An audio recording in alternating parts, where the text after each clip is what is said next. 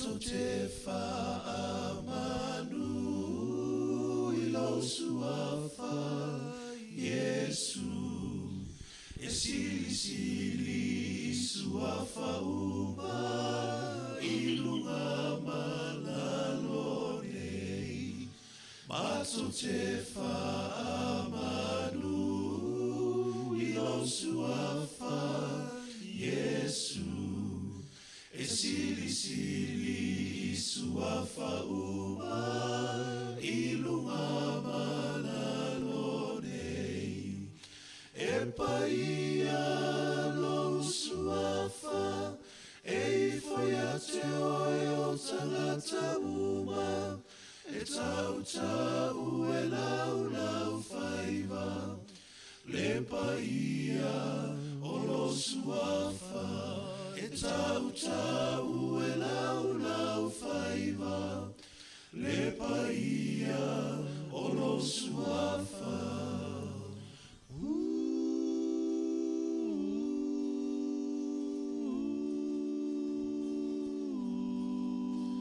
Mato te whaafetai I loa lofa te le mai Lo maliu pua pua ngā Ua mato wolai Mato te whaafetai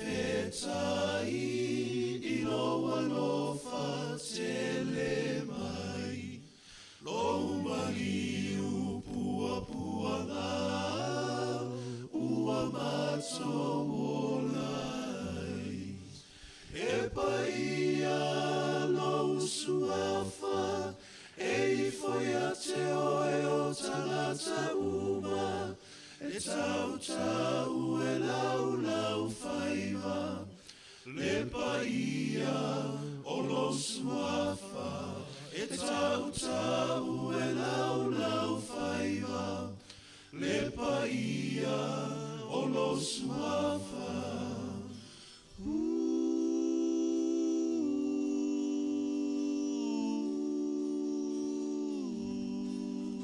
E sisi o mato lima I lo suafa Yesu Ia te oe o le viinga Le paia ma le mamalu E sisi o mato lima I lo suafa Yesu Ia te oe o le viinga Le paia ma le mamalu Oe o le papa o le tanga Waola I o mato wanganga Pea tu mau whaatua tua Te ia o oile ngataanga Oe o le papa o le tanga Waola I o mato wanganga Pea tu mau whaatua tua Se ia o oile ngataanga E paia Samoa tuna Oi masisi Alau fua lopalele Samoa tuna Oi masisi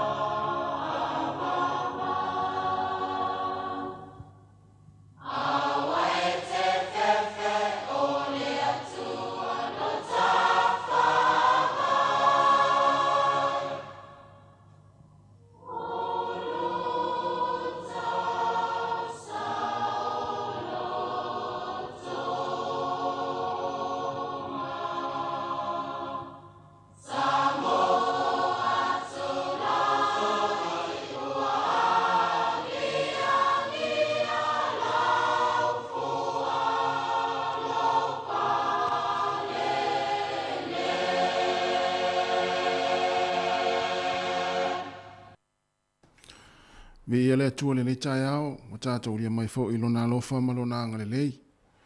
Pa tā lofa atu mle nganga wha aloa le tua wha mana malo le tātou li wha alo i siu kiriso.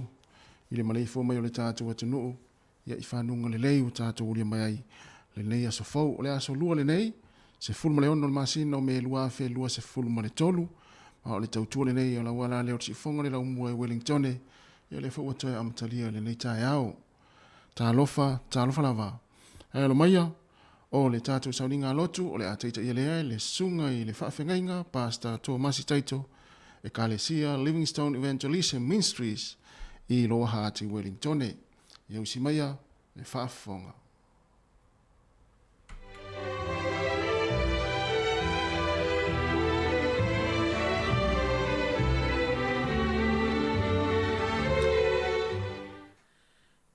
Whaasanga e o umata I maunga. E o mai ai lo ufisosoani.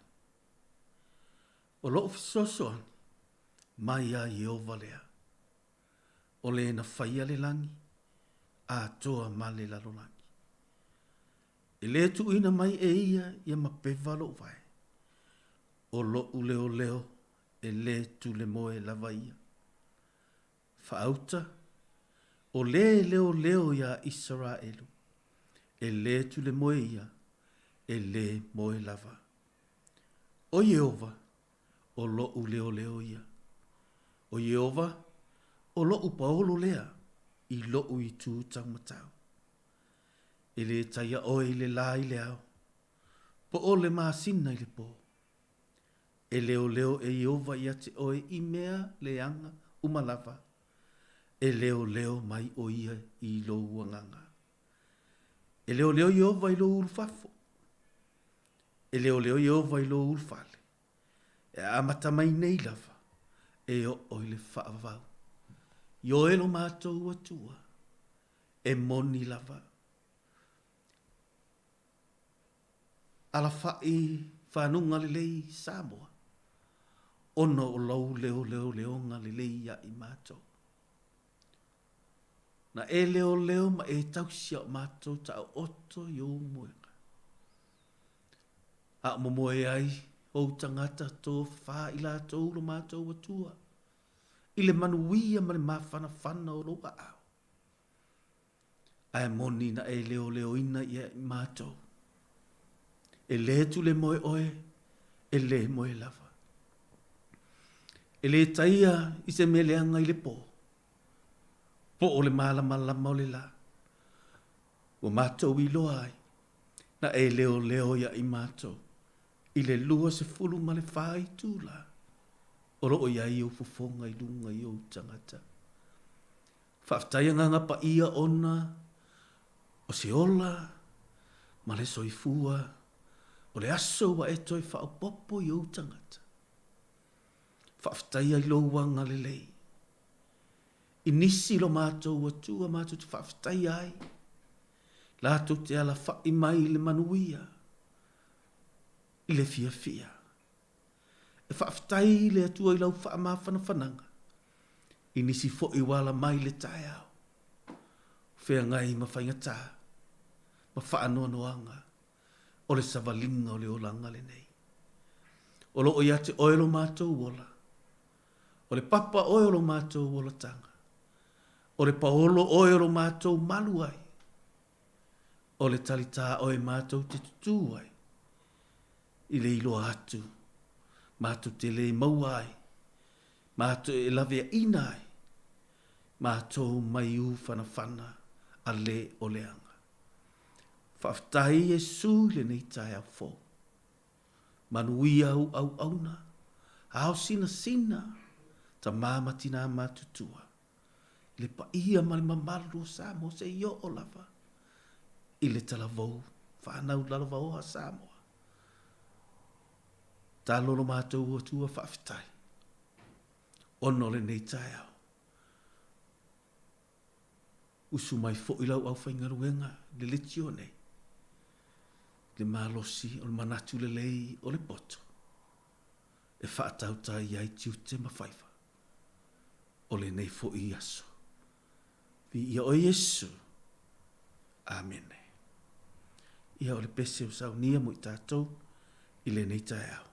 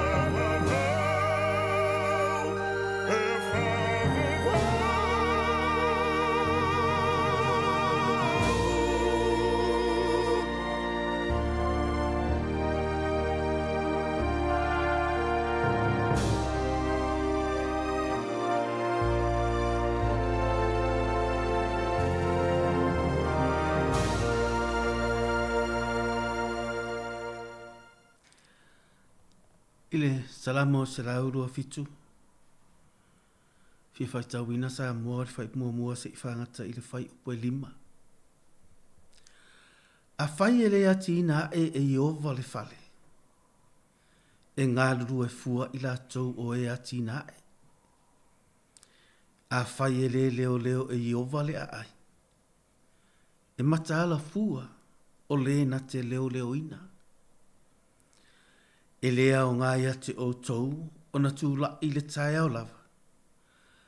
Ma whatuai o na mānawa. Ma a ai le me e ai o le tinga. E whaapea ona a vatu e ia le moe i lana pele. Whaauta o le whanau o le tofi mai a Iova. O e ua whanau mai o le taui lea mai a te ia. E pei o whanawhana i le lima o le toa. E whaapea la vata li i o tau le lea. A mu ia le tangata ua tumu aila nautu. E le mamaa i lato. Pe a lato tau tala i le whaitutoa. Ma e ita mai. Sa moa whaataro whatua i le suafa manu ma lo Yesu Keriso. I le nei tae au. Pi ia le atua. Ua whamatala mai e le salamo se lau lua se fulu malefitu. O loo tā ua mai ai. Le mana o le atua na te tu ina atu lo wola na te whawina. O le fina ngalo le nā o le atua. Tu atu lo wola na te whawina. Tu atu lo a inga na te whawina. Tu atu le e ka le sia e whaue le atua. Tu atu fo i nu ora tātou no foai, ma mā loro tātou no foai. E tu atu i a teia. Ona o loo whaamatala mai e le salamo lea. Ni fale e wha o lo i totonu. Ona o le tuspa ia a toa Samoa. O loo whaamatala mai ai e wha fale i totonu o le tuspa ia. O le fale mua mua o oe. O le fale lona lua o le ainga.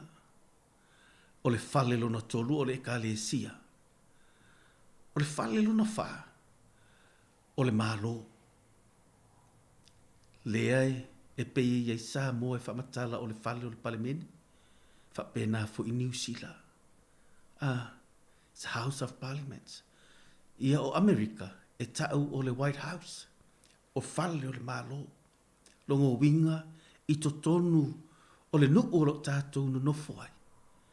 E aua na tātou tuu pēa i le atua pei fo i o le whainga malo si o tātou atu nuku o Samoa. Tātou te tatalo. Tātou te tuu i le atua tatalo malena pongi. Ina ia whau e le atua. Whapē nā le tae au le nei. I le whamatala mai e le salamo se raurua se fulu male fitu. I le poto le tangata lea na ia tusi nai, ma ia whailoa mai ai. O oe o le fale. E mana o le atua e whau. Mea lea na amata mai ai le tala. E mana o le atua na te whau ina oe. O oe o le fale mua mua. Mana o le atua na te whau ina lou a inga. Mana o le atua tu atu le e ka le sia na te whau ina mana malo. Mea nā e wha tala ai le tātou tala fo i le neiva yaso. E wha apea o oe e fina ngalo le atua na te whauina. O le mana onga le nā o le atua. E mana o na te whauina oe. Ai sea, ua umana fufola e le atua le whaata atianga. Ua fufola e le atua le map o le fuafuanga po le plan na le atua i lau soifua ma lo uola. Ua umana sila fia e le atua mea uma. Ua iloa e le atua le taunu unga e te taunu ua i o le lona fina ngalo. Ia taunu u oe mau i lona manuia. Ina ua whaamatala ia le au soo mawhisili a Yesu. O where mea o le a e alu iai. Fesili, o ai e o le a mātou sulu iai. Atu vale le langona o le au soo. Atu vale le langona o le tangata. Ai tali Yesu fa mai aua te atu vale. Ua umana o tāpena ina. Le maota mo oe. Ua umana tāpena. Pei o le tali le na. Na fia ai, masui ai le atu vale o le loto o le au soo. Ina ua tali Yesu. Ua uma na o tāpena ina. Le mea tau te no foai. Lea ua tātou tala no ai le nei tae. O le mana onga lea o le atua. Tu ina atu lau wola. E whau e ia. O te tali tonu Samoa. Te le lava le taimi. Te le fo i le soifuanga ma le ola le nei. Ua tu ua tātou wola. E fau e oe lava ia. E fau i lauta mai, fau le poto. E fau i mea ua tomu i tātou lima. E fau i mea ua whakpenana a e sila sila iai ma e wa ai iai. A o mea umane. O mea na a vatu e lea tua i a te oe. O mea na whaata a titia e lea tua mo oe. O mea na tā pena e lea tua mo oe mea lea. I le whenga inga tuai. Na ta pena i e lea tua le maru malu mo ona tangata. Ai sau Yesu i le whenga inga fōu. O ia ta pena oe o le maru malu mo lo nā tua. Ma na o Yesu e peina a fio mai le lalolangi le nei. Ona whauina. Ona mana o Yesu e mai lo wola. Au a o ia o le whaavae mautu. O le whaavae ua umana tofo ina. O le whaavae ua umana whaataitaina whaamatala Isaia luas manivalu sifunu maleono. O lo to e haunga ni ei Paulo ko le momoko ni te toru non whai pesifunu sutasu lua. O lo whaapena fo ina to e whaamatala le apostolo Peteru non mata mua mata apu lua. Ai o lo whaamatala mai ai le mea lea. O Yesu o le whaavae ua umana tofo ina. O le whaavae ua umana tā. O le whaavae ua pō. O le whaavae ua umana tutui ai le tau. O le whaavae na lātou sasa. O le whaavae le na tu ilunga o le sātauro. Samoa. O le whaavae le na. Ua umana whai mai Paulo le muamoko ni te tolu sifuru tasi unu whai mai. E le ai lava se tasi. E toi tu uina se si whaavae. O Yesu Keriso. O le mana onga lale na. Ua whai ia ma whaavae. Ai mana o Yesu. Ina ia whau ai oe. Tu watu oe. E whau e ia. Le fina ngalo lo no tama. Lo soifua malo uola. Ina ia whau e lo tātou atua. Mea nao lo whamatala mai ele salamu se lau lua sifuru ma le fitu lea. I fale e whao lo i tutonu o le tuspa ia. Lea o lo o toi whamatala mai. Ele salamu se lau lua futifai mai. A whai e le reisinga. A whai e le atia e ina. E Jehova le atali. E Jehova le afafine. E Jehova le tamaa. E Jehova le tina. Whai mai la ia. E taunu ufua. O le taunu unga. E le aisona taunu unga. E ese male mānaia. A wafo i o le atua. O ia o le amatanga. O ia fo i o le ngataanga. Mai ai le vavau. E o le whaavavau. Le alofa. O le tausinga. Ma le whaamaoni. O le atua. I lo soifua ma lo uola. Mea le ese lo fia. Mea nai o mai i lo uola. O fia. Le manuia to tonu le ainga. Ina ua o tuu. I a ao Yesu. E fau e ia. Fau e le atua. Mea na fai mai ale ate e ina e Jehova le fale. Uro a mata ale fai upu mua le salamu se la rua se fulu ma le fitu. Ale amata ina Jehova le ainga. Utala noi le ainga. Ale amata e Jehova le ainga. Mea lea e sa o le tala lea. O le ale au ngā e te whaata uai se fale. Ai le mawhaina amata i se ainga. E se le manuia e le whaata u le fale. Ai amata i Jehova le ainga. Ai a whaata u le fale. Ai tātou te le iloa Samoa. Whau wai le ainga. E whaatau fua. Ai sea. O Jehova. O mana o na te whauina. Tu uatu lo ainga. Se i whau e le atua. Halau tawalinga ili nei. O langa o ro tātou o lai. Ia te oe ma le whanau. To tonu le ainga. To tonu le kāle esi. Whai mai. E ale amata ina Jehova.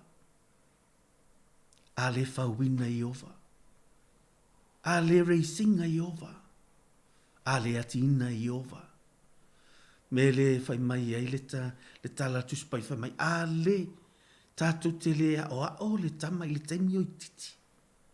Amatua, e fai ngata, le wingo le tala, a ele a vea nei lo a inga, i a ao Yesu, e fau mai e Yesu, e una faale tonu, le savalinga le a inga, faale tonu le savalinga le tama, faanoa noa le savalinga le tina, ina ua le fauina, tuuina, ave, avatu, ia Yesu, na te fauina lo tātou wola, to tono le ainga, to tono le ola, le kalesia, ma le maro.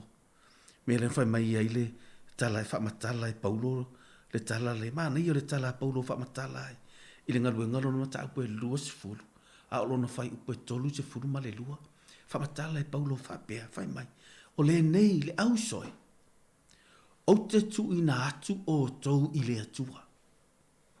Ue vai le tala, fai mai. O le fina ngaraf me o te tu ina atu o tou i le atua. Ma le upu a lona lofa tu noa.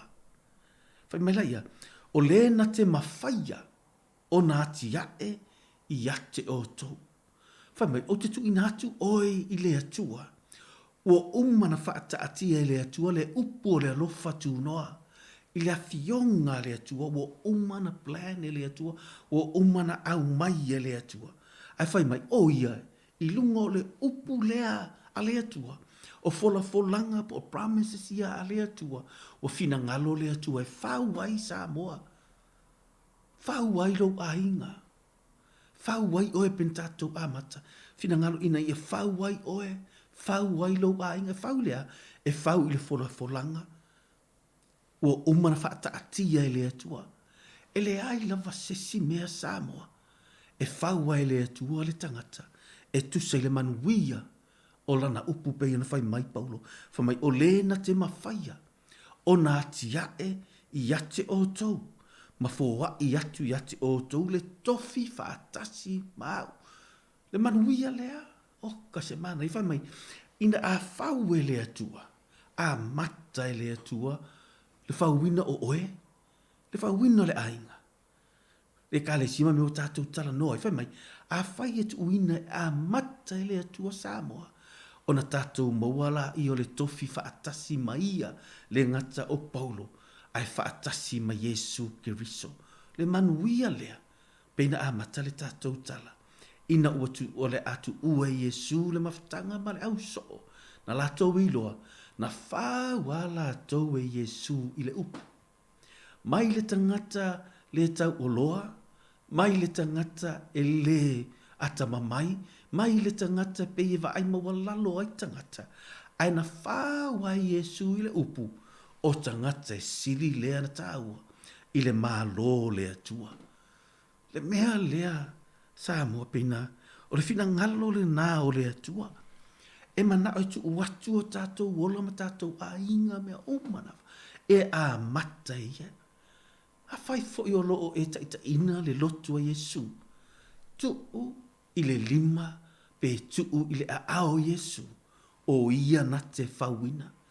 Manuia le amatanga, e manuia fo i lona taunu unga pe o le tala a Paulo, whai mai mafo i atu i ate oto, o le tofi whaatasi, maha i lato umalava, e ua whaa pa ia ina. Aisea, a whauele atua oe, e te ola i le olanga, whaa pa ia ina, o le olanga manuia, o le olanga le lei, mea lea, e tau le whai atua i sesi i ate oe, whaa maangalo, whaa ngalo, ia le lei, e tau le whamatala atu e sesi, pe te lei, tau le whai atu sesi i ate oe, i le atu langa aisea, awa a whau e le atua, a tia e Jehova, e tupu mai le langona lea, e te whaapea i o te whaamangalo. Fua ina le loto le lei, o te alofa, e te lava ono sai, o te ono sai. O te le mana o tau i le leanga. O te mana o tau i le le. Ai se a Samoa. Ina ua e ave mua mua oe. Lou fale. E atia e Iova. E fau e Iova. Ina ia manuia le amatanga. Manuia le taunu unga ale whanau. Wha manuia le atua i ate oe Samoa le nei tai au. Ia o tātou tu sifo ile nai le nei vai aso. Ma tātou matua le nai. Ta watu i ate oe. O le fina ngalo le atua. Tu watu lau ola. E fau e ia. O le fina ngalo le atua. Tu watu lau ainga. E fau e ia. Tu watu le kalesia. E fau e ia. Ma le malo o tātou iai nei. Tātou tatalo. Ia na ia fau e le atua. Bi ia oelo mātou atua i le nei tai au. Whaftai te le lava o no lau upu. O le te fisosoani mai ai. O le te whamatala mai ai. O lo o tau tino mai. O lo o whailoa mai ai. Le savalinga mātou te savavali ai. E le oso mātou nu umoni le nei, le mea lea. Po e fina ngalo ai e te whauina i mātou. Ona e tusa, ma le mea lo o e fina ngalo i ai. Whamanuia au auna o mātou atua. Manuia i lātou uma lava o tutu i whata whai taulanga ese ese. Manuia au auna lo whapena fo ina whai maranga atu. Ono nisi o whanotanga no mātou atua. Ao sino sina o si atunu o Samoa. Ai maise ta māma tina. Le whanau tala vauta talo le manuia. I lato. I lou a ao. Tu ina atu le au whainga ruenga. A le leti o le neilo mātou atua. Le pule ma le au whainga ruenga. Manuia to tonu o lato a inga tama. Ta māma ta maitai o lo ngaru lue whatasi. O lou manuia. E tu tusa i mātou i luma i ate oe. Manuia oi whaiva matiu te totoi le nei aso. I lau wha amalo longa Yesu. I nisi o lo o wha pēna na maua i le tino mai. I lau wha amalo longa fo i le mawhau ma le loto. I nisi o lo i to tonu o le whale pui pui lo mātou atua. Ina ia mawhai. O na mātou furi tua mai. I le leanga. Ai mātou te whaasanga atu. E talia le manuia. O lou tala le lei. I to tonu ia i mātou. I lou swafa Yesu o wala awa tuai. Amen.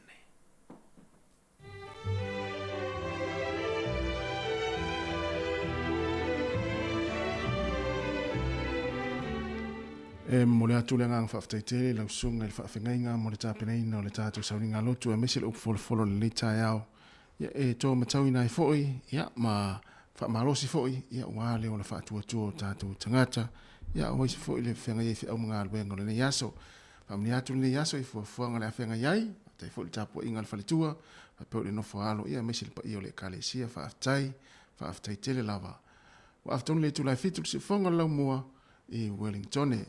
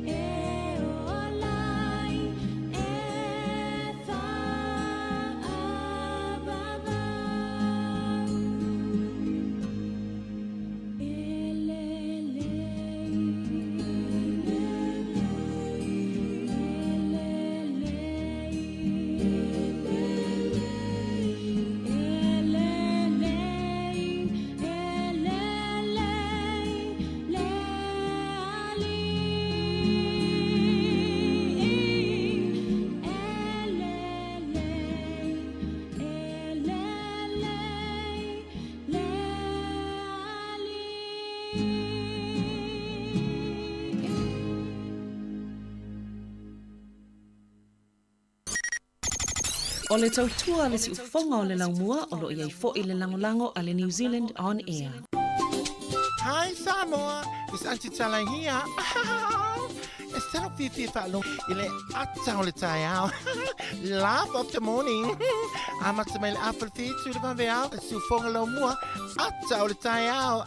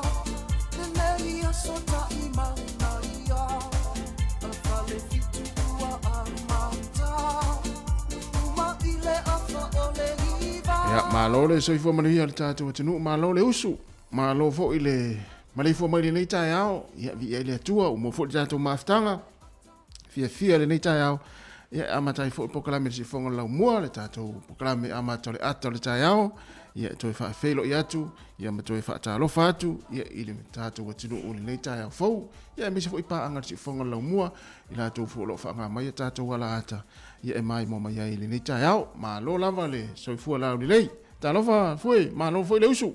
Ya, va felo ia tu ia le uso, tasi, aftai le umo foi lo ta manosi. Yo, lo ta ola va po foi foi le tamantina matua. Ia malau fa fonga ia o tatu felo foi no ka ia ni Spania. Ah, nei.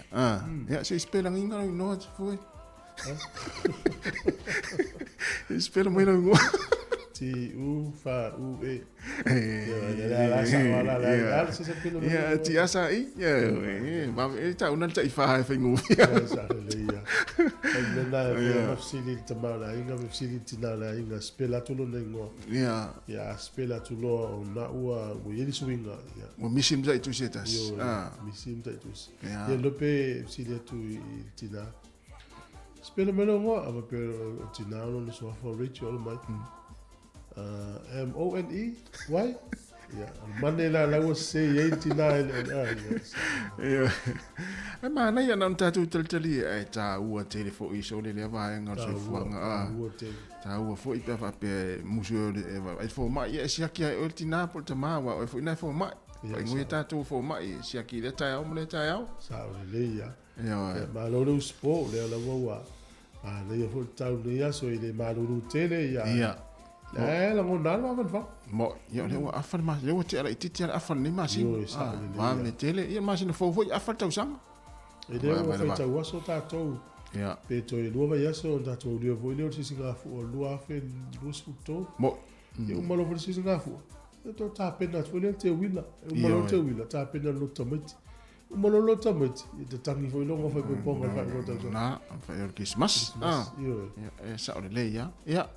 Ai o le nei tai au whaatalofa atu le pa ia malo le tātou atinu ia e le whaangaroina la fo i le tāpo inga e maise ia au au le atua ia o lo no tāpo i pēr ma te talo fo i ia e le ngata le tātou atinu ia e maise fo i le tautua nei le si fonga lau mua whaatalofa atu e mananga whaaloalo ia whapea fo i whaatalofa atu nei o tātou tua a mātua tua sina sino le atinu i so o se ainga i so o se mota o se lawa le nei tai au wala mai foi le tai au fa wala fa mai foi ia tapo ia foi le anga ia tu fa na nga luenga le tai au Whaatalofa atu, nei mātua fo i lo tono mo tangase ngase, ma mauta o tangata mātua, ele mwhai o na whangaloina o tau, ia ili tautua si fonga le lau mua, ia ile aso, mle aso, whaatalofa atu, ia ile nei tai au, o le lolo le atinu, ma lo si o tātou atinu, ila tau fo i wanga i au mga luenga, ia ile nei tai au, ia me se fo ila tau sa ngā lue le po ana po, ma lo le wha malosi, ma lo le tau ata i au mga luenga, o le mai mwanga fo i lungo o tātou wala ata, le Facebook, ma le YouTube, ale si fonga lau mua ma na paanga ia e whaatalo whatu. Whela wa se whainga le lalolangi nai te mai mua mai ai.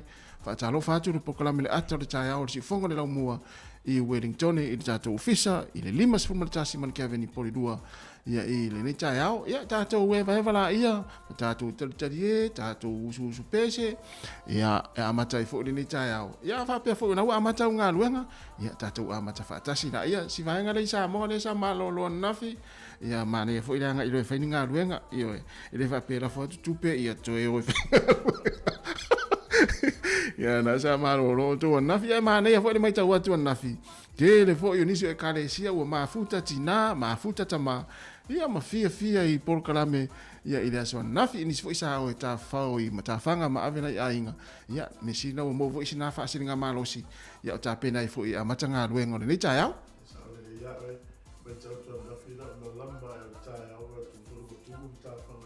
Ai pa o mele voli ta to atele valo.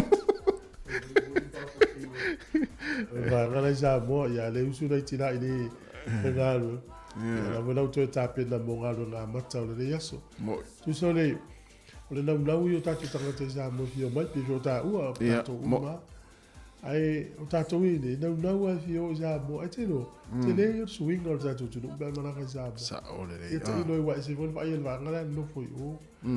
Te la tu oe ole le peye ele se va en la ole le fa la vel ma fo fo te le yo la no e pi sa so vi to no lo ma fo fo a sa vi le pi ole yang ye fa ole Soifua tu fu e anga iluma wa so la o tatu laiti te te nau o tatu fieva ai e tanga tatu ai ngai ai fa fo ia tu ne o tu waina malanga tu tatu fie fe lo ai a ole vai tau nei mo le taimine nei o Soifua. O pe o me fu o tanga tai Samoa. Sa o le ia. No atu a o mai va so le ia to atu isi va so tu tu. O le pe wa faingo fie fe malanga inga matulanga kona ia. O so fo ia e fa longo tanga la tu ni usila pe ata ni usila si fa matala la me ni usila. Na. So ai o fo vo le. Tamleila. Ya tu lo warga ngana ile fa pe o se tala fa ile. Ya te la tu o lo wa I lo mai la u va ngalo me ngalo fa vai taimi ni usila na Australia. Ya la o mai la ngalo fa vai taimi Australia le di o to tele no fa na ni usila. Na ton. O foi tu re me tawin. Tratei to tele ila ton fa na ni usila. Te se va le to tele. Sa. Ata tu ia mai mo. Te mo le si ta to fo te me se asini po se mo paelo. Ta to mai vale. Sa ole. Io no pau fe o Soifua ngare anga iluma. Ia ni fu tatu fo. Ia le la mata tatu programe. Va tu fa fia fianga nei ia ona fa ngasoro ile tatu programe nei tai au.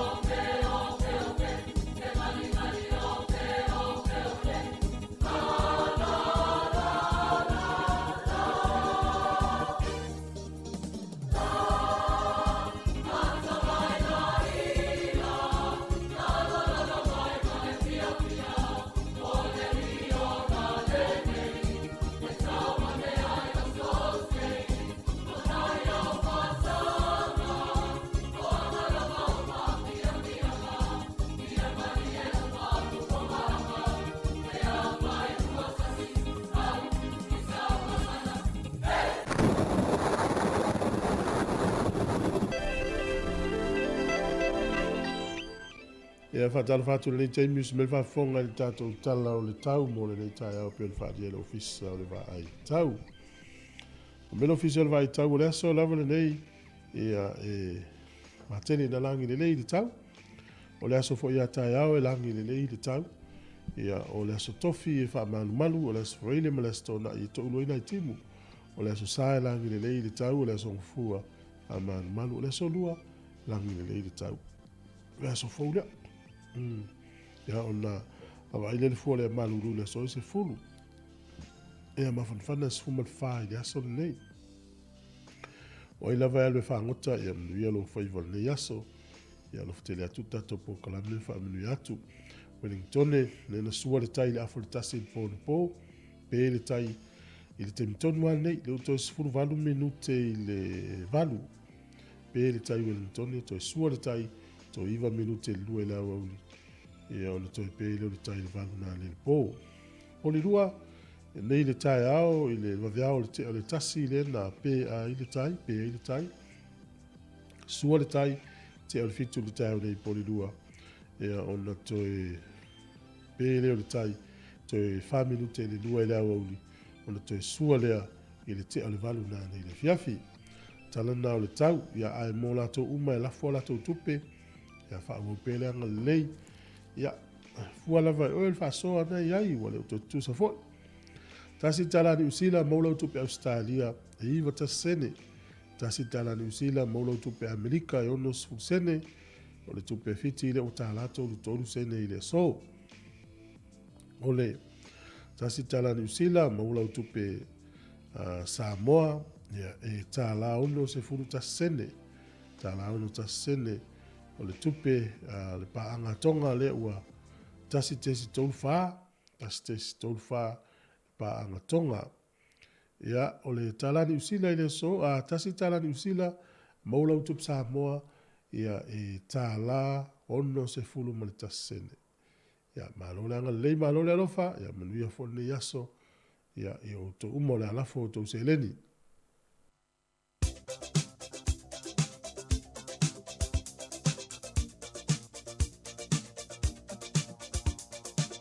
O whaamleanga wa Soifua, asa whanau, tātou imeri masani lava na, asa whanau at samoacapitalradio.co.nz.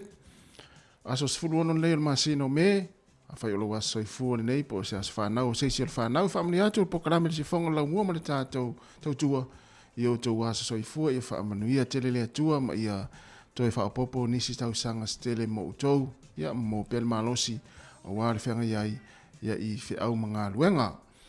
Ai o le tusi whaitau, mō mai lea i le lua timo te ora na mata upu mua na whai upu e ono. O le mea lea o te wha manatu atuai i a te oe. I a toe wha amumu le mea alofa mai le atua. O loo i a te oe lea i le wha e atu o ulima. Lua timo te ora na mata upu mua na whai upu e ono. Pea e fia whaitau i ai. O le mea lea o te wha manatu atuai i a te oe. I a toe wha amumu le mea alofa mai le atua. O loo ia te oe lea i le whae atu o ulima. Manuia te leo tau wa Soifua le pese nei.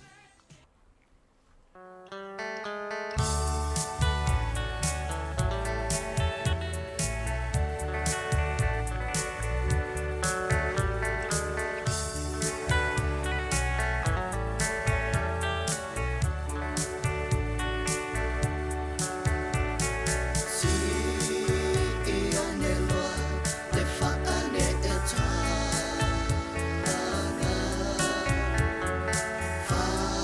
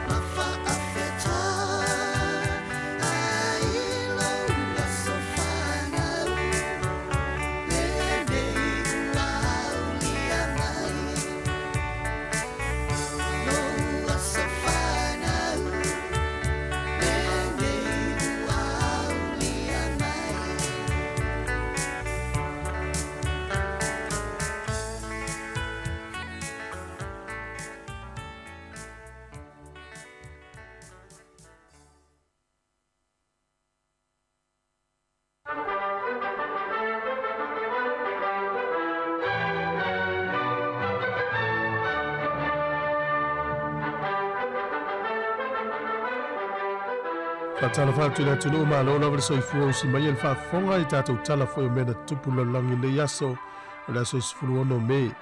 O le sol tau sanga tasi fitu o. E se furu fa tau sanga o Marie Antoinette na fa ipo atu I le eli isfuru lima tau sanga o Louis Auguste. Ma avea muli ai o ia matupu o falani. O le aso nei le tau sanga e tasi valu ono. Ia na fa o ngā I le malo Amerika le 5 sene.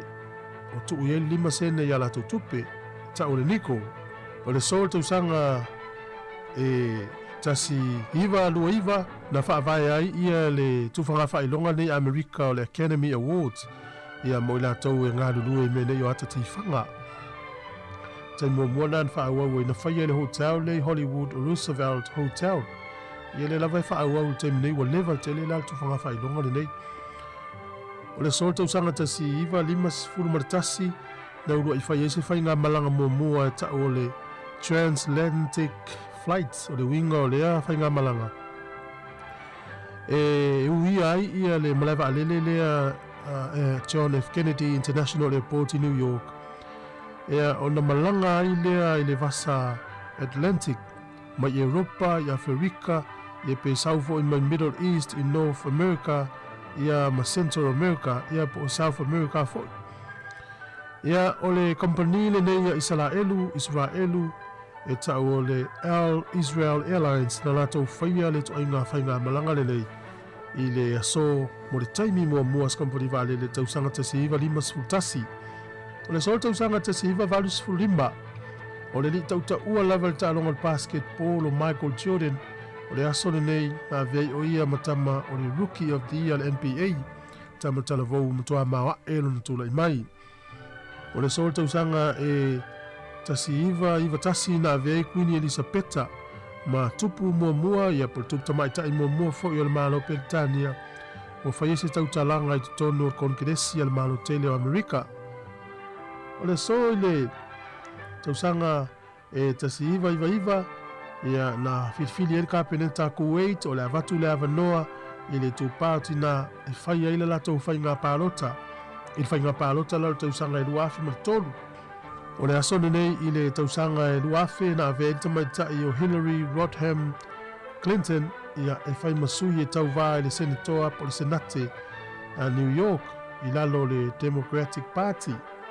I New Zealand nei o le asone nei tausanga e tasiva valus fultasi na manu loa I le au le All White I Australia ma o se talafasolo pito foi leo le au soka New Zealand fai ina I Australia e dua I le aita longan fai sini ia o le awana le na ngai e toi New Zealand I le World Cup tasiva valulua o tatu tala ia e toi maua fa poponga tai masani fa fitai lava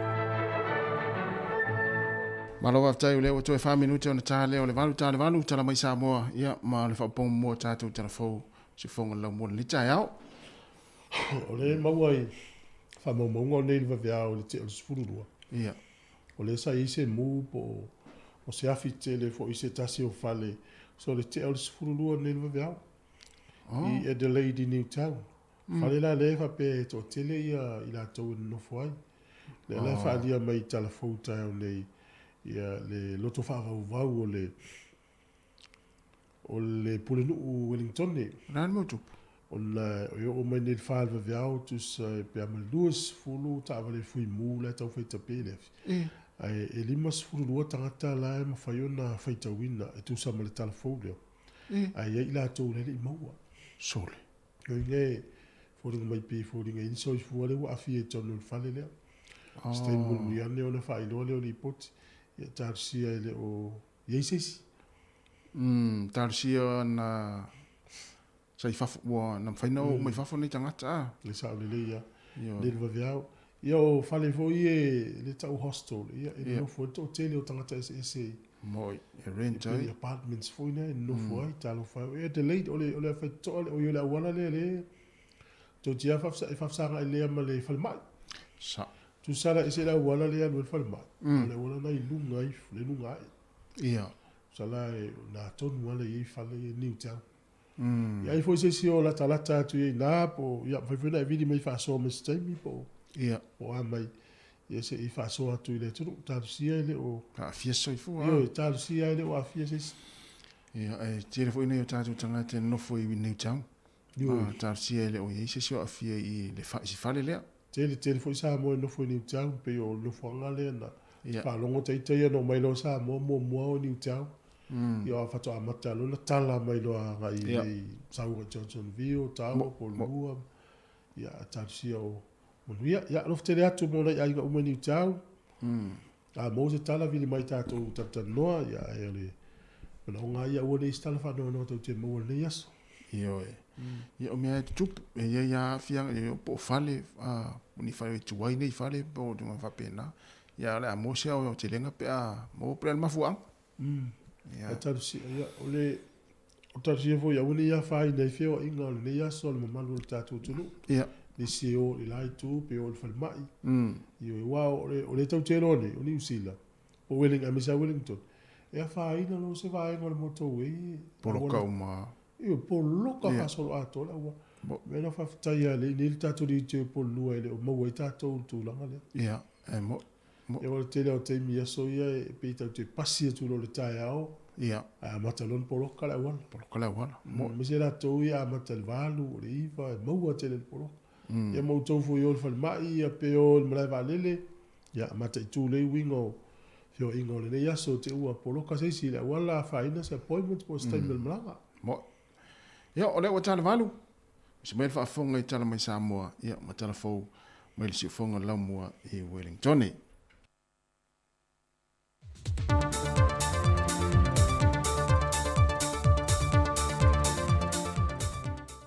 O te whiawhia te whaatana whātu le whaafonga angalo tātua tunu ule nei fo I aso fau. Alo mai le tautua whaawau le siufonga le laumua. Ta wala I tala I meolo te tupu I Samoa. Ua toi se fulu nei aso na whaataunu ina lo leo se tasi o wha moenga o por kalame wha iwi o le whaata waina leo na se fulu sanga o le tūto tasi o Samoa. E ala lea I le tū unga fautasi I le aso wharei le lua se fulu leo no me. Wa wha maunia mai al whailau tusi al komiti tele o tāpenanga mo le tūto tasi ia anga whili tō mai manoshem leo. O lea whato atoe mai mua leo lea tunu ui tū unga fautasi mai le no whanga I māsani le whaataunui nai, e ngāta iane o whale ula, se ia pā ia le wafui mata autu. E 5 fautasi o mauti no le tausino I lea tu unga, mai e na o le 5 foi wha ai longa iu whaatulanga ina, e o atu I le se furwa whetā la le wha ai longa muli. Ta ua foi tanu wasa pe tone maunga, o le teite whono le soa komiti o wha fianga, o le a fuatu unga fautasi I le sua tutu I o le tai, e le itu lai se fulmaltasi le tae au. E le tāpenanga o waa te tasi, na tu inatu le maloni se le ne ta I se fulwa whetā la. Mo le toi wha le leo leo fautasi wa levo na ta atitia, e le ngata ina I saunga le mo. E toi wha o Sofia fo I malangona, e toi a mata le nei wha a ngā tama le tai, wa levo na ta atia I nei tausanga wa tea. O le a le wha tanga ina le komiti, nisi lava wa ai wha lave le teimio le tu unga, wa na o fautasi e 5 whaatulanga ina, whaatasi e ma waa wha leo ale matanga luenga o leo. O le malu le malo le a lato mata I tuina le nei wha moe tele, pe au li atu le aso tau poina. O se tasi o vaenga foina mo le wha iwi uina po le kalame leona se fultau sanga o le tutu o tasi o Samoa, o le a wha pa ia ina I le aso wharei le aso lua se fulma leona o me, le tupe pepa ono se fulta la fau al malo, e le wha moe e a ngia ai le aulia manuia e Samoa o lona ono se fultu sanga. E manatu le malo o se pine wha maule o le malo se o le anga le leila avea o le tua ia Samoa mo on tangata. E ui e tele lui tau ma wha fita auli o le whainga malanga na amata ma iei peitai o lo te itai pele atua le Soifua ma le ola o le atu no. O whai loa manino le ofisa sili o le pūlenga o le tanga luenga le pāre mia marika peneta, o se teimi wha au auli po le a fiafi fo iwa fuafua e wha taunu ina ile wha pa ia ina o le nei se le ni molo na wha o ngā ina. O le au te lengo le nei fuafanga le malo o le a mawhai o na fo le sia le aso tonu o le a wha tinu ina ile a wha moe ta ua. O le a whai ma maa wha manatu e manatua e bel tuto tasi ai meise o se urua I teimi wa wha ngā solo I por kalame te tasi mo le tausanga atoa a wale samina o le atoanga o lona ono se fulu tausanga tuto tasi. Wa fai loe le fionga le minister o le Soifua maloloina i le pepa le malo le savali. O lo fate ia o ia le faalinga po atunga lunga le president o le Societe tausi Soifua. Le tinaya soria lofi papali. E iei tausi Soifua le imaua lava se le nyo latu teimi ova ma latu alauni. O le tapae le fionga le minister o se lisi o le faa mauningo i latu ia mai le president o le asosi sau nova alasi. E te tau lava le matanga luenga on te tongi atu ia se le nia i latu. O le faa te ia le fionga le minister. Wa mahe o na ia tā pāle vaenga le matanga luenga le ngafa ma le tūlanga. Ae sao lātou talia ne wa mahe o na faa tino. Na faa maunia mai e le teitei fodo le komisi o ngā luenga nonu sa le mova ai. O le ua ngā lulue faa tasi le komisi ma le vaenga o tupe le matanga luenga. Mo le fo ia le faa fita o le pe o na la ngā. O isi vaenga o tātu sanga le Societe tausi Soifua Samoa le faa leuina i lana fōn tanga. O le awhatu a tango fia e le vaenga o le komisio su e suenga, pe ao o ile la sanga lona lua. Wa whamaunia mai ni reporti mai Amerika Samoa, mai ile whaatonu o le company a le MTC, po le Manuia Development Corporation, le tō whapao roi au sange, o se alo e malangatu i Samoa le na maliu, e na ua pa uifo mai se ngā luenga o se fale sa fausia i aoa. Whaailoa e pau i le autu stala i Amerika Samoa, o le ua maliu o se tasi lava mailona ainga na malanga atu i Samoa nei e ngā lue masaili manuia mo siona ainga. O tala fōwia mai Samoa mole ne yaso manuia le tātu atunoo wha Soifua ia.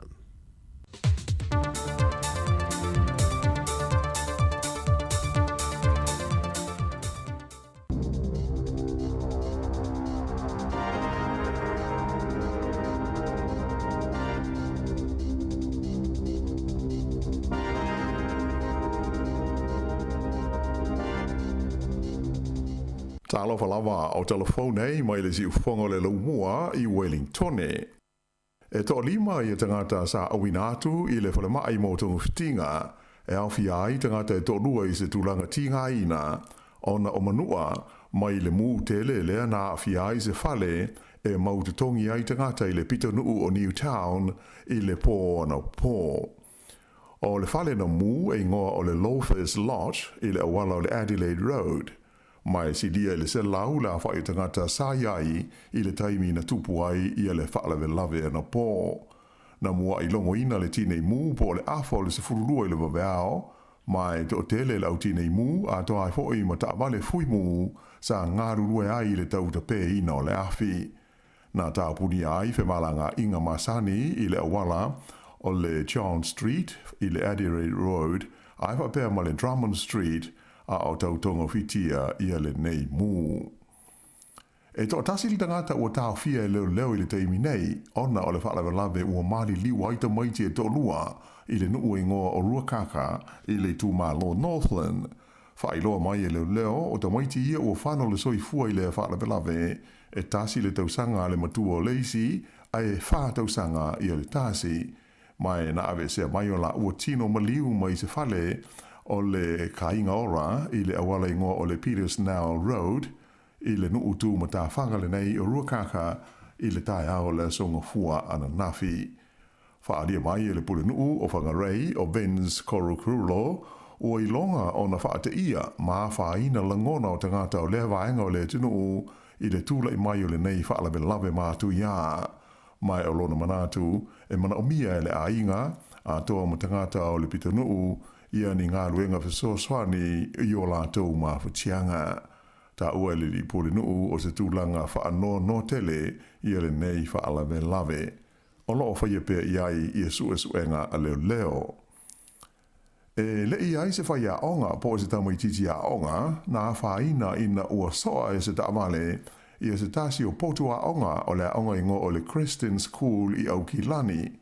O lea whaalawe lave na tupu i le taimi pisi o le anga i atu o mātua e awe tamaiti i le onga i le tae ao le songa fua na nafi. Na soa i e se tamale le potu sa i ai te tonu whaia onga a toa mata maiti a onga. O se li poti tu sia mai le onga le nei na ta u mai ai, o loo manuia uma ta maiti ma whaia onga e le ai seisi nā whaina.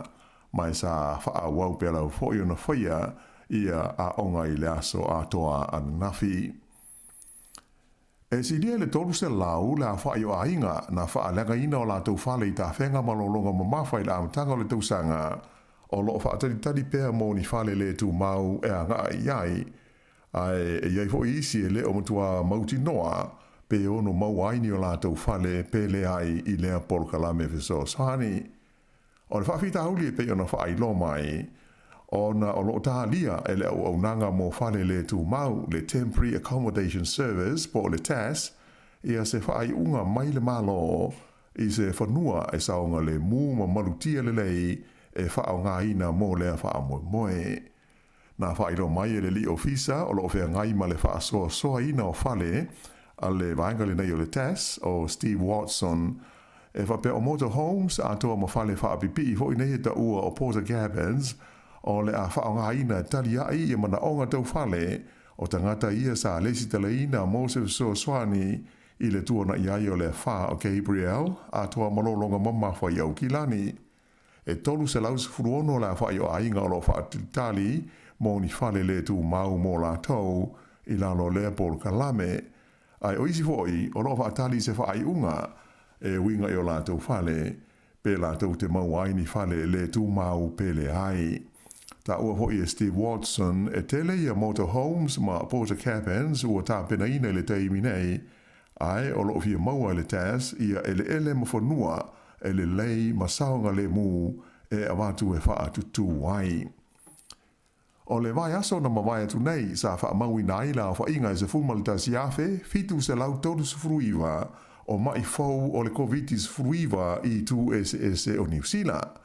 Wha iloa mai e le mtanga ruenga le Soifua maano loina e wha pēr o ia fwai numera e mai e lātou wha mau maunga i le vāo le aso ngofua, le aso manu o me, ma le aso sātaluai se furu ma le whao me. Sa mai ta wina i fo i se pa ula i titi lalo o le a whai o mai fau i esa tule mai i le se furu lua afe, lua se lau fitu se furu fitu i le vai aso i ona tua.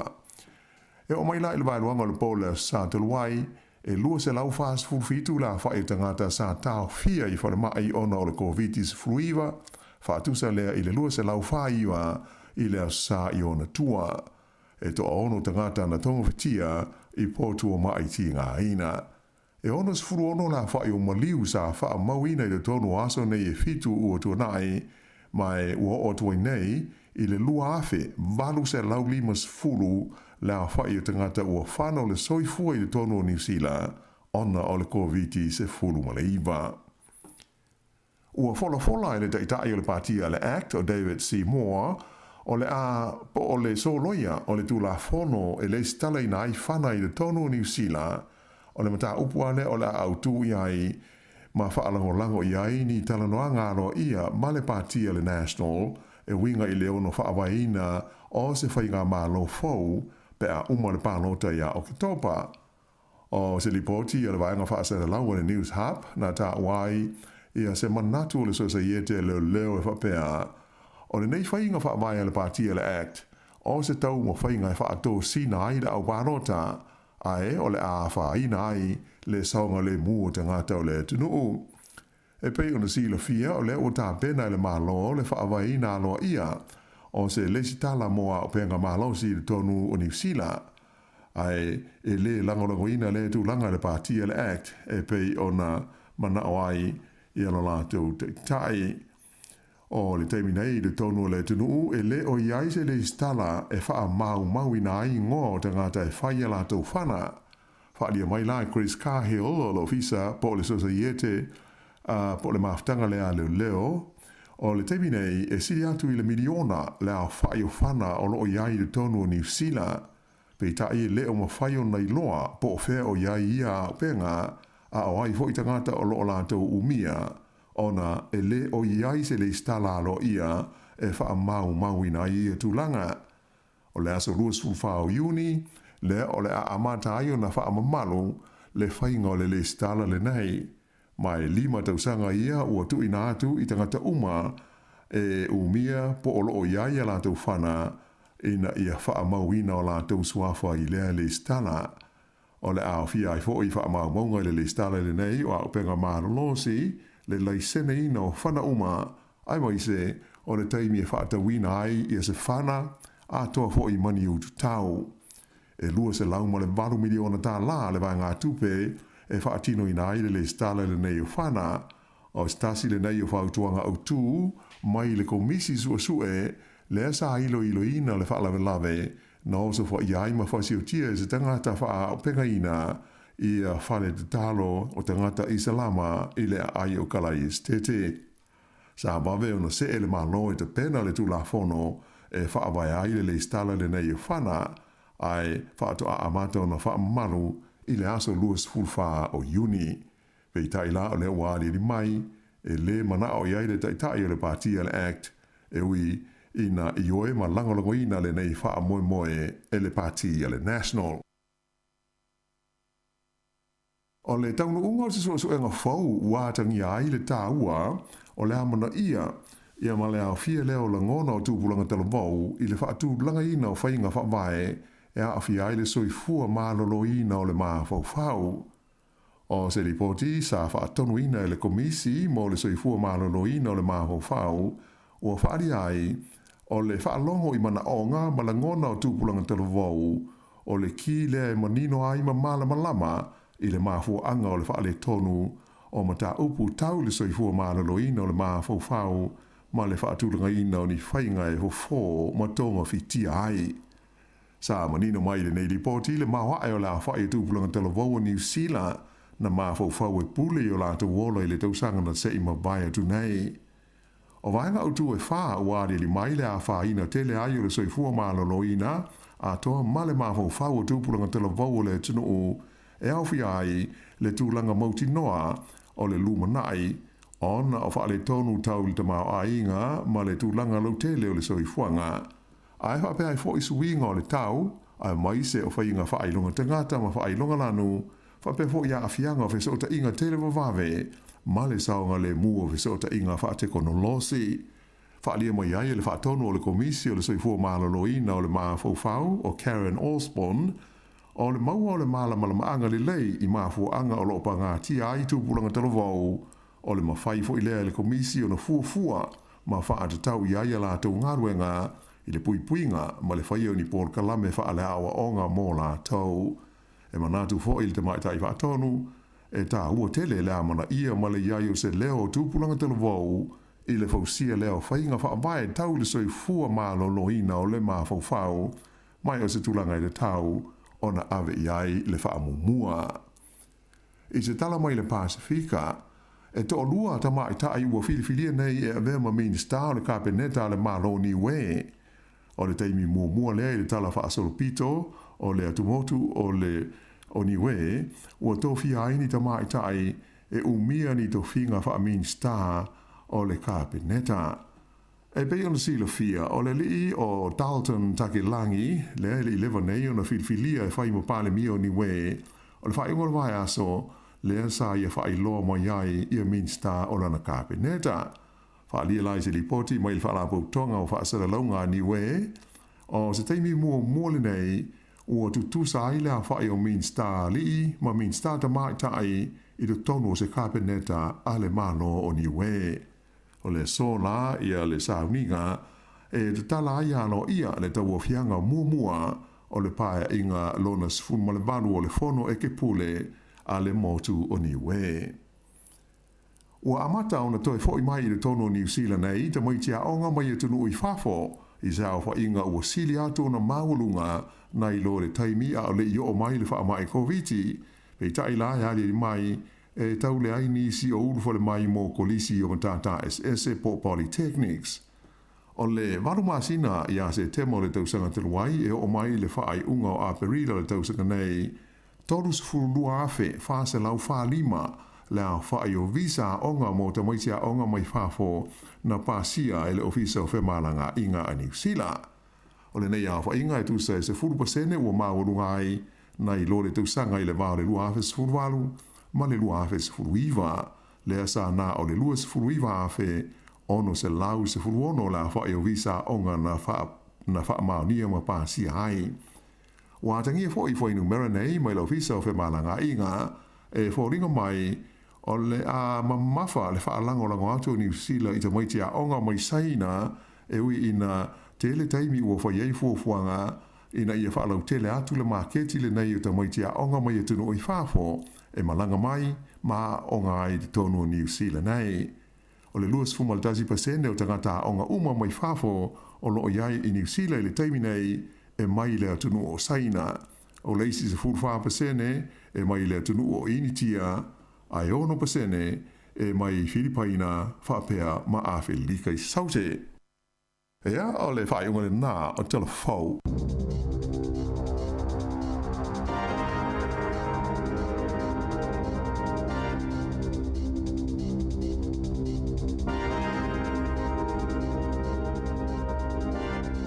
Nau whaafunga le atinu le whauponga mo telefau. Ia, peon tapinina le whionga la wano ati lawa. Ia, matatu tala mai Samoa melo tupul tātou atinu. Peon tuina mai sunga ea tāse salam sam. Tulala e wale tau nei te whaafunga le whauponga lona lua telefau. Leo was fruiwa minute te nei le tulai valu. O le tala nata mai le whale lawe leo le afi le mui stasio whale I tai Newtown. Ia. Ia, o le wali potia mai le TV1 na New Zealand. Ia pe a male ono Soifua ia ua whamaunia me te minei. Mau. Io e ua whanoa I le afi. A i tatonunga e whoringa mai e ono sili atu male ono. Ia walona wingo to inga whale la e whonga whale fo ile. Whai whonga whale fo ile. Sao le lei ia. Talo whai. Io e, ia. Ma no le ono sa. Vatu le whamawhanwhananga pe a isi si o tātou a inga o lo wa whaina I. Ia o lor por kalame ata o taia. Ia. E tele al whawhiawhia atu. Ia au te loe le longo maali el whawhiawhia atu. A inisi o a inga maftia o no. O le afi tele lea na le mui Wellington. Ia ai malo manuia ia o ngal whanau. Io. Fo I tute mwhaiva e se o le ia so le vai atu e langi le lei le tau. Ia. Pe yo le whaatinonga o tute. So se ngā luenga I ata I ala au mai e whaatinoa. Ia. Pe fo ila ngā luenga nei tama I e le nuule o e lingo nuule tutuila. O awa. Awa. Ia nai fo ringa mai nai pa ua isi tama na afia. Pe sa mai upolu stamba. Ia tama I sa mai po. E. O le la fifi atu le tala. O le stasi o fale tausi tangata matutua I nofsio iau kilan. Ia e whapea la. O le nofuanga le nofo I tangata matutua. Ia. E le mawhaina e tatau na in tangata whainga aluenga. E iei whaatasi ma tangata matutua. E le tauna tua na o la hatou so staimia. Ia. Ia whamaila le tangata le whainga aluenga. Stama I taimia na sa vali e se matua. Ai fo I mailo, ai patatu lolto ina lea valusu tasi tausanga. Oh, so. Whaila fusu anga malesi fo. Ilo ilola po se whawhine po sta malo. E nofo fo I tonu o le rest home le. Whale o tangata matua. Fusu yal to. Fusu to alua. Pa ua lo le sto ina lea taulo na ulu ilalo. Ia maliu mulmuri ane ai isi aso mulmuri ane I nofsio iau kilani. Lela ua umale whaamisinonga male ilonga male sa iliringa. Ua ile sasi le au nanga lea le rest home. Ia ono le tuu na o tangata ia ai le isi na vaia. Ai o le a inga lea o le to ina le umaliu le na fusu ma le te le posto ina posto ina matu. O la ia la tau le loto whaamangalo. E le o tua ia la tau ia le tangata le na fusu ma le na to ina. Ona o le tangata le na fusu ma le na to ina. Tu sai mo fo I me fo ngalo mel ma. Ya tata le tangata ia tasi ula fa. Ia fianga o le mafo fo tino. Moi. Ia fua fo I le matutua nei to ina na ia e fa I te tangata. Pepa ula I titi ai lalo ia fa ina ona ua matutua. Ia le loi pena tu le tu nga ia wa ele fina sona fusun to ina voile le uta I varus fultas I pena tu le tu le alo pa ula ia ona uma tu na tangata le life mai a ingo to ina lo mali ia o se le sona fo le ta wol va va ir ngal ngale ia lava lo la to si le fia ni koleninga maria onga ia e fa ta tau I tangata o ia ile a fia ngalo ngalo mel ma fa ia wa te lelo la to si le fia o tangata whapia. Ia ona te lefo I leo la to I loa I whaatini la to ngaluenga. Moi. Ai ma real fo na o whalongonongo le tala le tata no le sias. A whape I se tu la whape o tau o ia oe. Ia. To anga faitau stusi. Oh. Mai ole toi faitau ole tusi dai faitau o yaso ia. Ia. E toi mana tu am so ni mafau le tangata. E fuala to tele ole tato o matu.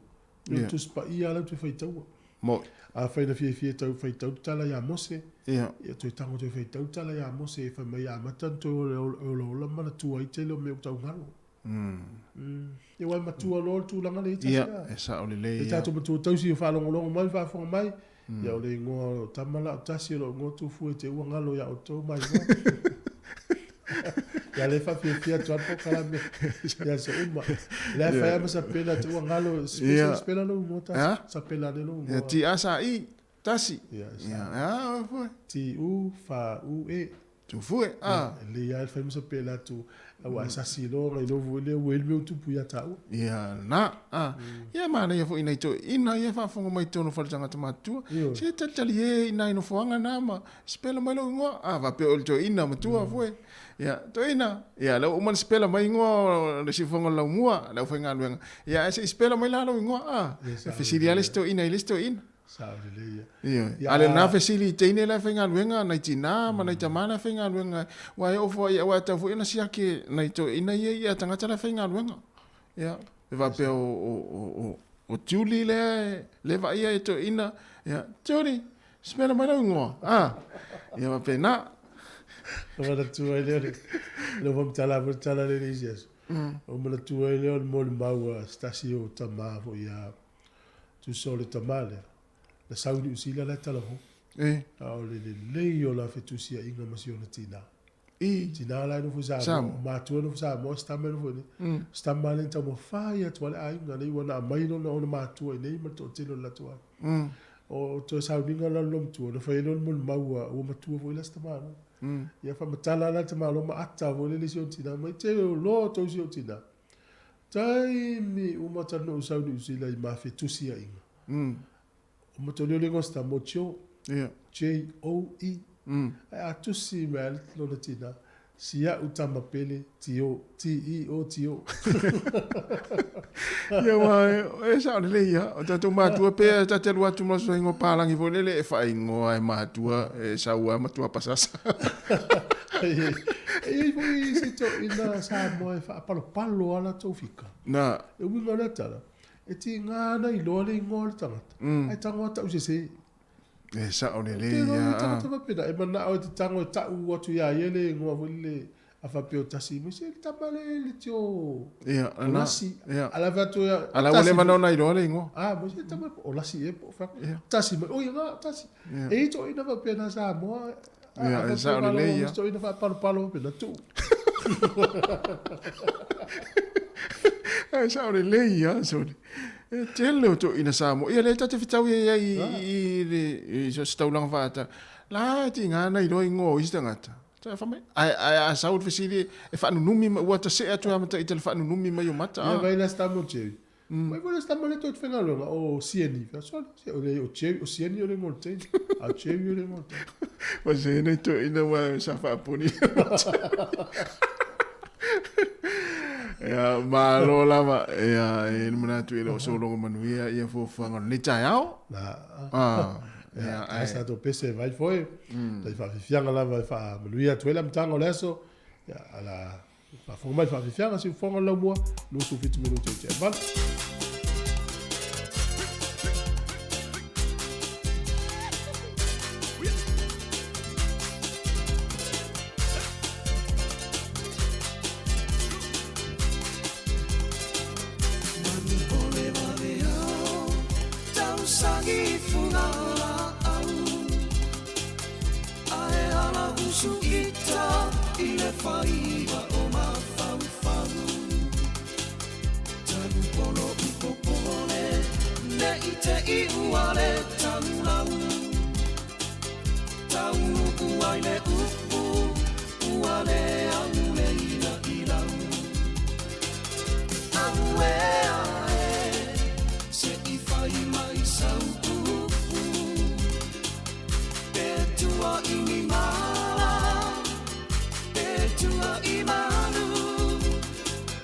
Saufumala upele, kau masih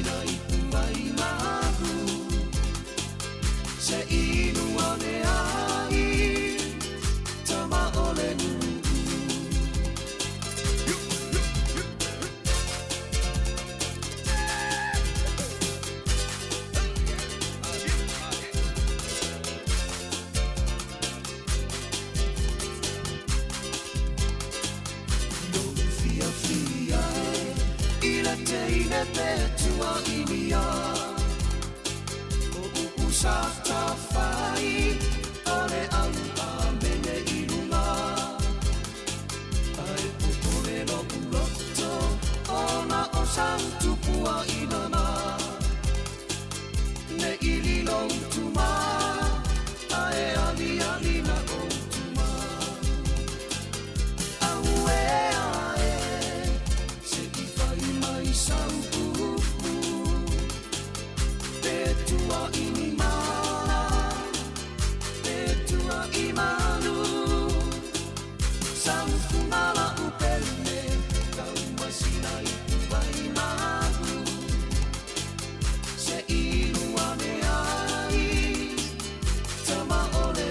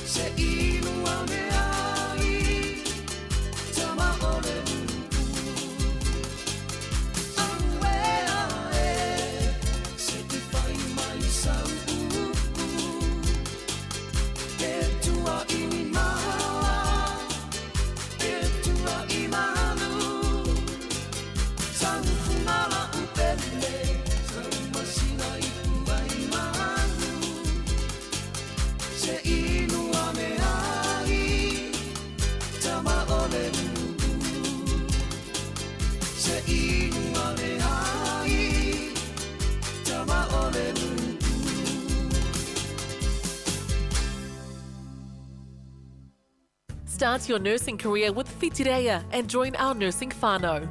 Weave your culture into your practice with our Bachelor of Nursing Pacific and Bachelor of Nursing Māori programs starting this July. Apply now at whitireiawelltech.ac.nz. O le whaasisilanga tāua, e whaamanatu atu i le mamalo le tātou au whaafonga, e iaila wa ia te tau I lalo le tulafono o le Broadcasting Act tasiiwa valuiva, e whai e sau whaasea po o se whai tionga I mata upu, tau I whaasalalau lunga le Samoa Capital Radio. O lo o au ili lalo le upenga o sota inga le pūlenga o whaasalaunga, po le Broadcasting Standards Authority, bsa.gov.nz. A inga mo le whai o sau whaasea I se polkala me whaamanu alia I lau whaafonga anga. O lo o au fia I vaenga nei, o le ale teime mawhaiona whai se whaasea, o ai tu ainga polkala me mawhaiona o whaasea ai, o ai e whao o iai la o whaasea mō le teime mō mua, whaftai. O pe tatou whaasesilanga mo le teime. O le teime muli le whafonga me le whaasesilanga le nei mana e tu sila no me la teu e manuia. Whaasesilanga tāua e whaasesila atu, ma le nganga whaaloalo tele ia I lato uma universite, ma tina uma na talo sanga mai Wellington au Kilani kala estete, ma isi tu o ni usila ia mo ni tusi o sula tonga. O le nei wataunu umai tusi e peo mana mia, wha mole wha so tai telefoni, o lua tasi, lua tolu valu, wha tasi lo fitu. O lua tasi, lua tolu valu, wha tasi lo fitu. E te maua ai le tau o le tusi, manisi whaamtalanga, e te fia sila fia e winga I le nei ala ngā oa. E wale o toi tele ni tusi o to toi nei, ma o le toi lo minga fo I leo le nei ala ngā oa, mo le anga nuu mamalu mamana ia Samoa, haftai tele, manuia lau sula, Soifua. Ia ulisi o tātou whasisilanga tā ua le tai au, ina ua toi 2 minute, o le tālea ia o le iwa. O le la whapa ia le tātou ono sfulu tā la pepa. Ia. Ia o le tātou 5 sfulu ma le tātou se lau le iai ne. Ia a e malanga nei le tātou tunu utas. Ia. E pei ia o lango na foi le teimi ne. A e fo ia lua sfulu tā la I se si sama. Pei ua tau le tau I lau mai tau ono le tau Soifua. Pe fi tau i alfo i o lus fulu i tamati. Ia. A o tangata mātutua. Pe o le tai le whaasa o mai au se se la tunu. Pe o le manatu le wo i pe a le 5 fulu se lau te fo i a se si. Tangata malanga atu ine. Tangata malanga atu i fa. Le ngata o le tau taso i fuanga i tato tunu. Malalangi atoa. Ai o te tau tafo i mo tato i malanga. Ne foi la lava popo me mo le onos fulu. Ia. O le wingala lau tala e pei awa ai tangata rei sa mo e o tatu ina atu i se 2 fulu tala e pei a o le 5 o le tala i sa mo. I lo le manatu na o te o se ia e te vai ai stangata e stali sa pai ai stangata pe ia e vatua le nusfu ia pe le ma favo le am te le nusfu na tu sana po le sfu fata la di usila ia se me va pe na ia po le sfu dua tala di usila le mo o ma to te le na tu pe ata to ni e fu foi la la te fata wi fa lo ai te la tu e tu mai tau de tau lo ai o tu tangata isa mo na tu fata u ma sa ni la tu le la fa popo le nos fulu le ia ai malanga la isa mo te fili anu lo tu fata yo nos fulu le te lu isa mo te lu ata la te lu fulu tala ti le pore pe fa mai le la va lu tu pe o tu pe so ia fa sta yo nai mo lu fulu tala se hasa ia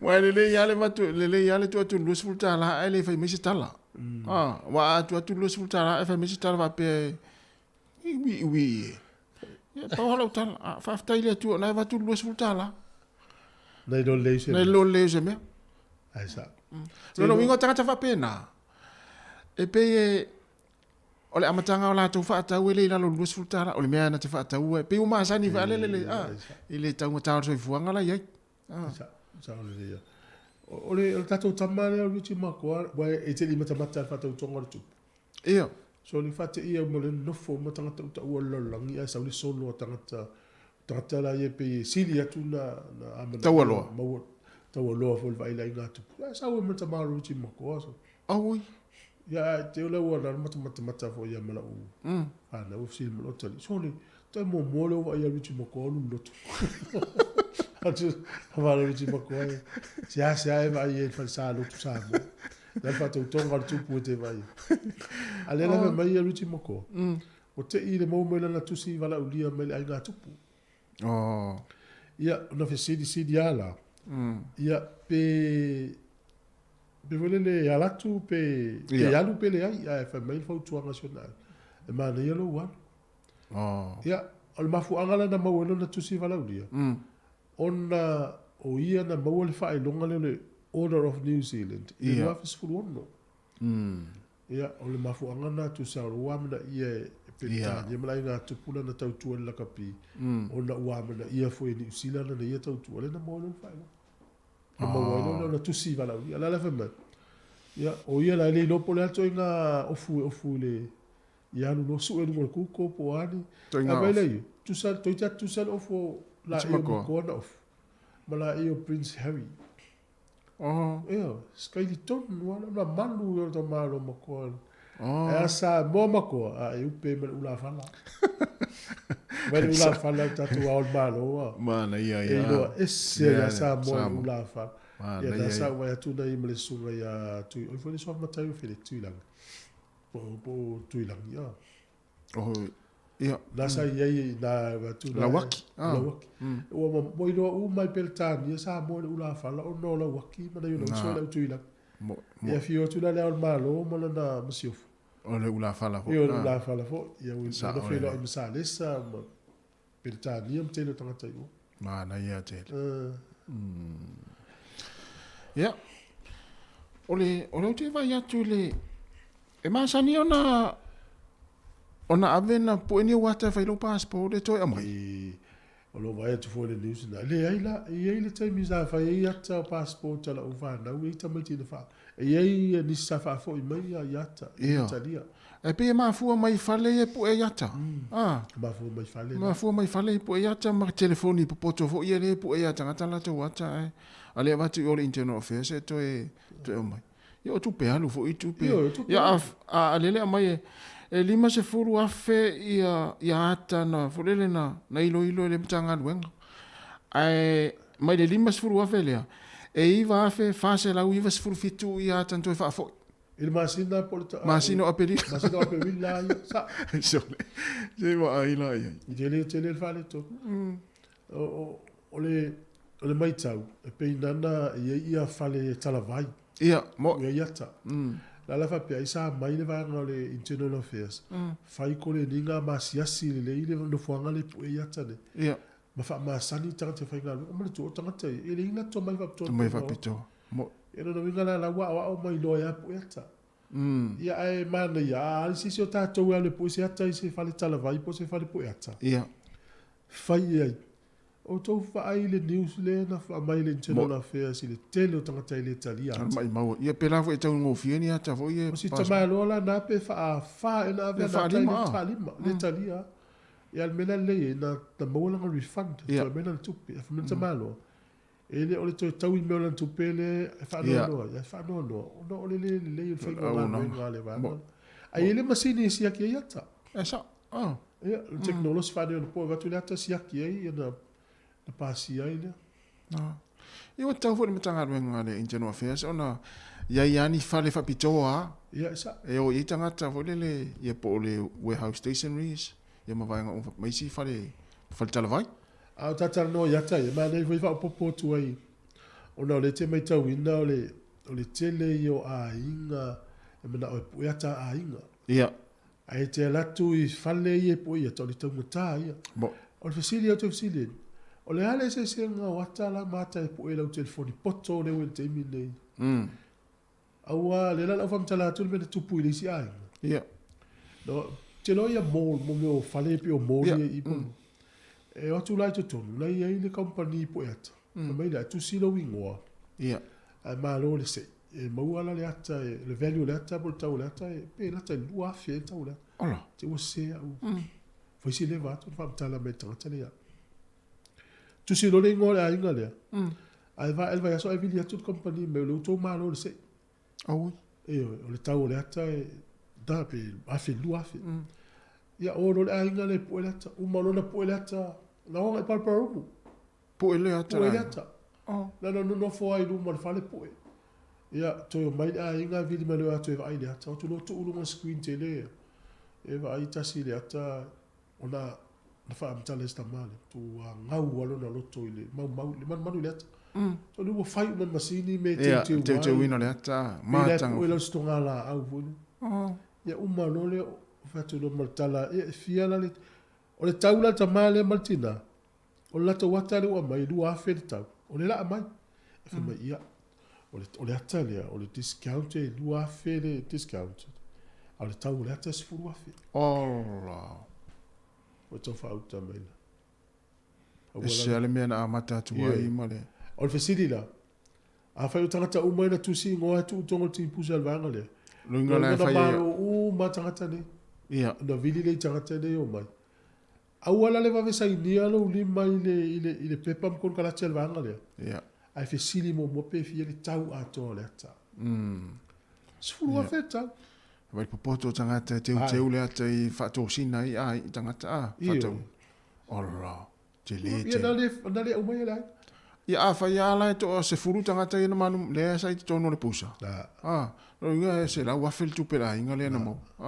al company awana ise eti aisis e mata ala i me fa pe ia wala wa fi de tau la tau wa fi ele es fu wa fi tau la tu sai to va wa fi mele to o tu fa ia awale ia mta upu e so ta inga le la tu le sim ta upu ia no va ia na fi le ta va ia na fi i pase se pa u le ni sila ia mo e ta i lua se la mo tu ta la le sa mo sa sole o ta se etia tua ia le ai te sila fia latas e le fa ma tau te le na tua ola ia e a ngala pero tanga te alu le one way e to la ve el ma tau lo fo i mai o lo fo i mai to ti a feta la mai le lua se la mo tupu le la mel ma u ia o le wa fa pa u e to te o tonga cook island Samoa fiti Ai o le maunu la i tu, te me te fo i mai ia. Valu se lau le afeta la pa se soi fo i mai. Ia tongi al te metas.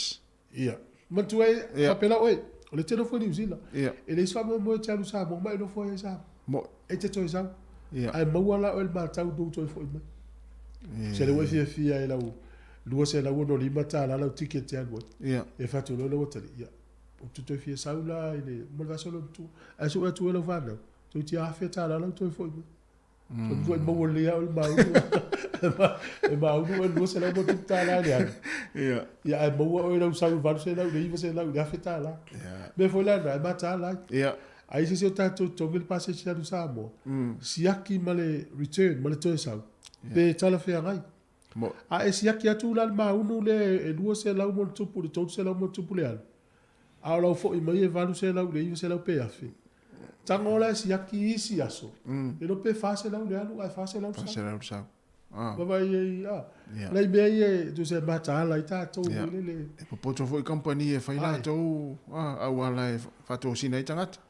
O le si vai mea tupi ofisili atu e tato tunu. E isi tina sa maina na ofisili mea tia. Na to tongi le pase se ono na a inga sa umai sa moa. Ia. O le mela utupu.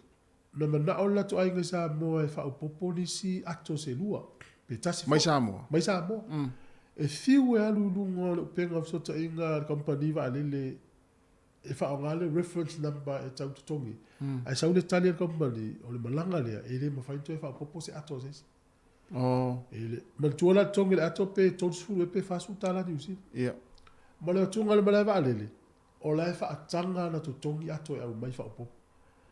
Te lona tupe na tongi la inga le mo ato e lua whao popo. Tolu se lau lua sfutala sa moa. Oh, sorry. Tolu se lau lua sfutala sa moa. Ai ato tongi lungo le upenga taime le booking le uma le booking ale mana o toi whao popo. Ia. Le no pena se ono sfutala e anu ni usi. Lai vai nga foi na mata la i tatou. Ia. E pe o le tele ao vai nga e to sina o fie tatou. Ia ile le sona la i tonu e ta ua. Ana ia. O va to na fiu tau pe no pa se. Io e sia me lo va tu lo se lo montu. Ya sabo. Sorry. E na vai tu lo le afele ni la o malo malo si. Anto vai tu ale afe pe tongi ale no fa pulo. Si le ali pro moto fa. Si le lo ti train o fu. La. Ya, ma lo la ma futa mai le tinu. Ta sinta to pese le ya vai fo le time. Ya ai fai mari le ta ya.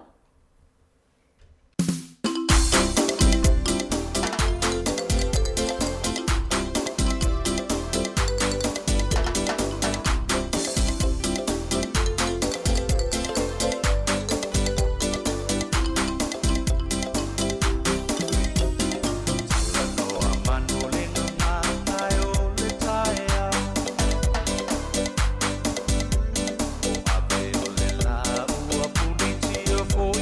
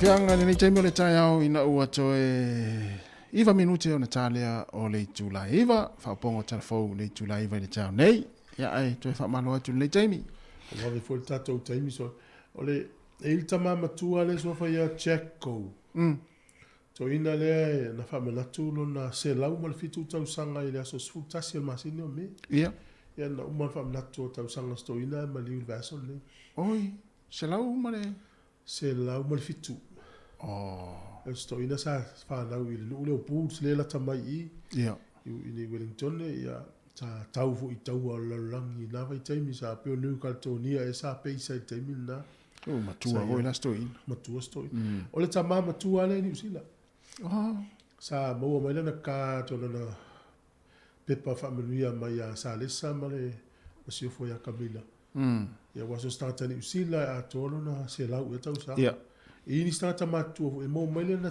ka mai a Elisabeta e le lau mali usila matua Elisabeta ia le lau fai me sa lesa le tulaga a au fu ta ulta i se lau ai ia sei ni mai i Kamila i kada o sei ni mai sa lesa kada e te mara sei mai Kate oi Kate Wai hatu taimi nau tamatua. E pola ua tupu mai ta ia Kate. e po si osi fo Si osi ia. si osi le titi E o Kate. e lo pe ia e fo E sta se no foanga ia o kilani. No foanga le o le ua fa pe mai malo. O le o le afa muta le ia le tupe ia na ave ai. E fo e no foanga le. E tanga ta fo i le a fie fo la fa saina. E a peila sa so so ni le malo fo le ave tupe e wa fo le feli wa ino la to fo yo langa mai le mai aisa ma va fa pena. Le la ua fo le malo. O le ata ofi ia so so ni ave i le no fonga le. O le mai le tupe le. Ave fe so so ni i si pro ke tir malo te pe te pe me yo ta miti o ta avale fa le anga nga oi fa le loa fa mata avale fa le anga i fa le loa pela na umana al malo e mai le tupe le na ave o le au fa la fa sa ina ia no fonga na e mai ave se ta u fo ile fa fitaul e se le te le wala nga o ali sila yalu solo i trust fa la tonga i fa nga no mo instant ia ia e silia ia te le lopo o au whamanuianga i e te tau nau i ei. Ia. Ia nala ai o sila fol malo le talawhianga i e leo. Ia nala u tau fi fol na fuafua. Ia. Ia wa awa pe la ula ue tupe eva tuala. E leise suinga. Fa mai tangata i aisa ia na mauta. E leise suinga. Mo. O le, o tatala noi au ki lani o le ripotia mai runga e. O le tangata i na aviola tau fale vo i lea i lolong. To duela le wotu o ile pepa fo ile lan mumu sa de to fale yeah o la tele me nga inga ia le lokai to ale tala le ripotia tele nga o ia tangata ia fale ona ia inga ia io so fi fo ile tangata le ripoti le le se me o la to mai tawina fa afa pela o lo fale ale wotu o le stika lan mumu ia sa de e to le sa nga le mu yeah e ala e ola unga oi tonu nga oi mea nga ai. Sole. E le talwhia ngai tele le nga i inga. Ona i ai. Ia, tausia ia mame mose fo na i tangata. O le iPhone full fa le o li poti e New Zealand. E nisi o la tau lea, la tau fo i lea vae nga o Soifua nga ia whaina i la tau. La le winga le. Pei o se, ia, ti o se uputu whangaina. Pio la tau foi le tu ina nau. O le sui mai a le telefoni, fa tau telefoni fo, a te telefoni tuai. Te iroa la oi. E iai tangata whapena. E mana o la tau wai mua i telefoni fo ia pe amai.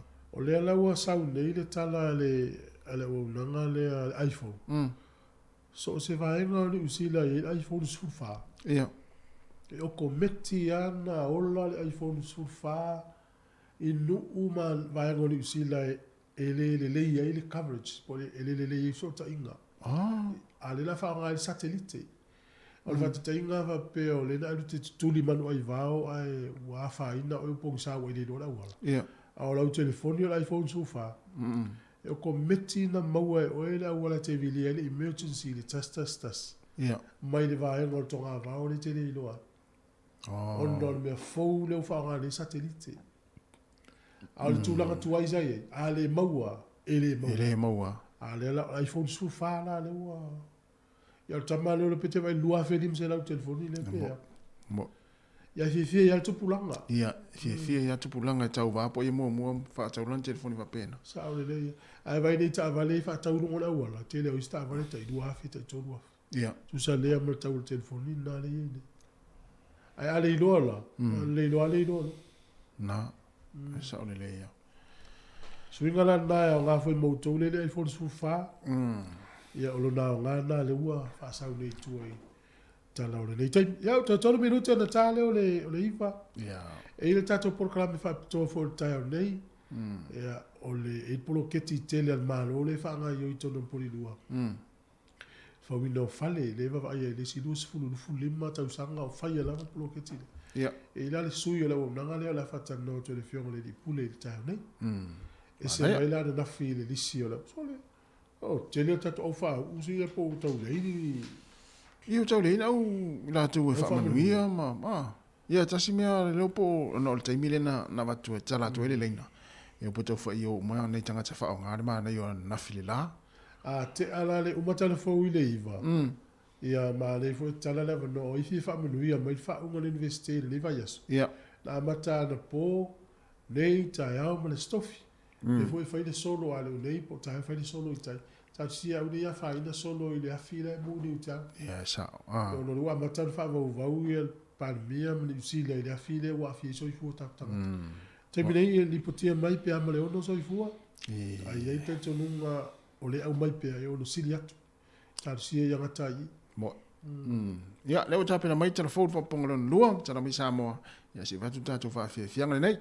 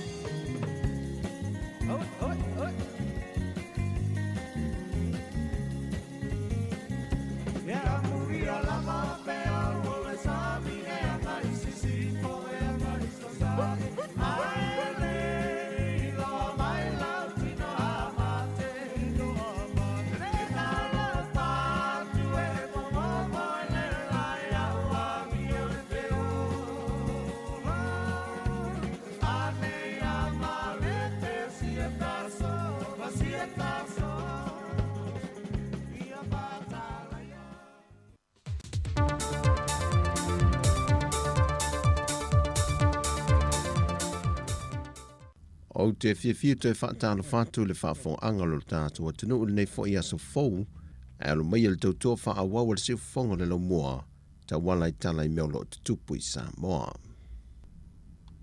Ua toi se fulu nei aso na whaataunu ina lo leo se tasi o wha moe moenga, o porkalame wha iwi ua le whaata wai no le onus futu sanga o le tuto tasi o Samoa, e ala lea i le tu unga fautasi i le aso wharei le lua se fulmaleo no me. Wa whamaunia mai al whailau tusi al komiti tele o tāpenanga mo le tuto tasi, ia anga whili tō mai manoshem leo. O le a whato atoe mai mua leo lea tunu i tu unga fautasi, mai le no whangai maasani le whato nui nai, e ngata iane o whale ula, se ia pa ia le wafui mata autu. E 5 fautasi o mauti no le tausino i lea tu unga, mai e na o le 5 foi wha ai longa iu whaatu langaina, e o atu i le se furwa whetā la le wha ai longa muli muli. Ta ua foi tanu wasa pe tone maunga, o le teitei whono le soa komiti o wha fia fianga, o le a fuatu unga fautasi i le sua tutu i o le tai, e le itu lai se fulmalitasi i le tai au. E le tāpenanga o wa te tasi, na tu inatu le maloni se le ne ta i se furwa whetā la, mo le toi wha le leo leo fautasi wa levo na ta atitia, e le ngata ina i saunga le mo. E toi wha o Sofia i fo i malangona, e toi a mata le nei wha a ngā tama le tai, wa levo na ta atia i nei tausanga wa tea. O le a le wha tanga ina le komiti, nisi lava wa ai wha lave le teimio le tu unga, wa na o fautasi e 5 wha tūlanga ina, wha te se ma wha leo leo ale matanga luenga o leo leo. O le malu le malo le a lato mata i tu ina le nei wha moe tele, pe au li atu le aso tau poina. O se tasi o vaenga foina mo le wha iwi uina po le kalame le onas fultau sanga o le tutu o tasi o Samoa, o le a wha pa ia ina i le aso wharei le aso lua se fulma le ono me, le tupe pepa ono se fulta la fau al malo, e le wha moe e a ngia ai le aulia manuia i Samoa o lona ono se fultau sanga. E manatu le malo o se pine wha maule o le malo se o le anga le leila avea i o le tua ia Samoa mo on tangata, e ui e tele lui tau ma wha fita au li, o le whainga malanga na amata mai ei peitai, o lo te itai pele atua le soifua ma le ola o le atu no. O whai loa manino le ofisa sili o le pūlenga o mtanga luenga le pāre mia marika peneta, o se teimi wha au auli po le a fiafi fo iwa fuafua, e wha taunu ina ile wha pa ia ina o le neise le ni molo na wha o ngā ina. O le au te lengo le nei fuafuanga le malo, o le a mawhai o na fo le sia le aso tonu, o le a wha tinu ina ile wha moe ta ua. O le a whai ma maa wha manatu e manatua e bel tuto tasi, ai meise o se ulua i teimi wa wha ngā solo i por kalame te tasi mo le tausanga atoa, a wale samina o le atoanga o lona ono se fulu tausanga tuto tasi. Wa wha i loe le fionga le minista o le Soifua maloloina i le pepa le malo le Savali, o lo wha te ia o ia i le wha alinga po atunga lunga le presidente o le Sosaiete tausi Soifua, le tinaya soria lofi papali, e iei tausi Soifua ele i maua lava se le nyo latu teimi ova ma latu alauni. O le tāpai le whiunga le minista o se lisi o le wha mauningo i latu ia, mai le presidente o le asosi, sau nova lasi, e te tau lava le matanga luenga on te tongi atu ia se le nia i latu. O le wha te ia le whiunga le minista, wa mahe o na ia tāpai le vaenga le matanga luenga le ngafa ma le tūlanga, a e sao latu talia ne wa mahe o na wha tino. Na whamaunia mai e le teitei whono le komisi o ngā ruenga nonu sa le moa ai, o le ua ngā lulue whaatasi le komisi ma le vaenga o tupe le mtanga ruenga, mo le fo ia le whaafita o le pe o na la ngā. O isi vaenga o tātu sanga le Sosaiete tausi Soifua sa moa le whaaleuina i lana whontanga, o le awhato a tango fia e le vaenga o le komisi o suenga, pe au o ile la sanga lona lua. Wa whamaunia mai ni reporti mai Amerika Samoa, mai ili whaatonu al company ale MTC po le Manuia Development Corporation le tō whaapau roi au sange, o se alo i malanga atu i Samoa le na maliu, e na wapa uifo i se ngā luengo se whale sa whaiei awa. Whaai loe pau i le autu stale Amerika Samoa, o le ua maliu, o se tasi lava mailona ainga, na malanga atu i Samoa nei, e ngā lue masaili manuia mo siona a inga. O tala fōia mai sa mō mōli ne yaso, manuia le tātua tino o Soifua.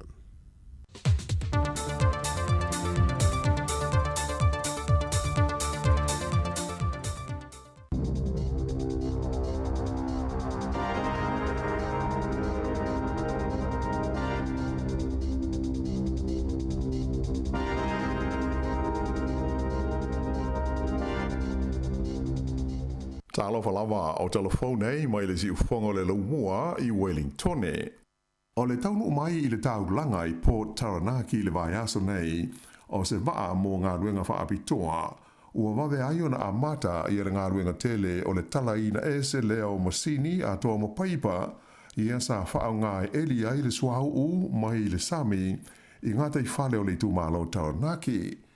O le kompani ingo o le Helix Offshore Services mai Amerika e ona le waa le nei e wha ingoa ina o le Q7000 ua wha upenga ina I masini ma mea whai ngā ruenga wha apitoa mō ngā ruenga te tele wha ape nei le sami.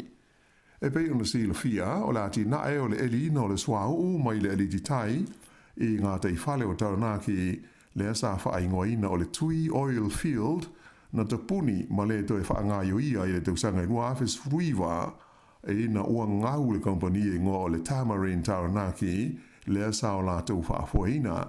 E mai o le mafuanga le o tau awe nei le malo New Zealand I le ngā ruenga o le tala ese ina o masini a tō mo paipa te tele sa whaao ngā ina ai. O le mtanga ruenga le AMBI, Ministry of Business Innovation and Employment, ua umau na o si whengainga ma le kompania le Helix Offshore Services mo le whaatino ina o le vaenga o tutoe o lea ngā ruenga tele. O le awhala au whai ngā ruenga tusa ma le toa se lau la whai o le a awhia I le ngā ruenga nei o te ngata o New Zealand whaapea ma Australia. Mai si lia I le lua se furu la whai o pisnisi I le tono le tūmalo Taranaki o le a wheso soani iai. O le nei ngā ruenga tele ua ngā lue waba alua ai le matanga luenga le AMBI ma le Taranaki iwi. E ui ina sa lao fie ma malu le tele o vaenga o New Zealand le whaai ungo le vai aso na tenei ai ua whaai loa mai e le ofisa o le tau le Met Service New Zealand e whapea e iai ti munga o loo anga I mai I se aso o le nei vai aso. Se vaenga lau tele o winga le lei ma le toa maa li o le tau I le vasa tasa mane le asa le iai winga le tau e ui ina sa marulu ma toa le aisa inisi no fuanga tu tonu. O le lapata inga fau la le nei e tusa o ni ti munga ma mafa o lo a ngai mai na tu ina mai e le ofiso le tau e na ua umau na afia le ai o Foxton I le tu malo le manuia tu I se matangi e fōlinga o se asio sio I le tae au le songa fua ananafi. O le so, o le a afia le motu I saute I se whetaula inga o matangi ma ti munga ma winga lo wa o le tau. O ia tūlanga susu o le tau, o le a wha solo mai I mātū o le motu I saute I le so lurua tae au. E mai o le a mawhai ti munga I le West Coast, wha pele tu malo Southland ma Otago, ai wha pena I fo I male tu malo Canterbury le fiafi. O le motu I mātū, o le a tu mau na lao fie le te leo taimi, ai o le stofi le o lo walo ia e o mai ai ti munga a toa masavili malo losi. Whailo mai le li o Luis Fernandez o le ofisa o le Med Service o le tele waenga o le tunu o levo na afia I ti munga mai o le toe palasi mai lao ni isi wanga mamafa e mauti noa lava o le a tele ai fo isi fa afita uli e tula I mai. O le asfareile le fa pe o le a afia umai le mautu I matu I ti munga a toa mamatangi. E le ngata I lea, ai o le a maurunga fo I ngalu I ngata I fale a matatu I Taranaki I matu. Whaalia mai fo I Fernandez e tā ua tele I tangata uma o na whai masiaki o le ipoti o le talo le tau e awala mai I le upenga o fesota inga le Med Service ina ia mauti no ai le tūlanga o fe malanga inga masani lunga o awala ti tele.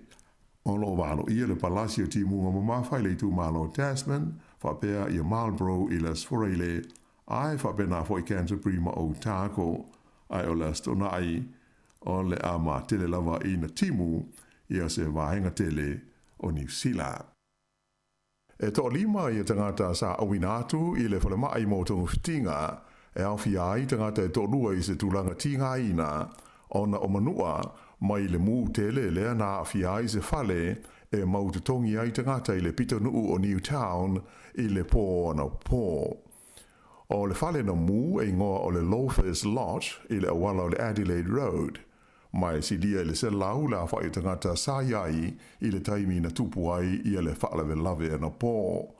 na mua i longo ina le tine mu po le afo le se furulua i le vaveao, mai to tele la tine mu a to ai fo i mata vale fui mu sa ngaru lue ai le tau te pe ina o le afi.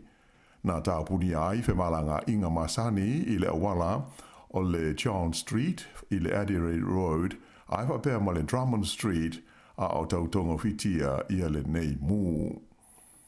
E to tasi li tangata ua tau fia e leo i le teimi nei, ona o le whaalawe ua mali liwa i ta maiti e to lua i le nuu ingoa o Ruakaka i le tūmalo Northland.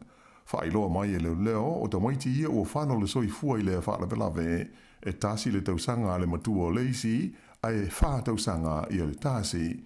Mai na ave sea mai o la ua tino maliu mai se whale o le kainga ora i le awala ingoa o le Peters Now Road i le nuu tū mata whangale nei o Ruakaka i le tai ao le songa fua ana nafi.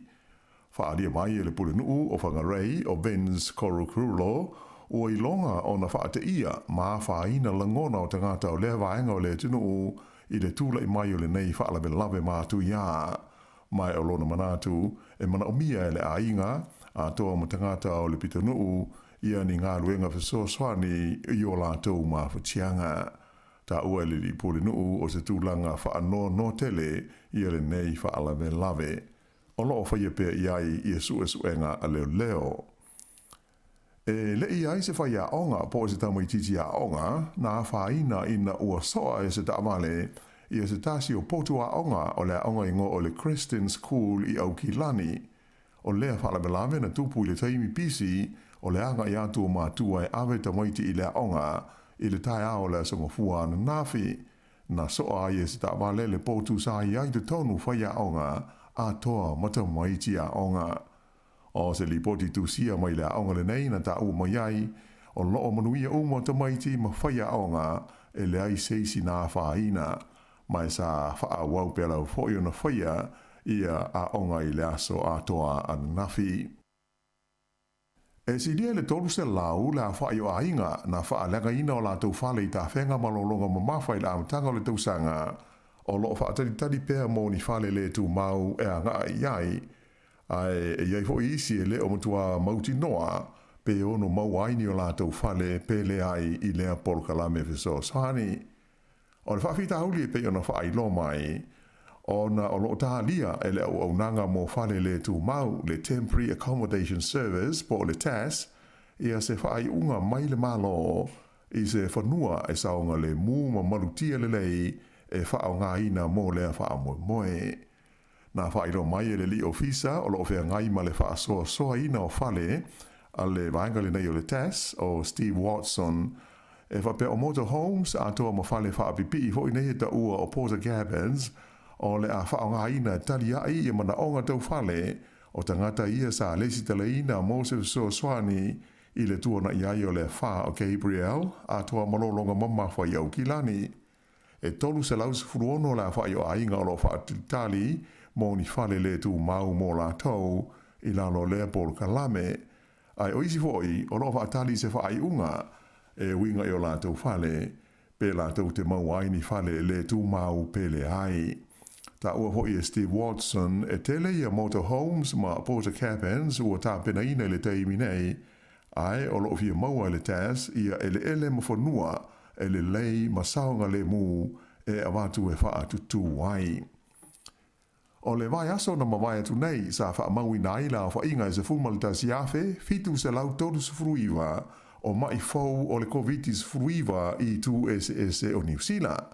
Wha iloa mai e le mtanga ruenga le Soifua maro loina e wha pēr o ia fua numera e mai e lātou wha mau maunga i le vāo le aso ngafua le aso maru o me ma le aso sā taluai se furu ma le whao me.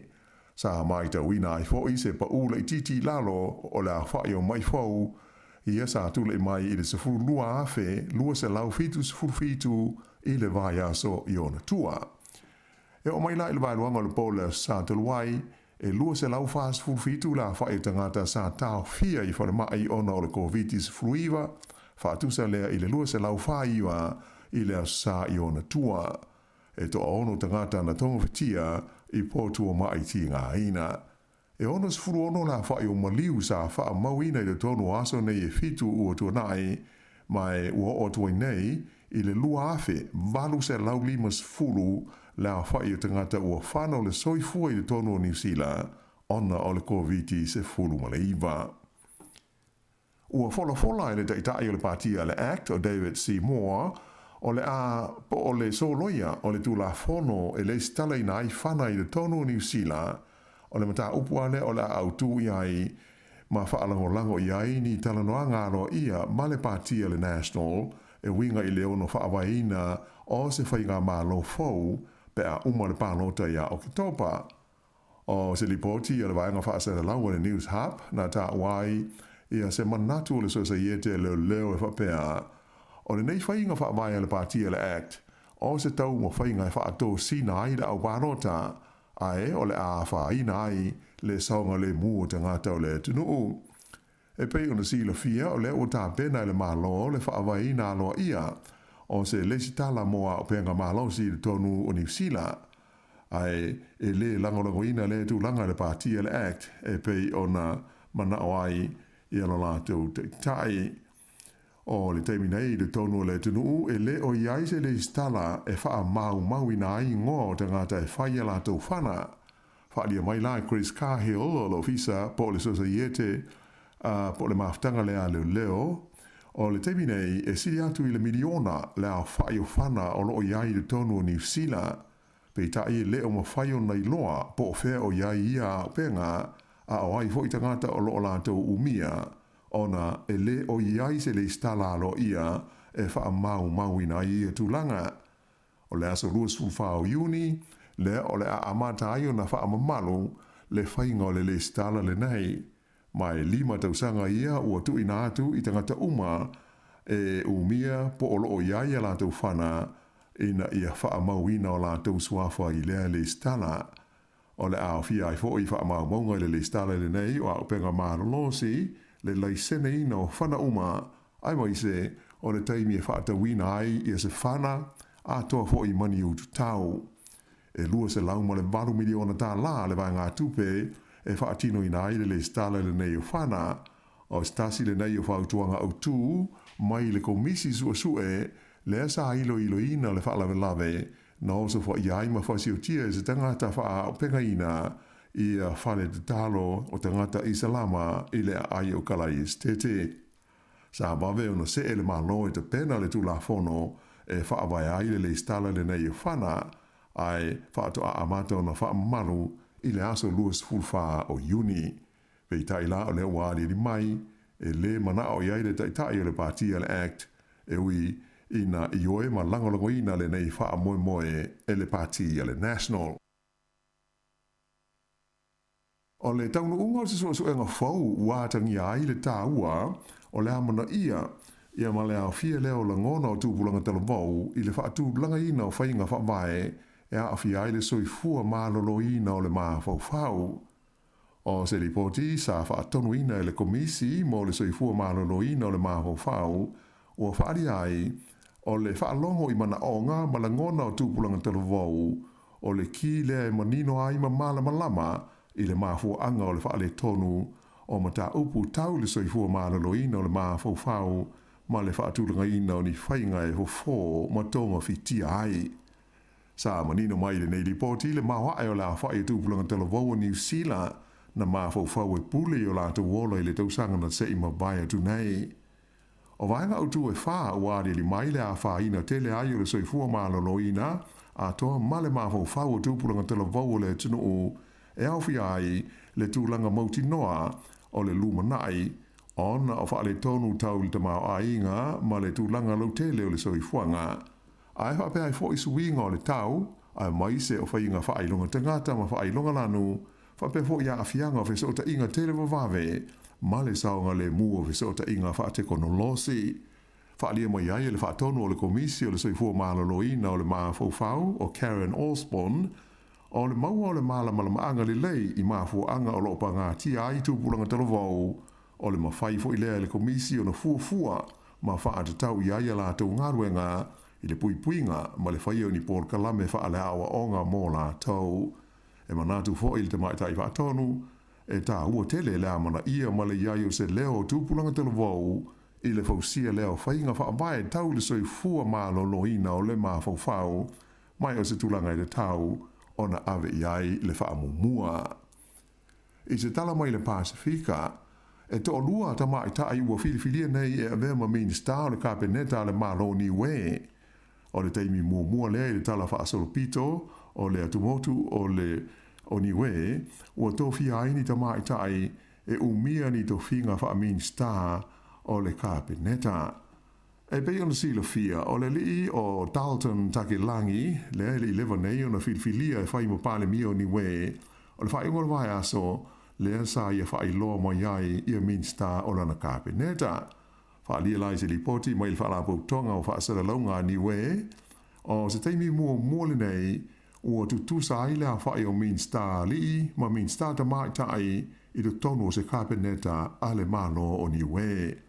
O le sola ia le sauninga, e te tala ai ano ia le tau fianga mua o le pae inga lona sifun ma le balu o le fono e ke pule a le motu o ni we. Ua amata ona toi fo i mai i le tono New Zealand nei, te mai tia onga mai e tunu i fafo, i se au fa inga ua sili atu ona maulunga na i lo le taimi a o le i o mai le wha mai COVID-19, e tai la e ali mai e tau le aini si o ulu le mai mo kolisi o matata SS po Polytechnics. O le warumasina ia se temo le tausanga te luai e o mai le whaai unga o aperila le tausanga nei, toru se furulua afe whaase lau wha le a whaai o visa onga mo te maitia onga mai whafo na pasia e le ofisa o whemalanga inga a New Zealand. O le nei a whainga e tusa se furu pasene ua maurunga ai na i lo le tausanga i le vao le lua afe se furuwalu, ma le lua afe se furuiva, le asa na o le lua se furuiva afe, ono se lau se furuono la whae o visa onga na wha maonia ma pāsia ai.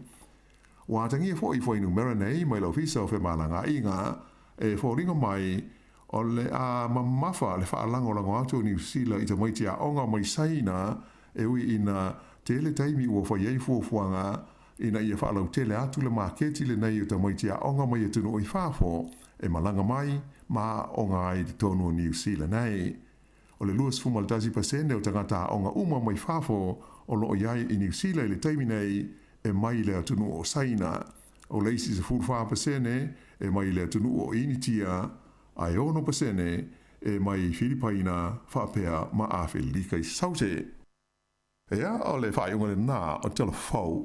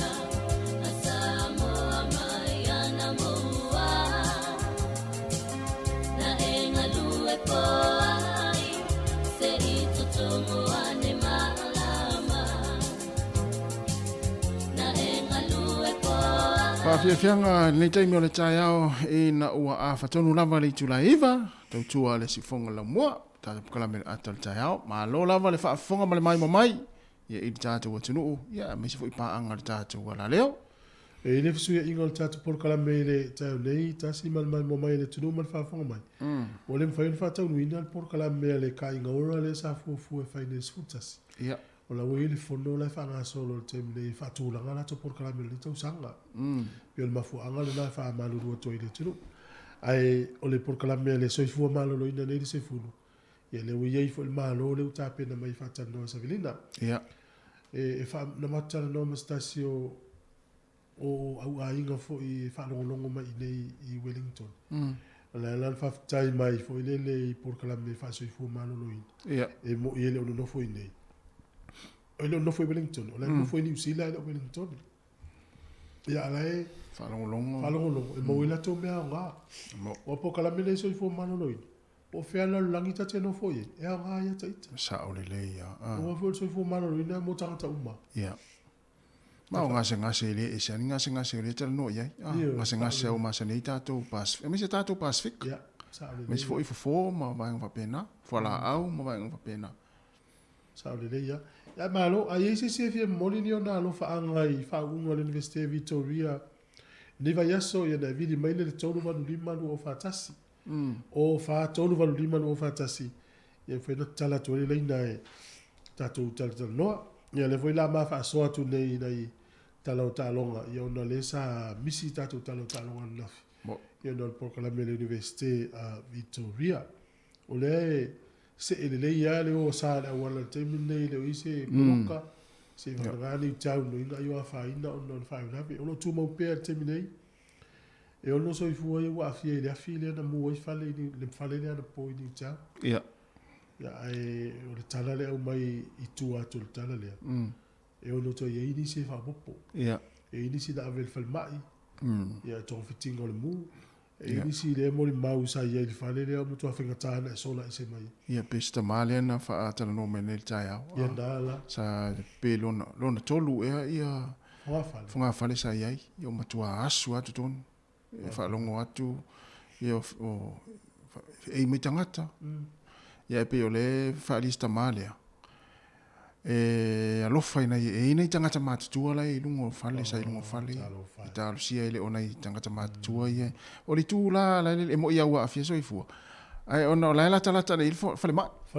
pe o se tu na e le mo le tong fiti ona tangata ia sa le ia ole tate le fai su suenga nei ro por alma fu anga le pe o melna le la su le fale io ia me na fa tau fo me smoke alarm to no fale mo wa fai smoke alarm na piki le asu ia ma e lunga le smoke alarm fai lo asu le ia fai mo fi al tantali tasi au na moe e mo sa mo tu ale la onda se ia o te os furua na polen tu po ia le uta ia ni si la fia la pe na je lo la fia la ia ni stanga o isi wo malolo ia le uta to o ia le to inga langona le ina ile tatu itai fo ile fale fo ile Ross River House ia nona ale alam ita te fa longo tu lungo tau fe tuli mai tanga te fale lunga o mai la ia mtato mai ia le uta tu o langona ia mo le popole mo le ia le o ina tanga te va va ona leila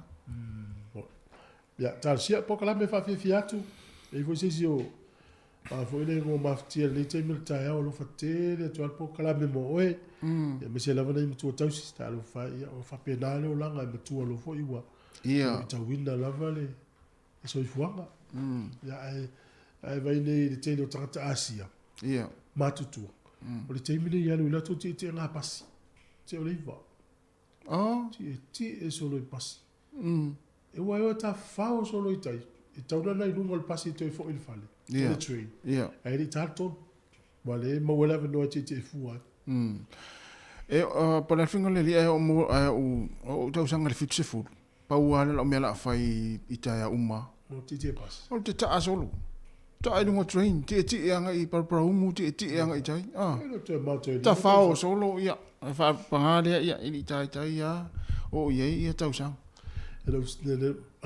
ba le la mo tinga Na tafi sini le stina matua Samoa. Mana tua stina. Le me lilo le ma fu na umilo Soifua. Ya o talina tina le na meta umilo. Olo ta.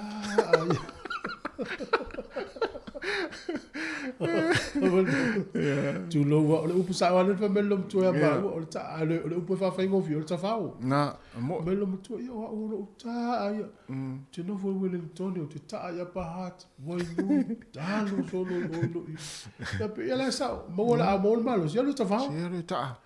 Mo ma ai mi sa ya na ma tu yo ma tu. Ma ni lo ta le melom tu. Ah.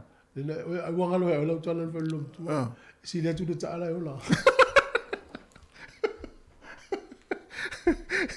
Ya, ada silo matua jalan. Alai lo le silo matua le wingal jalan. Ai sa, silo tu le cara o le cawan ngan la. Para vela malo ro ngol po la mo ta. O le upu fa ngal tu tu lo. A ta fa o upu fa ngo fi fa fo ngal tu no. Ya, na fa fi fianga vai foi. Ai na tala o ta longa ia la ma so atu ia o. Tapena foi le sport kala mile tapena me sfulu fatala fatu panga malava yo mo mel tua lo fatela tu po kala me tasile tangata e tape e le ta mile olai e tape amali tata repito ila lo alingo tausa Panga ta fa manule mo le ya na va via fianga ni te mo ta yao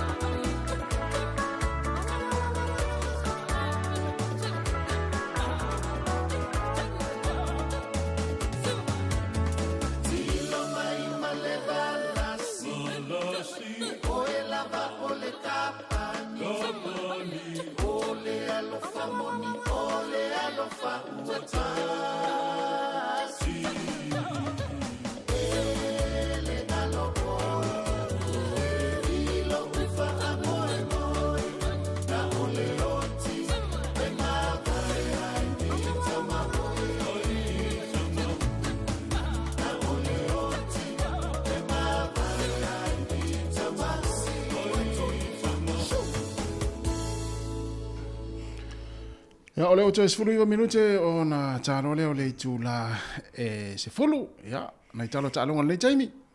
O le ua tapere pena le la kapia ni usila. Ya. E se le amana ia ni usila mana langi o la kapia fiti. O le utapena pena e o no whaia se talo ngai fiti. Ya. O no le umai tau to ni usila. E matua i le lengi ale taringa e fiti o le super kapia. Sa o sole. O le si foi tu le mai tau ina. O le lei o malaya fiti. Sa o le. Malaya fa va malo malaya fiti. Ya. E tolu e malaya sa feita. Ya. Lau toka o suva. Ia ole tūlanga la na lona winga. Mo ia la le ua na amana ia ni usila fiti. Ia mo fai ta alonga le pia pa. Ia mana ia tele. Ole si fo i ta penanga la pia le Southern Hemisphere fai tūlangi nei sau tele ia. Ia. Ole a fai se ta faono. Ia ia fia ia fili kai saute. New Zealand, Australia, Argentina, fiti ma Japani. Ia. Pita tos fulima ele wa fia fo sa mo toni. Ata to mata nei talonga tato manusa mo le fai la pia pak i vai Jamie. O tau le tumu. O aso la tato i Samoa, tato light. Oka so le a ta ulo se talonga ale manusa mo e telo tanga sa va i o mai. Sa o fa pia po le ana mafua po le mea ua tele tanga ta o mai atu nu nei. Tanga Samoa. Sa o le o tasi. Te ilo ta alonga yasoi. Sole. Ko le tu te ta alonga mafiti. Ia, tonga. Pio awana e lua e. Ele o fila pia pa. Lisa. Al temile, wa pa u fo tau tickets. Au fale o tanga. Fale o tanga mata. O te mana tua na uia i Samoa ai fail fa fisili ele isi au nanga Samoa i Samoa. O fe o ta alonga ia mana o tanga Samoa e fia mata i le TV. Pe fa longo le tio. O le super kapi. Po le NRL. Te lo tele o tangata na latu tali e fisili le. E mana na o tangata e latu le NRL ai le o super kapi. Pe fo ringa mai, ua avea le manuia o tong whainga le toa Samoa. Pe ua tau li liu e fia o tangata i le ta alonga liki a tau whatutua na in lakpi. O lona winga, ana whai sta alonga le toa Samoa, ma tonga i Samoa. Nga le o filma lai. Sa o le. E a fua ta alonga le manu Samoa, po o fiti, po o tong. E sa o e tu sa le ta mai tau. Ata fa ai atu nei fale mata e fa sanga mai lisi pitu. Pe a whaita alonga le manu Samoa. Tu ngao. E fa pia. Po le mea e ua tele tangata Samoa nga i mai nei atu nu foi. Tau le in tangata po le mea ua pa ua e se fo ia le tūlanga wa nga i ai tupulanga ma tangata mata. Ai fua fo i ai. O aso ia. E turi ta mo e pasi e ora tangata. Al temile. La to fta avale o tangata. O le mea ai u fasala lau no televise ua le fioato i lo tangata i le. Ia, te iro lesi mafuanga na ua mata mea tangata le televise. Me fio tato i le. I le sisio tato fialu le malai le maa le TV le mata. Tonua. Ai o le fa ingo le tausanga le imta penanga le tato manu Samoa mo le ipo lalangi. O te loa po umana i whalau loa tu ta alonga le tato au. Ia tu e whaminatu o le whatulanga ne o ta alonga le manu Samoa ta penanga le ipo lalangi. Ta alonga mua Samoa ia whaia le masino iulai. Ngala uma le masino le au na tua le sulufu lua. E ta alo i tono Japani. Hokkaido Japani. Ta alonga na lua e whaia ia pia. O le ta alo i male au fiti. Le sulufu luivo iulai. Ta alonga na tolu. E ta alo i matonga. E whaia fo ta alonga ia pia. I le aso lima o kuso. I on malanga i lole au i tono falani po ayalani. E o le a ta alo i ma ayalani. Farani, o Farani, ia.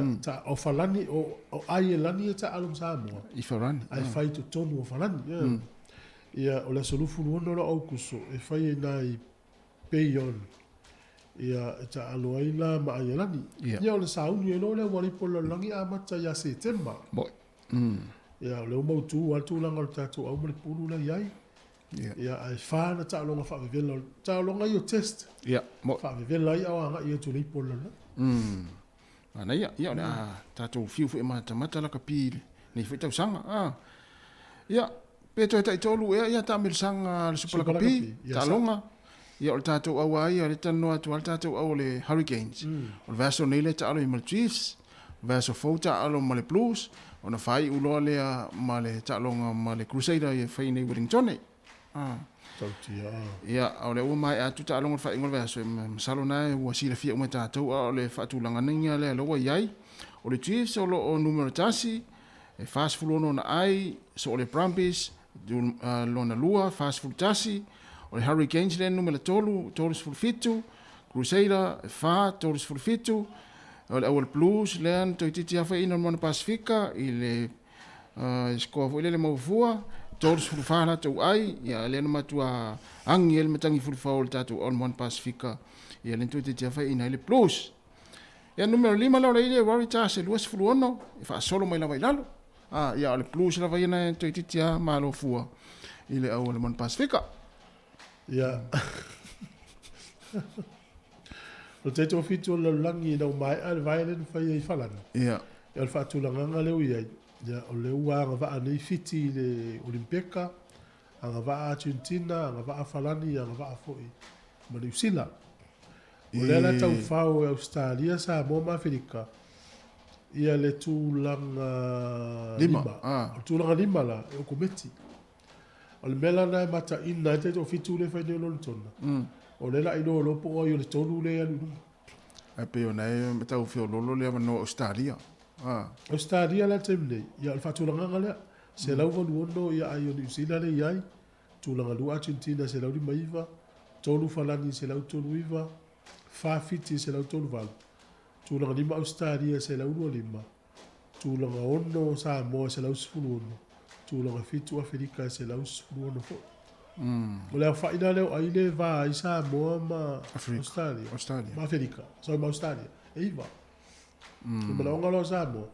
Ia i nunga atu quarter final ipu au tu. Pe au fo i nunga so enga sempi. Iyo, quarter final, semi final, pole final. A ia pa u i lalo tūlanga iwa po tūlanga sifuru tonu Australia. Ia. Ma Afrika. Ia. Ia tatou sili atu i Afrika. Ia ona mauti no lo leu tatou langa lima. Yes. Ai a fai fo i le manuia Samoa. Ia au ne manuia Afrika, ai manuia Australia. Ia na wai faingo fil tatou wa noa i tatou Oceania. Ia le tūlanga na le taimle. O le su atu pulu o taimle sanga lo tona le i. Au mai runga le website le World Rugby. Tene lo plasa mata mata le tatou au faingo le so ma se mai mo le tatou. Ala vai, tua te le ale suinga ino. O sunga mo mua. Matua se la sole. Se la nei tama. Ina ua fo i mai le vonga le malanga na to fo i Samoa. Tele mai lo i pole mea ole o taimi o ta alonga. Taimi le suinga ia sa. O le vai o tino i malanga. Le lava le malo longa. Ia, ma le si, ia tu sa lea tatou o mafiti. O fiti fo i matua whale tonu fo ala tu ta alo le whaingo le vai aso. Ia o le si tu mai tau i tatou au peua. Ma tu ta alonga le teito fitu e o le mea o fusuanga pe o tala te fitua. O le fusuanga le si la tonu ala te fusu. E le si vole au matua. Ala ka pi e fitu ta mai to. Ia. Ia a pe i le si tu le sfaiti o. A pe o le swinga na te vai. Pe wanu al tangata ia ala i si o nau so au tafa e tongi e le polo. Ia alu ia. Ma le si tu no mai tau ina tatou au. Wale ini wingi. Ia wale i tatanga tsao sao. Ia wale ini wingi le vai lea. Pe o stamo ma i wale i stamo ma di kopo le mea a fai. Sau tu o leina i tua alu atu inu. Ia e tatou tapua ia le nei vai aso. Ia. Tausia ia ngale ia i falani le watoa ma le si vai aso ne iai o. Wala tu sa taimi o. Ia. E wa fu e tu so le tatou ta o tatou mo el por tonu va vea. Ala alo mai nei tam. E le masani la le tino le taimi ma le tau. Mo. Tausia la ia so feololo le vai aso. Ai ava e tu lo we isi swingo tatou au ma le Australia. Ia na. Ia no Australia i runga. Tausia. Ia, o le vai atu nei le tai au wa saini e si alo leo Samoa o Leonard Brown.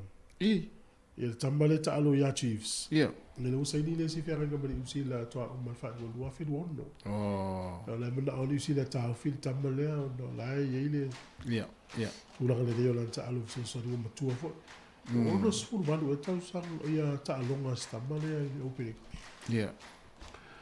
Ona e toi mata i le whainga o ta alonga e lau whali i whai ungol vaso ne supala kapi. Pauale tūlanga o fia le whainga lau whali ta alonga le whainga le vaso tēne. O le afa. Tei fo le pa ua le tama le male polo ai fa tēlen whamela lau whali ea o charu polo kai le. Wa tu ala va no lau whali. Lei te nai va no ale polo e tango e pasi. A mai le polo e fa pasi. Ale mesa i alo whali vai taimila.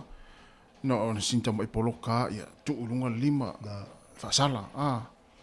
Ia la ua fole lo tu ala fole leva no e fa mo el por. Na nga o te lole o tatangi le le tari ngo o le ia va ia supora kapima. Fai ti nga mal fa se a Wayne Smith. Ia. Ia o ta longa la le Chiefs mal le Reds. Mal le Reds. Masano la fa mo o ta longa na luas kala. Oh. Ai a fai fo i matauria o le fa ta mo le advantage tu se le ua. Pe to ia tonu fami lute la ya lu to fo i mai ai Ile sala. a le fai ngala le fai no foli le ile vana no mai Uma. le advantage Sa. swinga la e o le advantage skalam le ile vana me uma o le situ tele o temi e ta o to ile ta ma vole le e polo kai le fa sala lo tu wa no lo foli mai al polo le te no atu sa o la nga yo ngala a pe ia la to amana e vai la ta longa na le Reds ma le Chiefs Sole. to tia la fo mo e le sala mu na le duas kala mu fa Ia. no fa ta mo e al ta longa ia vai la fa ta mo e lo a Bon sa o le Reds. Sa o le. Au tu masalo ana lo e fa pena fa matu vole le lo nga e wan to malo. E tu sa lo wa nga ile swinga le. Wa nga le Reds. ia sa ia Ia o nai mafafonga na o le au tau koko ma o fa putu la va ta o mai after tele le tunu le la uma il por kala mel atal tayo a ma ngalo mai fo ima u ma tau tu ia le la se e tu ele se ta por kala mel o le tapina ngole Soifua mana loina ta ia fo ni por kala mel Soifua mana loina mo ta tu ia a fo ile ta tu sa valia tu nga ilupa na ia.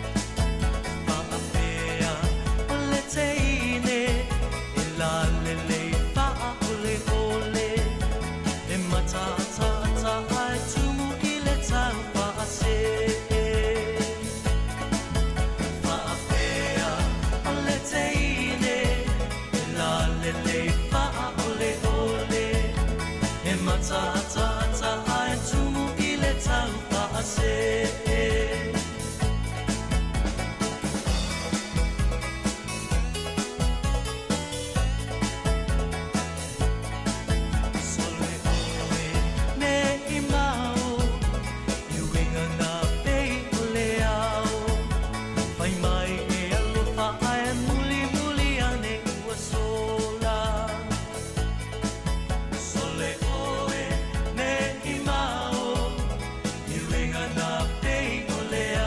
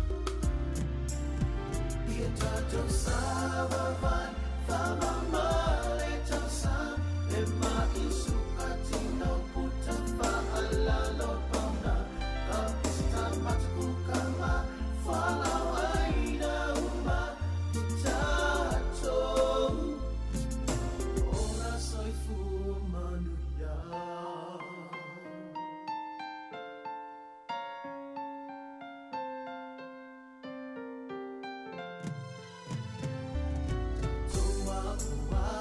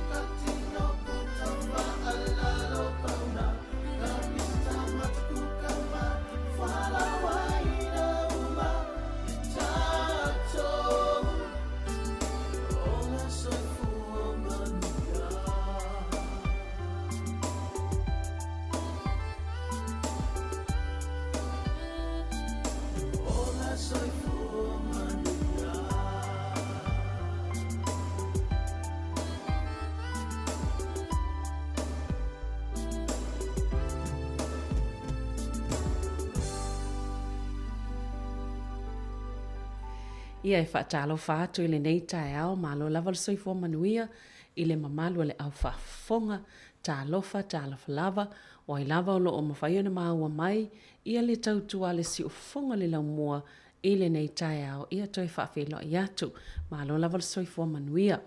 Pe ona masani ai tae ao solua ta itasi e noa atu ai masui o nanga o le soifua maloloina whaalau iloa la tau pol kalame ma au nanga a wale no fasile fia le mamalu o le atunu o. E mai se lava nei o tātou tangata Pasifika ina ia i loa alvaenga e maua mai ei au nanga o le soifua maloloina e fsosani ai mai o tātou tangata. O le atal no atu le nei tae au pe ona tau sila mai i le pol kalame ia ma le susunga ia fereni masoe a whamasanga e toi whaailoa la lātou au nanga i alvaenga fo i leo lo whaau tū le teleo o vaenga i le soifua maloloina o le mawhauwhau ai o le a whaalau tele a tili lava i le taimi o le a mātal noa atu ai. Ia malo lava le soifua lau sunga fereni tata whiloa i fule nei tae au. Malo lava le soifua lau sunga Sabelina. Ia mua nau whaatalo whaatu e le tau ofisa mo le mawhaatai ona o le awana o whaapea. Ona tuu mai la matou o nanga. E toi whaamanatu ma toi whaailoa e fo i la matou ngā luenga o whaapea. Ona whai Wellington nei. E whaatalo whatu fo i Tamā, Tina, o along whanau Samoa o whaapea. Ona maua mai le whaasalaunga Samoa Capital Radio. E whaatalo whatu fo i tatou tangata o Pasifika o lo whaapea ona maua mai le nei au nanga. Ma malama fo ia i tatou ngana Samoa. Ia whaatalo whatu lava ia te o tōni nei tae au. Ia o lo ingoa o Fereni Masoi a whamasanga. Ma o e yailo o a Samoa ai e yailo pitutonga. O launga luenga o lo whai nei o au o se tamai tae tau Soifua po se tein fo mai fo ia ngana whao ngā so o i te tono o tatou atunu. I te tono o le Pacifica Cams i Porirua nei. O la mātou o nanga e mātou te tautua mo whanau o mai tausanga whanau mai o whatu a whananau po o pepe mea e o e tupulanga sifuru walu tausanga lo whaapea ona iai whaafeta uli po loka fo ia o lato o langa i ni whaafeta uli tau le mawhauwhau. Ma o le vaenga po o le area e whaapea ona mātou kawaina po o lo o awhia te tono la mātou o nanga. E a mata mai le i Wellington le pito i Sauteo po o taita fo e whaale le lata. O pe le tūle i mira mai whaasolo mai e o atu lunga i peka po o kāpiti. Ma o te tono ala mātou o se tasi o mitamtanga i lo nei tangata li nei tai au. E o fia lava fia whailo atu. Wa a mata on to tele la mata o whainga wenga.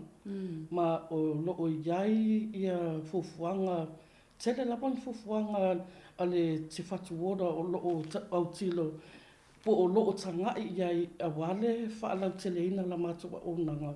Mo tatou tangata Pasifika po o along whana Pasifika o lo o alalama i tutono o Wellington nei. E to tono la matou o nanga. Wa iai la matou team leader fau. O lona Soifua o William Heather. O se social worker. Ma e sau mai i tufui opa ma whalatai. O Samoa. O Samoa. O lo o iai pia i to tono la matou o nanga. Sunga le ia Dr. Alistair Bush.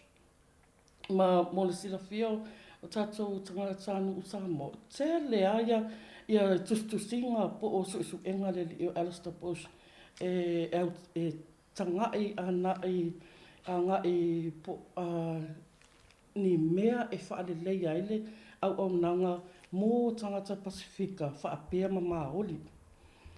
O lesi mea fau, o lesi sui fau o le matou team. O le sunga ia Dr. Watson Brennan o te tono o le whatuora, po te tono o Wellington e o New Zealand atua. E iai le po kalame fo i lea mō fō mai wa uma ona whaau. E whai lata me sanga e whai placements fo i lea ta i ona masina. Ma o se tau sanga mō mua lea ua wha manuia i nai la mato o onanga e iai la mato registrar. Man tua o so se fō mai lawa umana whau. They become ta o fō mai. Ai iai e mō levels. O le susungala ia Dr. Rhiannon Watson o le fō mai welese o whātau sanga talu ona i nei New Zealand. Ma o le o whailanga o lea o lana no tainga na ia fō mai whapitoa i le mawhawhau. O le mawhawanga lea wala i ona le whailana placement ia mātou. O le si mātou Soifua, o le susunga ia Dr. Linley McLeay, po o le psychologist. O le susunga ia Linley sa whaingaluenga i te tono o le primary, o ia sa apea ma liaison person, o refer uma iai pe awe ia referral o tamaiti fo ilea le whailong fasili pe mo le ADHD. Po o le whaafitau di fo ilea o tamaiti e le mawhai ona no fo le lei. E pisi lava lātou ma a bea le pisi po le mawhai ona no fo le lei. Wa tūlanga e awhia ia o onga, a wai le mawhai ona focus te tono pasenga. Ia malesi tanga Soifua te tono le mata o onanga o le sunga ia Anna Nico o le matu admin po o ia lea o le na te Pa ia le tō ngaluenga lawa i te tono o le wha officer. O le leingala o Anna. E malama le lei wha Samoa. Ma e le lei wha Samoa wa sa no wha male tam Samoa. Ui, so e lao na halo Samoa. Mana ia le whanonglongo atu. O le tau au nanga, e mawhaina atu le ofisa pe na ona wala au atu pe am o mia se soani e whaonga ai le tau tua le au tō. Whaftai la wasabelina mo le fesili. Tusa e iei le mato referral process. A whaapea e iei se popolenga i se matua o i sana tama o ai atua i insuinga. E mawhai ona ape pa ai le GP. Ona referral la i a GP anga i le te haka. O le si process, o le si ala mawhai ona refer to ai. O le mawhai lava ona vide le te haka le oval se lau. Fitu wha lima, wha fitu. Fitu wha lima, wha fitu. Ma le awha i taunga o te tonu fo i a onga. Tele fo i mato tamaiti alo whapea. Ona au mai me te tonu a onga. Ona we iei fo tu mai i whai a onga mwhai. Ona lato ba aia pe mata i tū ina ni winga. Fo i lewa lato o ba aia i suinga. I le whanau ma o le mawhaanga lea. Tele fo i mato referral e mai i whai a onga. Whaapea ia public health nurses po o tamai tau Soifua lo ngaru hua te tono a onga. Ia ma school guidance counsellors. O wai ia e la paenga le e tono e tofu lava a onga ma mea ta o school guidance counsellors po o lātou ia e whaatata noa ina e whanau lo umana o mia le. Lewe sosoani tūlanga le. Ona pei o leisi whawhitauli, mwhaiona ta o leisi whawhitauli tele nai nei vai tau o le awhianga o mawhauwhau, e nei whapea o nei whanau iti e le awhia i nei vaenga whapea. Mwhaiona e sao noa i tūlanga po o a whawhitauli e awhia le mawhauwhau i o po tamaiti po o i lātou nei le valea e leo o i le tau au nanga. O le mawhai na whai o tau ia tonga whitinga ma fisosoani i ai. Whaktai lava Sabelina. O whawhita o le mātou te au titilo ye pe maua tonga fitinga tono na mato o nanga o le depression po le po ua fa Samoa ina o le fa no noanga ma a fa pe o yaini si e mana o mia le ia le fa lau tele ina o le fa no noanga ile nganga Samoa e mfai ona autilo ile website po o le website leva.co.nz o le leva yeah ma na ia tele la to fa mala maina o le depression ile fa Samoa ma e le ngata depression a uma fo ona ia le la to fa Samoa ina o le anxiety so fo ia le ona lo fasili po wani fa fita o di tau ma fo fa pe ona o ta o le time o sola o le whanau noanga po le depression ua matua e to tele whanau ua abatu ua afia ma fo ia lato o langa i le tu langa ma ua abatu e ni referral to tono na mato au nanga o le depression e afia ai tu e wha o Soifua o le whanau ele nata le whanau ma tangata Soifua uma e a whapea ua depressed e a watu e moteau tino lapa a pe ua ova ma le lua pa i aso tanu o na whaanoa noa le alo po o le whanau po over the ma e moteau tilo la po na matu susu enga truly matai lava ia swinga le mafofau be se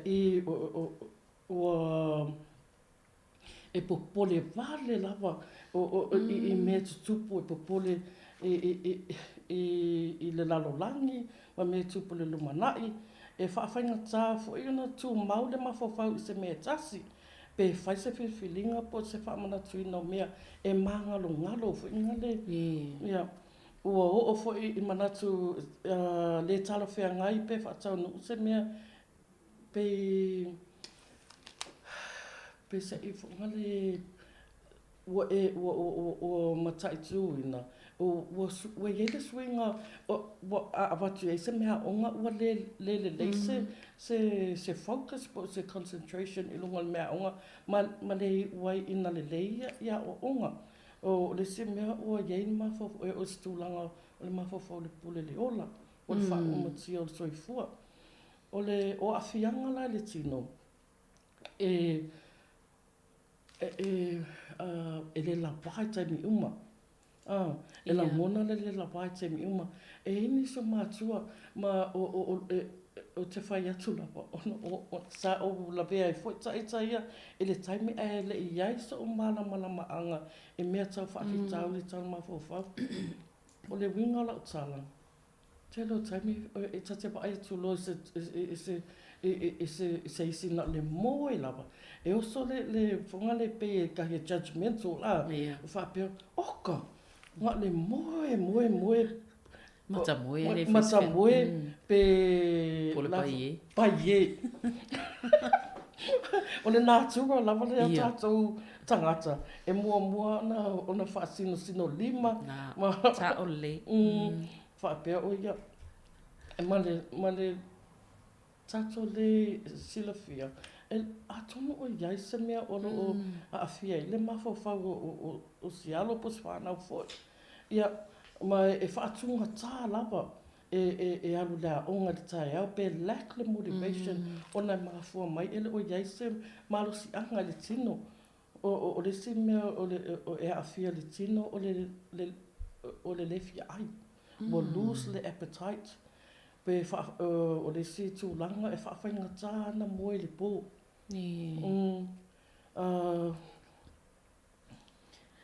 e tele i to ai ngā pe oni whailonga ma aia fo ile tauna mata i tu e ka e mātua ma inga ia i tu ranga pe oni swinga lawa iei ai le o e sale masani iei ai te tau ona mata i tu swinga ia pe nei tō lau Ia, o le isi vaenga fia whawhesili ai. E mo i ai, ia a tonu i pui malu fo i meo whamatalanga, patino i tūlanga nei. Ai po i se, po i loa o le ase mafo anga, ta tele po se mafo anga numeratasi, o loo mai nei whanau e vato loo mafo ai ona maua i nei whawhi tau le mafo whau. Ia lea whaina pe whapele se me tau na whailoa ia ai.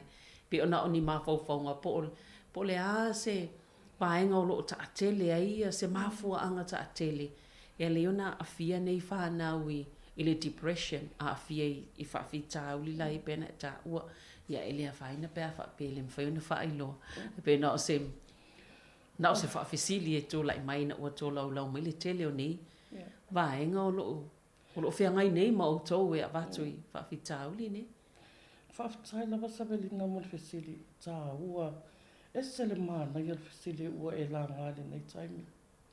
E iai le tatou wala ngā ukwa Samoa e le a o i e lau o a tama whainga. Ma e le o ia au se right ai o le tele su enga ua uma ona whaia. E whaasino tele o tamaiti o lo whaapea ona refer mai, e mafua mai lava o tutono le ainga. E whaafita auli tutono ainga. Ona ese mata maiti atonu o lo tu whesili nisi o mātua. Lale winga o tautalanga tamaita ile e mafua mai tutono ainga. E iai le upu whaapalangi tau e tofu lava le tamaititi mo na lava winga. E iai le tamaititi e mawhai ona resilient pe marosi lona tangata e na te ai pe ina e le mawhai ona a fia ngō fie i mea o tupu tutono si o manga. A iai fo e nisa whanau. E laka pa ia ngō fie lava. E iai la a wala fo i tutono la mato o onanga. E iai mato family groups e run e ave ai I mātua le tō mai e whaapea ona po e sui e le awala po le approach mo le whanau. E iai la le mātou group le whatoa uma ona whai e ta o le tuning into teens. Tusa o wau o Mercy Brown malisasunga ia leni o uma onga train e run le e whai le e mo mātua. O le tuning into teens e awe I mātua le malamalama anga e loa ai ona sui le awala e tala no ai le whanau pe awa ai atu mo oso le whahi, po oso le ita. Awa o so se I le ngangana pālani a whape e iai o whalangona po o mea o o tato wa aia. Po o winga fo le whanau e taa mai ai pe communicate mai ai a tato e le mea o lo mamafa I le whanau. Tele au tātou mātua na napa aia tu lawa whaari. O solo le itan matua whaapea. Oi, oka, e whai yaku ai le fui whaalongo mai, ma fui whaari I mai. Ma o Soifua le itan mātua. O le tuning into teens la, e awe ai I le tina po le tama, po o seisi fo e po le caregiver, po o tama tausi, po o tina tausi. Ia le mala lama anga, po ni me tutia. E sui e le awala e whatatala noa ai ma le whanau lea pe awa ai atu o mai taita. Awa telo tatou whanau e kua mai lo lea onga o ka wa ai akuloa. Oka e whaau ua mai nguku.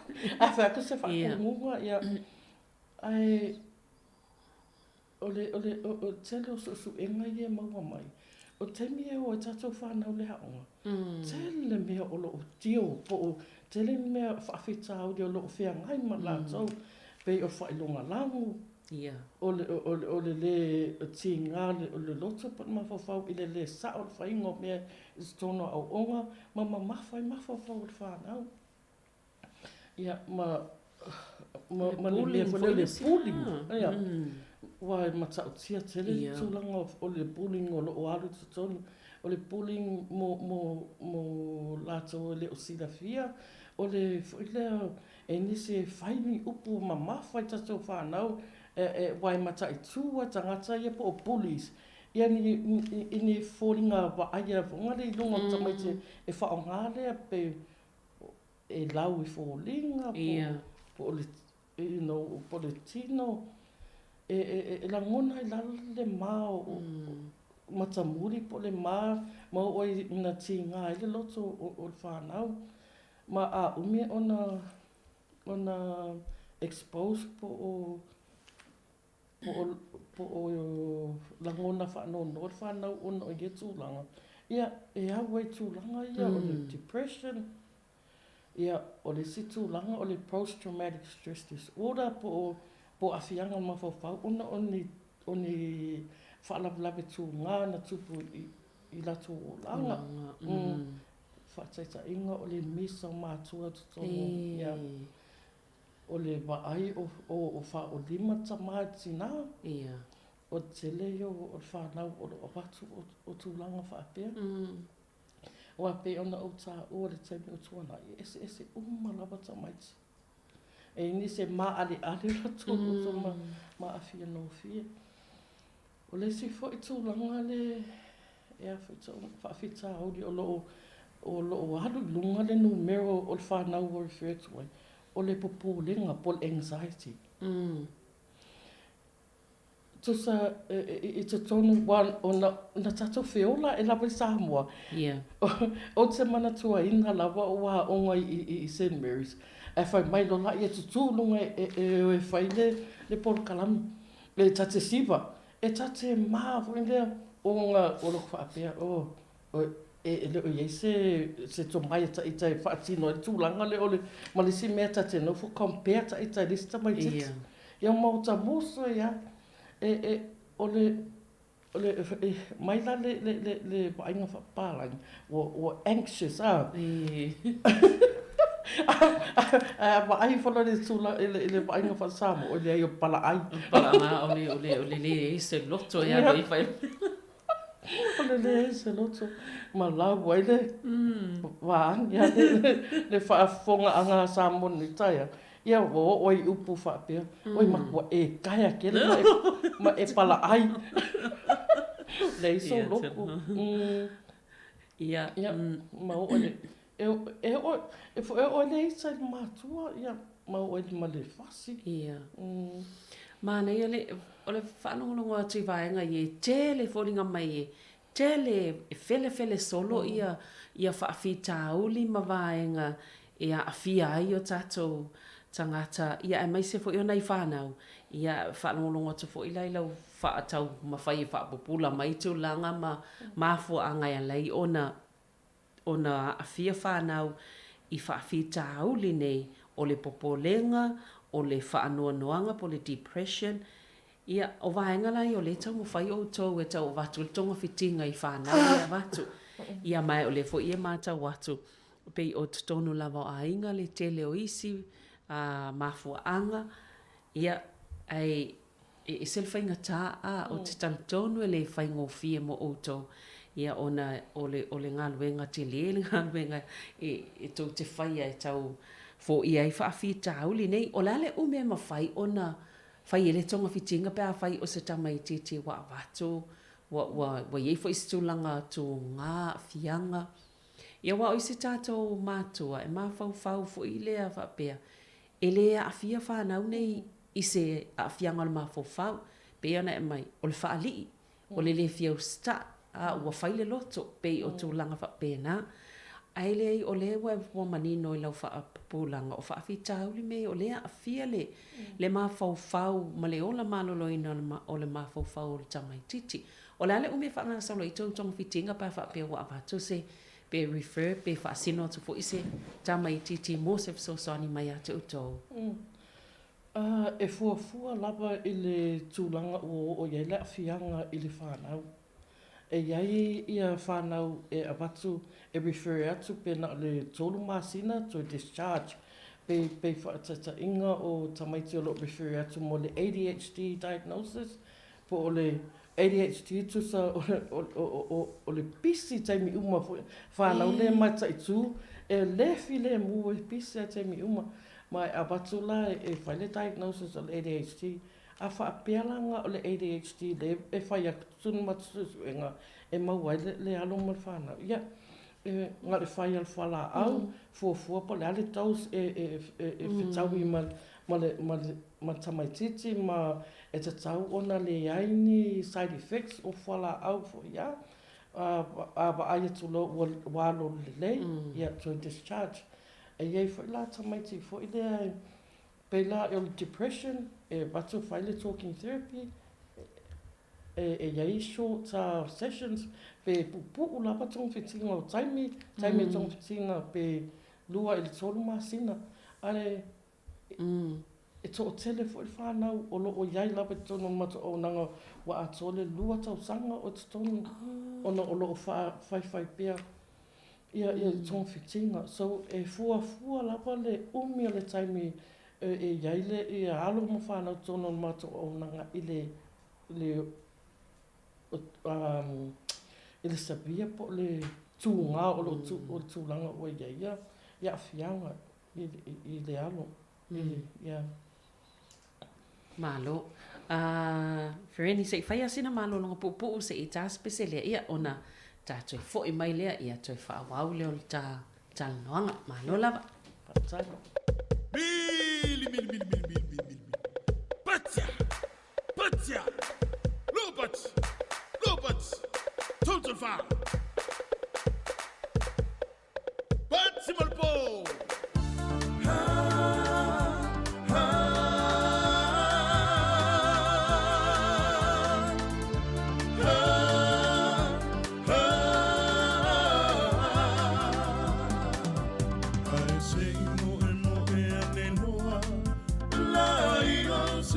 Samoa, Finawia imai o ituti no uma eva vai. Si o aule amai moa, Visilita maboa ile ingoa. Ne pese ise seva engane ile atoa. Pati mapole amai moa.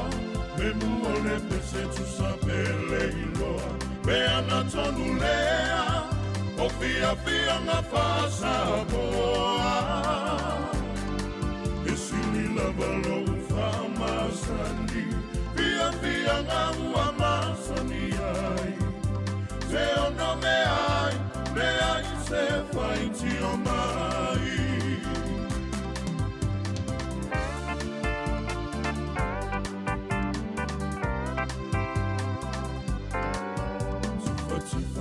Si toia ina, la nava ai ua tausua ina.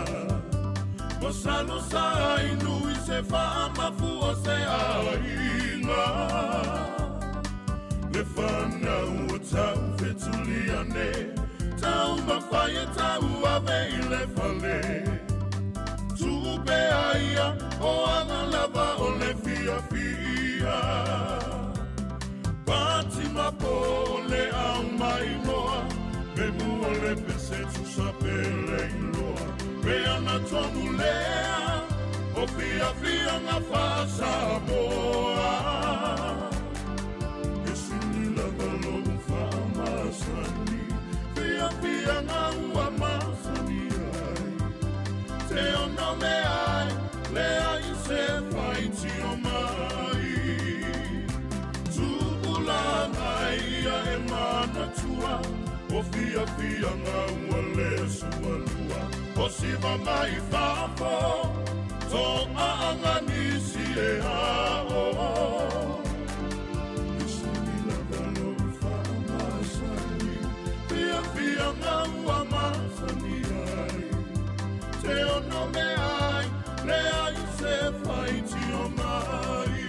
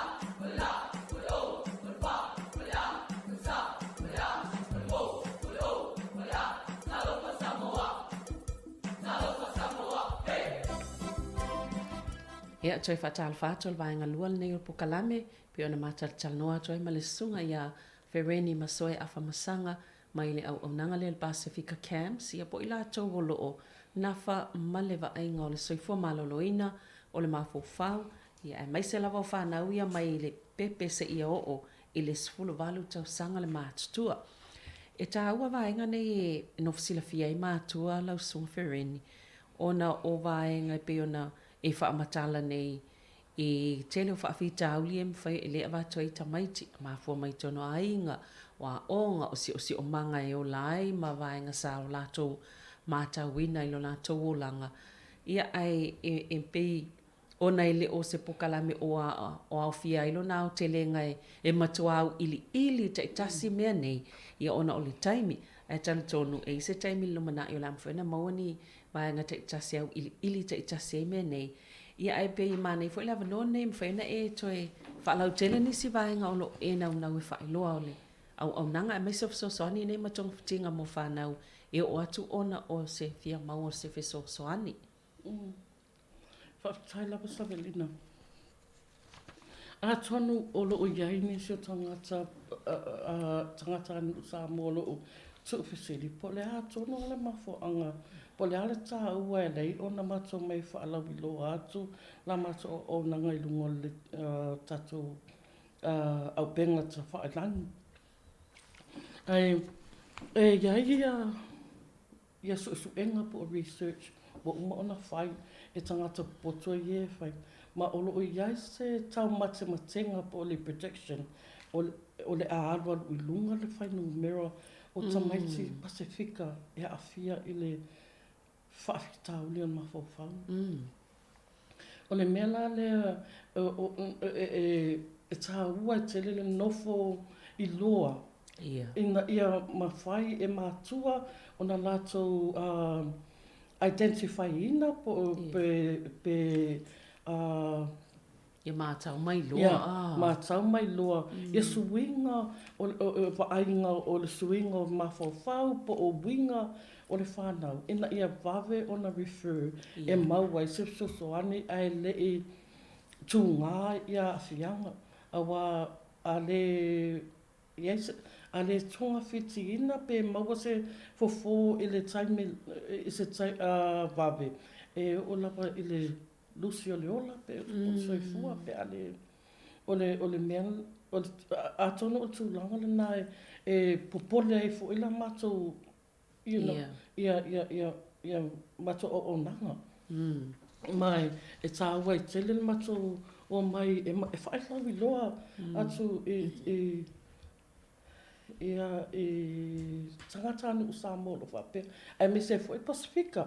Wai e iei nisi o tatu tangata Pasifika e malama le i le tatu ngana. Pe o tuko e lau ma tu walu. E iai lava e iai ni wafoi au lafo lingo le. Ni winga wa ainga po o whaelonga o ngase ta itasi. E le o iai lava se taimi tātana no ai. E iai le taimi lumanai. O le a mai la mātou au whainga wenga. O le a whaapea ona a tonu o le a focus pe o le a tuli matai ini whaafita o le ta itasi pe ta ilua. I le tu lale fai ele le fasala launga ina ia no foi malama ai ia tato community for Samoa lo fa ape ona lala i Wellington nei fa ape ia so se tu o le kelo pelo fa ape ona ma mai le ia tu fasala launga mana ia ona e mantua fo ia mātou Pukalame o tupulanga talavou. Ia o le fo ia tau e iei taimi o lo o whaatanoa mātou Pukalame o ngā mo. Taimi i lātou fo i la uolo o ngā lua mo Pukalame nei tupulanga talavou. Ia ai ona o le Pukalame wa ai atu o ngā mo mātua ina ia mo le wawa ai ngā whānau. Ia mai se fo i lau nei ulu ngā li i talavou. O le fta mātou na tā pena lātou whānau wai pe ia wawa ai fo ia i tūlanga ia male Ma no fouta iei whaafitau le ono awhi ei whanau pe a ono tātou ele o whaina ave selo tātou soifua ngā male o langa na ola mai Samoa ia mātu mo tu Pasifika. O isi teime tasi ale upu. Ia pe te whaalongo tua te le fia whaatonu ngala e whai. Te alo ono lo sta. Ai a tono ni me whapena e le o le o loto ila awhi o le ma fofau. Ia ai pe wa esene atunu e o lai e tawhan whaata ua vai ngolo au mai e. Mo le sio mangolo soifuanga o tangata. Mai se lava ngalo ngolo o tonga lu soifua malo loina.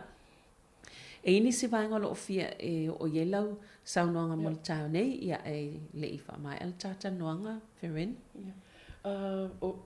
O isi whaatai lava Sabelina. Tā ua te le lau saunoanga lena saunoa mai nei ia. Ona o lisi toe fo'i lava la tanoanga o le upule anxiety.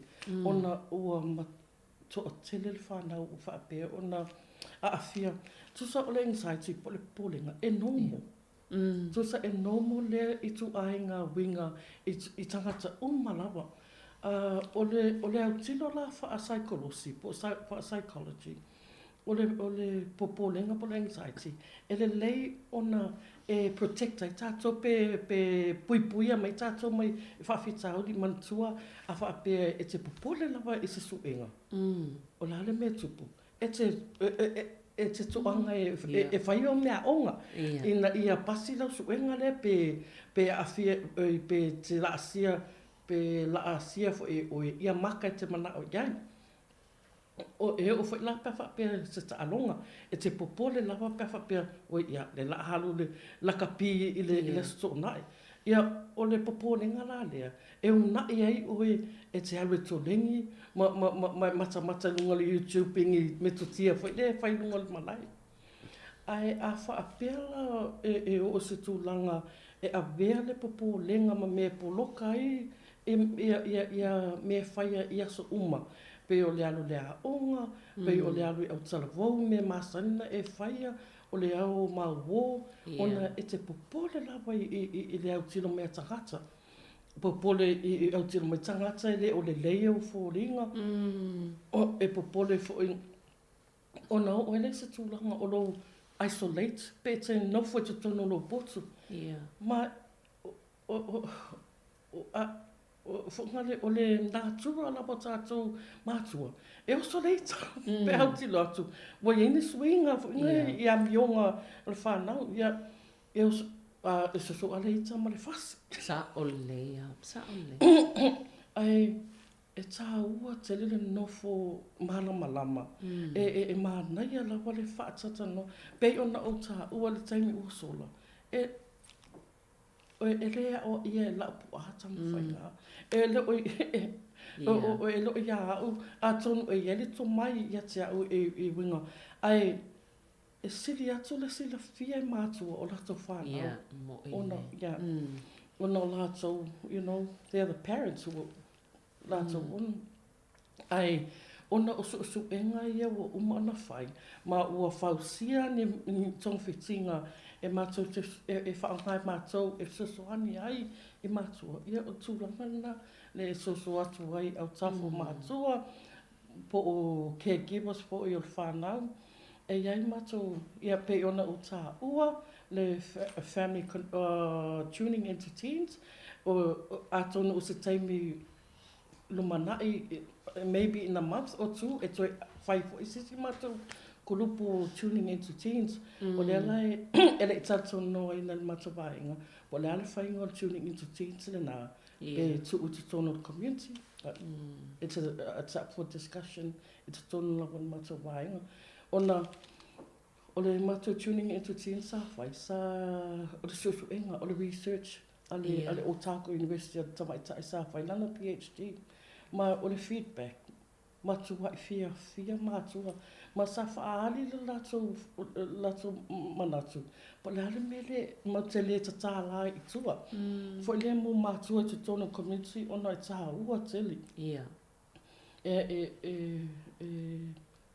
abe fo i matua ni mafofonga. Po ni metu tia sosoani e whanau. E ei fo ila lesi o lesi le e run pe wo comment pe o le incredible yes le lai e run e le uso ya Mercy Brown i le community mai e ave fo ia le e o le incredible yes e se fo whāpa yaso mai mō mātua o whanau mai le tausanga e whā anona i le walu o tausanga. Ia. Le whanga i le walu tausanga le mātutua. Mātutua. Ai, sorry, o le tuning into teens, e mō mātua o whanau mai le sifu whā tausanga, le se fulu walu.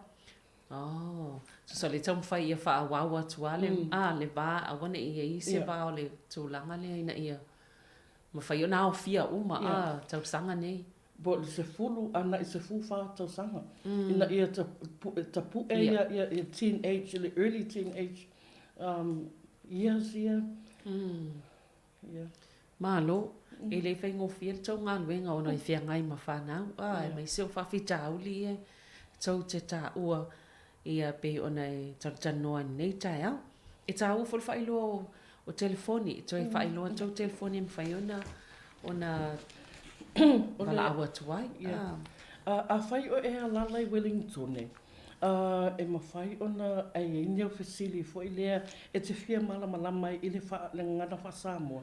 E ma whai ona pili le matou pule o le sunga ia William Heather e le o wha tolu walu tasi ono o. Ai a wha pia o iai nisi whanau wo matai tuina le mi suinga I fulinga po suinga I mafaufaunga fo I po ni winga wa aia e mawhai ona refer atu I le tai haika le oval se lau fitu whārima whā fitu. Tai haika, Ia, mai e mānaia pe ona o tā ua le taimu o tō nai e ia translation po o uma ona wha Samoa ina ele le wā I o kilani ia le depression ele wha Samoa o le mānaia ia le lato wha Samoa ina o lo ilunga lato au penga te wha ilangi o le leva.co.nz ma iluna fo ele wā o lo iai nei websites e sosoani whanau a wā atonu e ni se taimi ele whita noa mai e whanau ia tātou mātua. Ala ia website em whai ona lato o ai. Ma e ilunga le o le wā o lato penga te whailangi website. Ia website. Ma lo whawhtai lawa whirini mo nei tai au. Ia a whapele isi vaenga e toi wha manatu. Ia ai ma lo mo po kalame nei tai au. Ia, whawhtai lawa. Ia awe ia nei tai me whawhtai atu lawa I ta mā tina o alom whanau whapea fwoi usua Pasifika lo whapea ona māua mai lea o nanga le Samoa Capital Radio. A whai wa iaise upu wa sasele nei au auna ia lafoi no ule ai nā e manuia lawan whenga iai e manei aso whaatai. Ia, malo. Whaatai pu Sabelina. Ia, malo lam whirini malo lon sai mai le whai ngofia fo tau ngā luenga lo tau mwhai ai ia e pio nau e sau noa ia a ieise upu o sala le mātal noanga nei tai au e le whai ngofia le tau wha amatalanga o mata upu ni o le Soifua maloloina I la tātou lawan ngangana ia o lo avel wha malo ia I la tolo tau mwhai e a fo I e wha o ngā lawa le tātou ngana ina ia malama lama a tili o tātou tangata I vaenga e maua le fsosoani o le Soifua maloloina whawhtai whirini manuia lawa ngā luenga o lo whianga iai ia e whawhtai fo lau whaafonga tātou po kalame nā mon nei tai au toi mau wha isaisi whaapoponga po kalame o le Soifua maloloina I le vai a sofou ai mo le taimi nei ia wha soifua ia.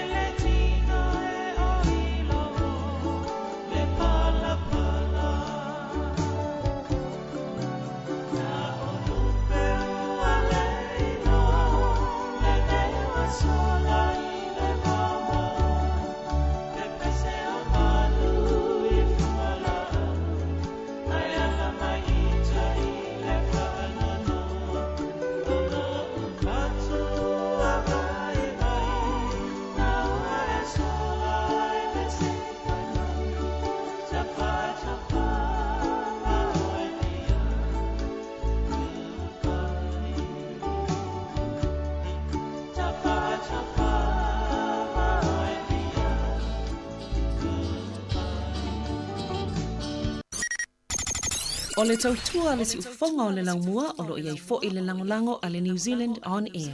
Ya e toi whaamalo atu nei teimi li tātu tautua nei whaafiafianga su i whiloi le ua se fultasa minute se fuluro minute ua te nei leitu lai se fulmane tasi. Ya nei whai teimi masani ya o whaafiafianga su i whiloi ya wala fo i whaafonga malamai mai le atinu ya o tapo i fo i langa ya tu whanau ya le ngata i ngā luenga e muisia o ngā fo i o le nei yaso.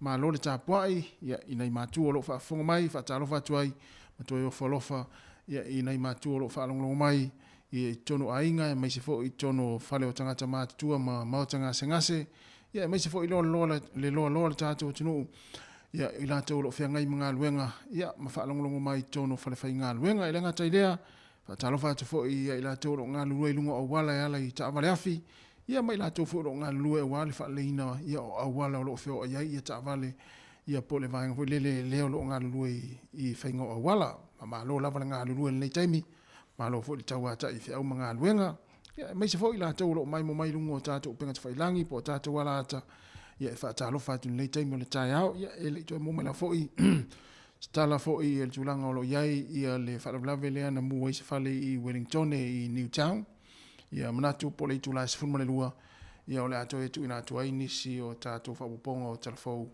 ia le tulang foi pe toi una toi foi ia po ia in foi nisi vaenga po nisi swing foi ia I tulanga e pe ona ia le fala velea le na mu le fale stasio fale ia I Newtown Wellington ia le vavea ona le la ne ula foi no ma Soifua ma Soifua nisi ia ai faftai le li o lo to tele la to le fa sawina mai le fala velea ia fa ma fana toi foi ta to proclame ia pe apa ia ni ainga po ni tangata Pasifika me se ainga Samoa ia o afia ni Soifua le fa lave ia ta sia le o ia ni si o tatu tunu ia o afia le mule pe ona mai I Newtown Wellington o le was 45 minutes te ale tu la se tasi tatu mafuta I musika fa afia fianga su filoi se ia pa ia le tu la se le lua fa pongo tala mai Samoa ia ona mafuta fo ilea na to mafuta fo ilea ma le tu fine ana fa solo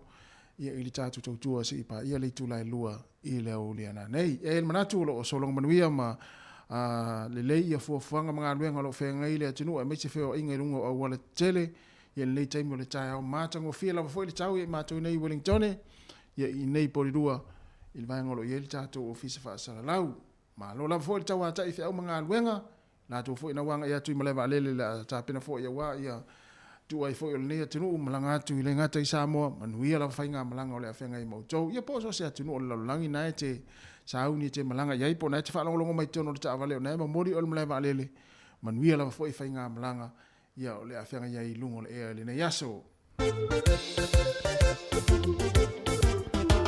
fa longo wa I le po o Yesu anelu wa le mai Iluma orela o ai, Simona Betelu Yakobo, Filipo Yohane Matayo, Anitere ato mama Yakobo le ale fayo, Simona le kanana, Tatayo, fa afea le susuma abato lo mayo, oso o umana, eboni le alofa, masitama imosi mosi le a oyuta le fa alata. O asolana I Samoa, tala le lei ti ai o mea le anga ai apo o mea le lei me fa le fia Yesu se tangata ai file mu a otto tomo le lotto e a atape amu ti ai le lotto le anga ti ai lo fai tatala tongi mai loa I fa fo le fa afia poto male tala malama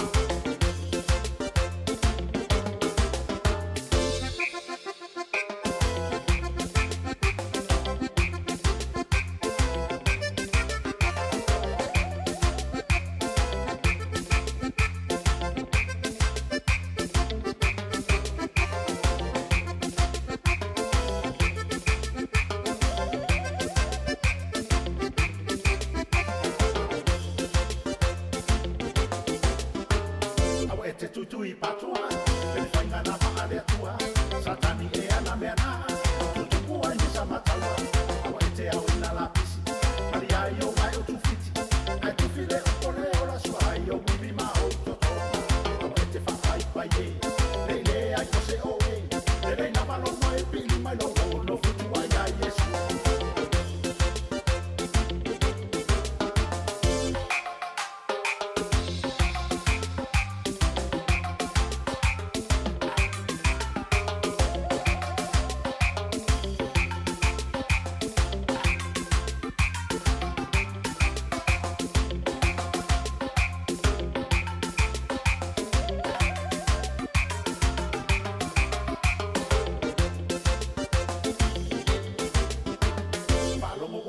le pu Lupu o Yesu Angelua kelele mai Iluma o le la o ai Simona Petru Yakobo Filipo Yohane Matayo Anitere ako mama Yakobo le ale fai Simona le kanana Natayo Fa apea le susuma apatolo mai Oso o umana Eboni le alofa Matitama imosi mosi lea Oyota le fa alata Sola nei Samoa, o sole tala le lei, tia i o mea le anga, ai la po o mea le lei, fale fia Yesu, se tangata ai file mu, a otto como le lotto e a asape amu, tia i le lotto le anga, tia i lo fai tatala, longi mai loa i fafo le fa a fia poto martala malama. Awa e te tutu i patua, le fainga na fa ale atua, Satani e ana mena, tutu pua ni samatawa, awa ete au ina lapisi, ali ai o mai o tufiti, ai tufile o pole ora su ai o mini ma o toto, awa ete fa ai paie, le ai kose o e, le na malo mo e pili mai lo o, no futu ai ai Yesu.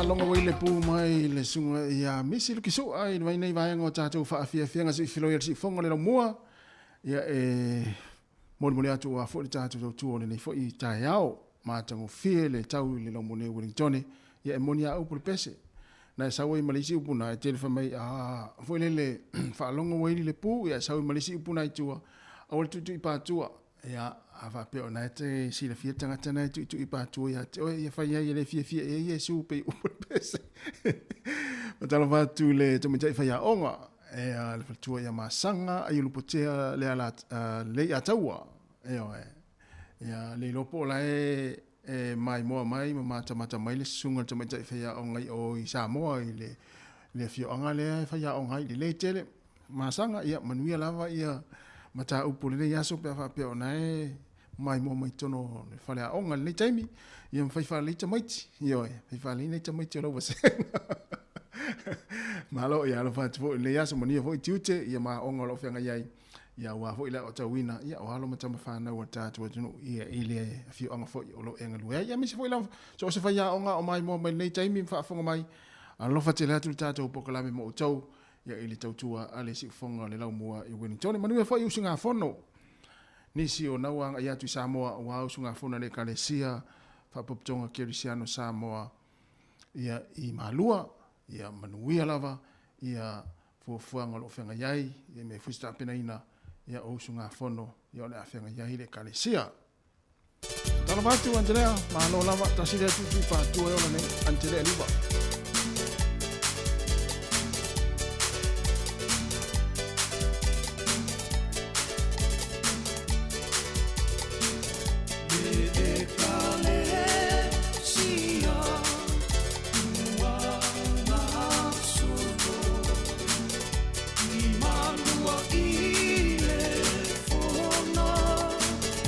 Itae ua le, na no fo,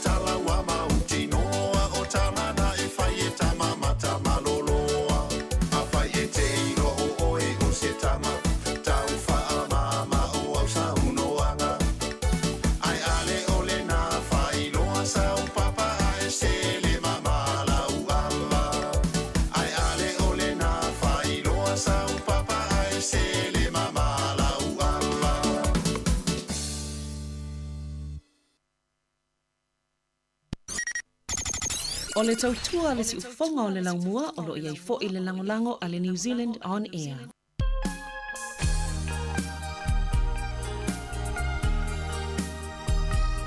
Atarawatu i le fatua so se fina se umanu swenki ma lo lava pa tai mai mo mai.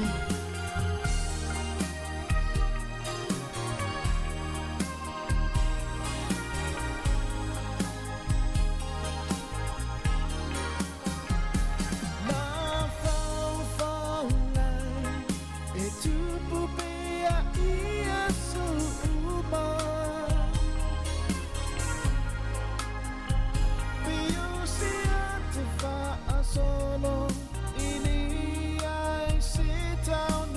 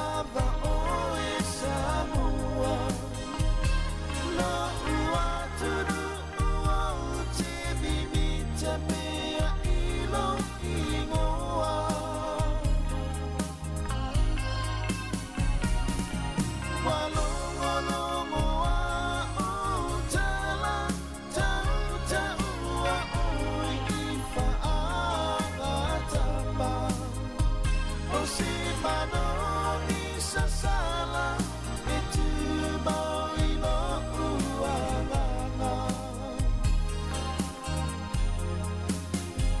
O si mano ni sasala e tu mau ino uanganga.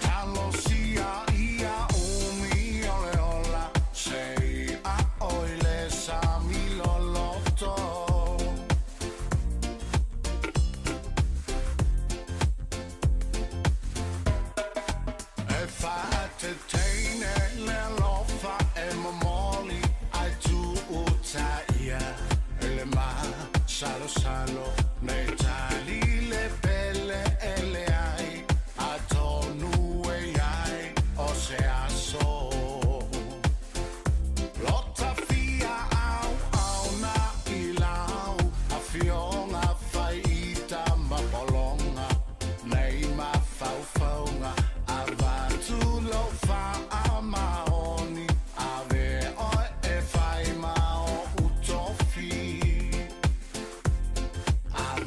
Tulo fa amaoni ave o e fai mao utofi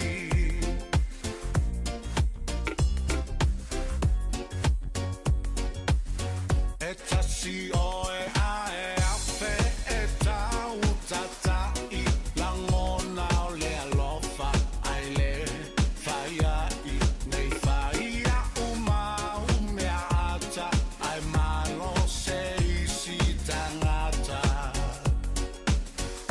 Petoi lalo I oa le vainga o mata ai toa lo loto le alofa sasa o foa tu lo wola a toa faso ai lo mafana fana o foa tu lo wola a toa faso ai lo mafana fana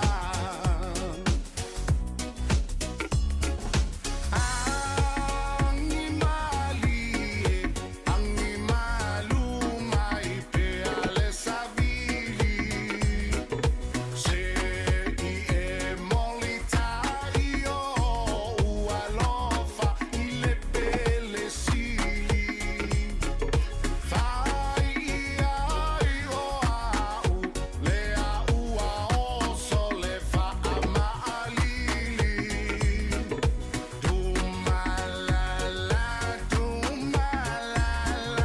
dumalata dumalati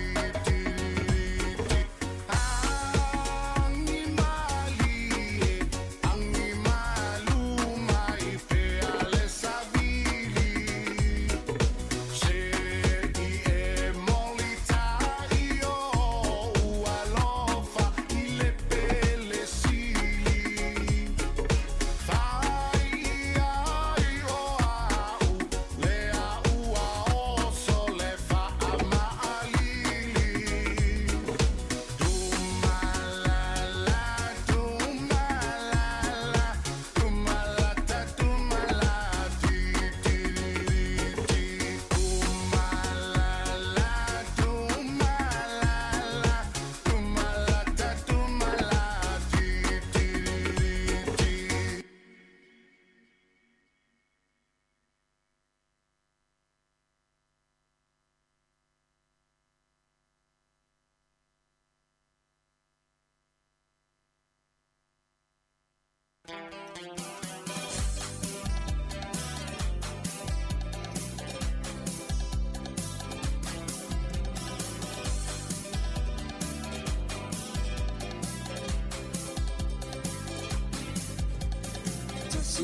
Tasivalu ole tausanga Safa afua se I ona tu ule kuanga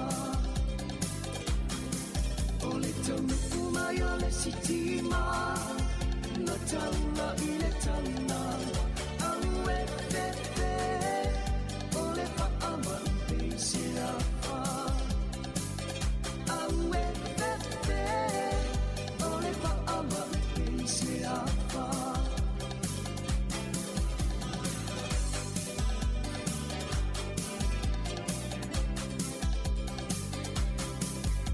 Ai lava ole e apua ina mai inu mamao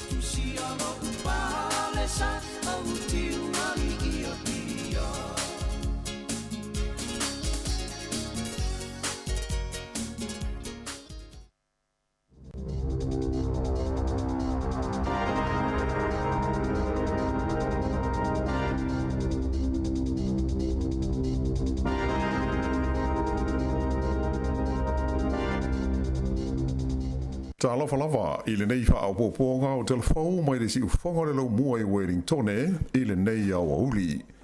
O lawa lunga i mea tupu i le tono le lau mua i Wellington i le nei tu lao le aso i le mu tele lea na awhiai i le whale mautitongi i tangata i ngō o le Loafers Lodge i Newtown.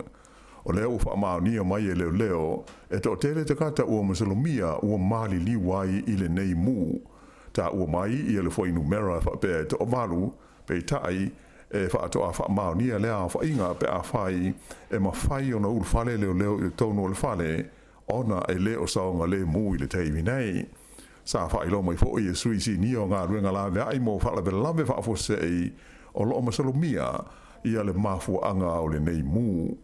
Ai i le whaaringa lo ia mai lo fisa leo na wha maonia mai ai e to tele tangata ua mali liu i le mu mai o lo tele tanuina leo e le atoa se to se fulu o la tau ua mali liwai. Whailo mai foi e to tele tangata na tipoti mai Australia sa anu nofo ai de tonu o le whale le nei e a po la tau fo ia e ave iai le whaapunga o tangata o le 5 o tasi a Australia. O le 25 minute te aile se fulu mani lua i le po na po na mua i longo i na aile ofisa o le tine mu le nei whala belave ma e tau nuu atu i aile fui mu ua mu le fonga whale pito i lunga o le nei whale tele i le awala o le Adelaide Road i Newtown.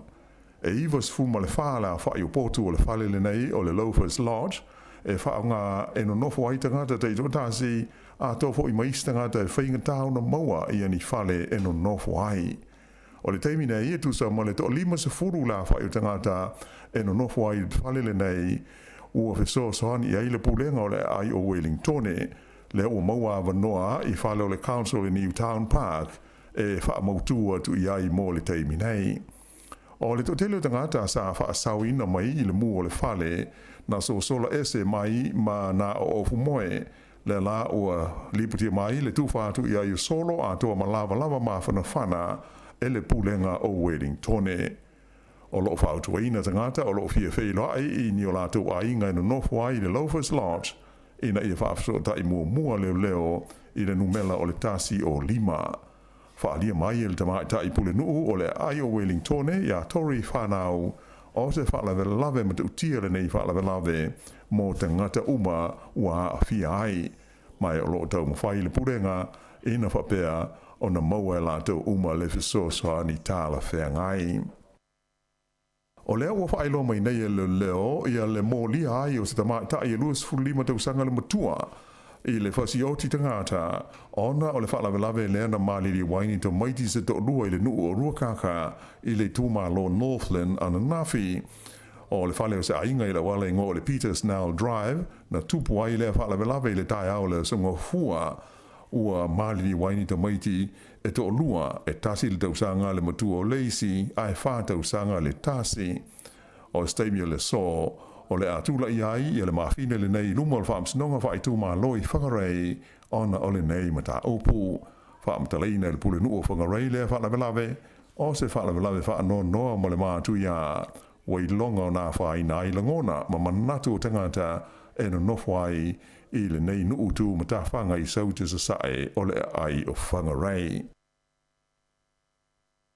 O le taunu mai i le taulanga i Port Taranaki le vai aso nei o se waa mō ngā ruenga whaapitoa ua wawe ai ona amata i ngā ruenga tele o le tala ina e se leo masini a toa mo paipa i asa whaau ngā eli ai le suau u mai le sami i ngā tei whale o le tūmalo Taranaki.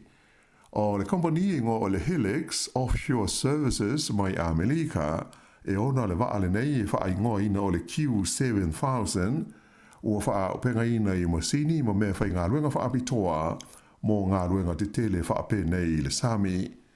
E pei ona si le fia o le ati nae o le eli ina o le swau mai le eli ditai i ngā tei whale o Taranaki le asa wha ingoa ina o le Tui Oil Field na te puni ma le to e wha ngā ia i le tausanga i nua awhis fruiwa e ina ua ngau le kompani e ngō o le Tamarin Taranaki le asa o la tau whaafuaina.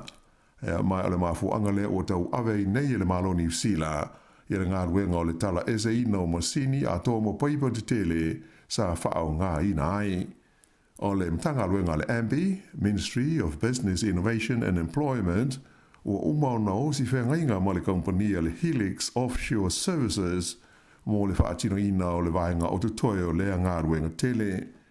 O le awhala au whai ngā ruenga tusa ma le toa se lau la whai o le a awhia i le ngā ruenga nei o te ngāta o New Zealand whapea ma Australia.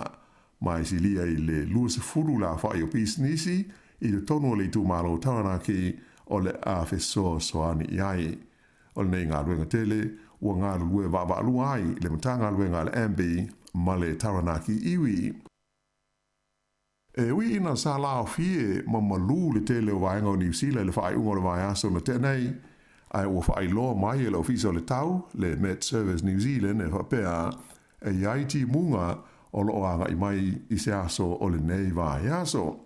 Se vaenga lau tele o winga le lei ma le toa maa li o le tau i le vasa tasa mane, le asa le iai winga o le tau, e ui ina sa marulu ma toa le aisa inisi no fuanga tu tonu. O le lapata inga fau lale nei e tusa o ni ti munga ma mafa o loo a ngai mai na tu ina mai e le ofiso le tau e na ua umau na afia le ai o Foxton i le tu malo le manuia tu i se matangi e fōlinga o se asio sio i le tae au le Soifua ana nafi. O le so o le a afia le motu i saute i se whetaula inga o matangi ma ti munga ma winga lo wa o le tau. O ia tu langa susu o le tau o le awha asol soro mai i mātū o le motu i saute i le asol lurua tae au. E mai o le ama mawhaiti munga i le West Coast, whapele tu malo Southland ma Otago, ai whapena i fo i male tu malo Canterbury le fiafi. O le motu i mātū o le atu mau na lao fie le te leo taimi, ai o le stofi le o lo walo ia, e o mai ai ti munga a toa masavili malo losi. Whailo mai le li o Luis Fernandez o le ofisa o le Met Service o le tele waenga o le tunu ua levo na afia i timunga mai o le toe palasi mai lao ni isi wanga mamafa e mauti noa lava o le a tele ai fo isi fa afi ta uli e tula i mai. O le asfareile le fa pe o le a afia umai le mautu i matu i timunga a toa mamatangi. E le ngata i lea ai o le a maurunga i fo i ngalu i ngata i fale a matatu i taranaki i mātū. Whaalia mai hoi e Fernandez, e tā ua tele i tangata uma o na whai masiaki o li poti o le talo le tau, e awala mai i le upenga o whesota inga le Met Service, ina ia mauti no ai le tūlanga o whemalanga inga masani i lunga o awala te tele. O lo walo ia le palasio ti munga mamawhai le tū malo Tasman, whapea ia Marlborough i las foreile, ai whapena fo i Canterbury ma o Tako, ai o las tona ai, o le ama tele lava i na timu ia se vahenga tele o New Zealand. E le i ai se whai a onga po se tamu i titi a onga, na whaina ina ua soa e se taamale ia se tasi o potu a onga o le onga ingo o le Christian School i Aukilani. O lea whalabelave na tupu i le taimi pisi o le anga i atu o mātua e awe tamaiti i le onga i le tai ao le Soifua na nafi. Na soa ai e se taamale le potu sa i ai te tonu whai a onga a toa mata maiti a onga. O se li poti tu sia mai le a onga le nei na ta u mai ai, o loo manuia uma ta maiti ma whai a onga e le ai seisi na whaina, mai sa wha wau pela fo i ona whaia ia a onga i le aso a toa an nafi. E si lia le tolu se lau le a whai o ainga na wha lega ina o la tau whale i ta whenga malolonga ma mawhai le amtanga o le tausanga, o loo wha atari pēr mō ni whale le tu mau e a ngā iai, ai e iai fo isi e le o matua mauti noa, pe ono mau aini o la tau whale pe le ai i lea polkalame fiso sani. O le whawhita hauli e pe ona whai lo mai, ona o lo ta lia e le au nanga mo fale le tu mau le Temporary Accommodation Service po le TAS ia se whai unga mai le malo i se whanua e saonga le mu ma malutia le lei e whao ngā ina mo lea wha moe moe. Nā whai lo mai e le li ofisa o lo whea ngai ma le wha soa ina o fale a le vaenga le nei o le TAS o Steve Watson e wha pe o motorhomes a toa ma fale wha apipi ho i nei ta ua o Porter Cabins o le a whao ngā ina tali ai e mana onga tau whale o tangata ia sa lesi tala ina mo se soa swani i le tuana iai o le wha o Gabriel, a toa malolonga mama whai au kilani. E tolu se lau se furuono la whai o ainga o lo wha tali, mō ni whale le tu mau mō la tau, i lalo Leopold Kalame. Ai o isi foi, o lo wha tali se whai unga, e winga i o la tau whale, pe la tau te mau ai ni whale le tu mau pele ai. Ta ua hoi e Steve Watson e tele ia motorhomes ma Porter Capens ua ta pena ina le teimi nei, ai o lo fia maua le tas ia ele ma whanua ele lei ma saonga le mu e awatu e wha tutu ai. O le vai aso na mawai atu nei sa wha maui na ila o wha inga e se fumalita siafe, fitu se lau toru se fruiwa o mai fau o le COVID-19 fruiwa i tu ese o New Zealand. Wha iloa mai e le mtanga ruenga le Soifua maro loina e wha pēr o ia fwai numera e mai e lātou wha mau maunga i le vāo le aso ngofua, le aso maru o me, ma le aso sātaluai se furu ma le whao me. Sa mai ta wina i fwoi se pa ula i titi lalo o le a whai o mai fwau i esa tule mai i le se furu lua afe, lua se lau fitu se furu fitu i le vai aso i ona tua. E o mai la i le vai luanga le po le sātaluai, e lua se lau fast food fitu la wha e tangata sa tau fia i whare mai ona o le COVID-19 fruiwa, wha tusa lea i le lua se lau whaiwa i le sa i ona tua. E to ono tangata na tonga whitia i pōtua mai ti ngā ina. E ono se furu ono la wha i o maliu sa wha mauina i le tonu aso nei e fitu ua tua nai, mai ua o tuai nei i le lua afe, valu se lau limas furu la whai o tangata ua whanau le soifua i le tonu o New Zealand, ona o le COVID-19 se furu maleiva. Ua fola i le taitai o le partia le Act o David C. Moore, o le a po o le soloia o le tula fono e le stala i nai whana i le tonu o New Zealand, o le mata upuane o le autu iai, ma whaalango iai ni talanoa ngaro ia ma le partia le National, e winga i le ono whaawaina o se whainga malo fau, pe a le pālota ia o ki topa. O se lipoti le vaenga whaasera lau le News Hub, na ta wai ia se manatu o le sosaiete leo e whapea. O le nei whainga whaamai le partia le Act, o se tau mo whainga e whaato sina ai le au pālota, ae o le a whaina ai le saunga le mua te ngata o le tunuu. E pei ona sila fia o le o tā pena le malo le whaawaina aloa ia, o se lesi tala moa o penga malo si le tonu o New Zealand. Ai e le langolangoina le tu langa le partia le Act e pei ona mana o ai i ala lātou te tai. O le teimi nei le tonu le tunu e le o iai se le stala e wha mau ina ai ngō o te ngata e whaia lātou whana. Whaalia mai lai Chris Cahill o lo fisa po le sosaiete po le maftanga le a leo. O le teimi nei e siri atu i le miliona le a whai o whana o lo iai le tonu o New Zealand. Pei tai le o ma whai o nei loa po o whea o iai ia o penga a o ai fo i tangata o lo lātou umia. Ona e le o iai se le stala lo ia e wha mau ina ia tūlanga. O le aso ruas fulwhao uni, le o le a amata ai o na wha amamalu le whainga o le stala le nei. Mai 5 tausanga ia ua tu ina atu i tangata uma e umia po o loo iaia la tau whana ina ia wha mauina o la tau suafa i lea le stala. O le a fia ai fo i wha maunga i le stala le nei o a upenga marolosi le laisene ina o whana uma ai mai se o le taimi e whaatawina ai i se whana a toa fo i mani utu tau. E lua se lauma le 2 miliona tā la le vai ngā tupe e whaatino ina ai le stala le nei o whana, o stasi le nei o whautuanga au tū, mai le komisi sue, le asa ilo ina le whaalawelawe, na oso wha iai ma whasio tia e se tangata wha o penga ina, i a whale te talo o tangata Isalama i le ai o kalai estete. Sa bawe ona se ele malo e te pena le tū la fono e whaawai ai le stala le nei o whana, ai whaato a amata ona whaamaru i le aso luas fulfa o uni. Pei taila o le wāli li mai, e le mana o iai le taitai o le partia le Act, e ui ina i oe ma langolongoina le nei wha moe e le partia le National. O le taunu unga se suenga fau wātangi ai le tāua, o le amana ia ma le a fia leo la ngona o tūpulanga talavau i le wha tūlanga ina o whainga wha vae, a awhia le soifua maloloina o le mawhauwhau. O se ripoti sa whaatonuina le komisi mo le soifua maloloina o le mawhauwhau ua whaari ai o le whaalongo I mana onga malangona o tūpulanga talavou o le ki le manino ai malama I le mafuanga o le whaale tonu o mata upu tau le soifua maloloina o le mawhauwhau ma le whaatulanga ina o ni whainga e hofo ma tonga fitia ai. Sa manino mai le nei ripoti le mawae o la whae tūpulanga talavou o New Zealand na mawhauwhau e pule o la wola I le tausanga na se ima baia tu nei.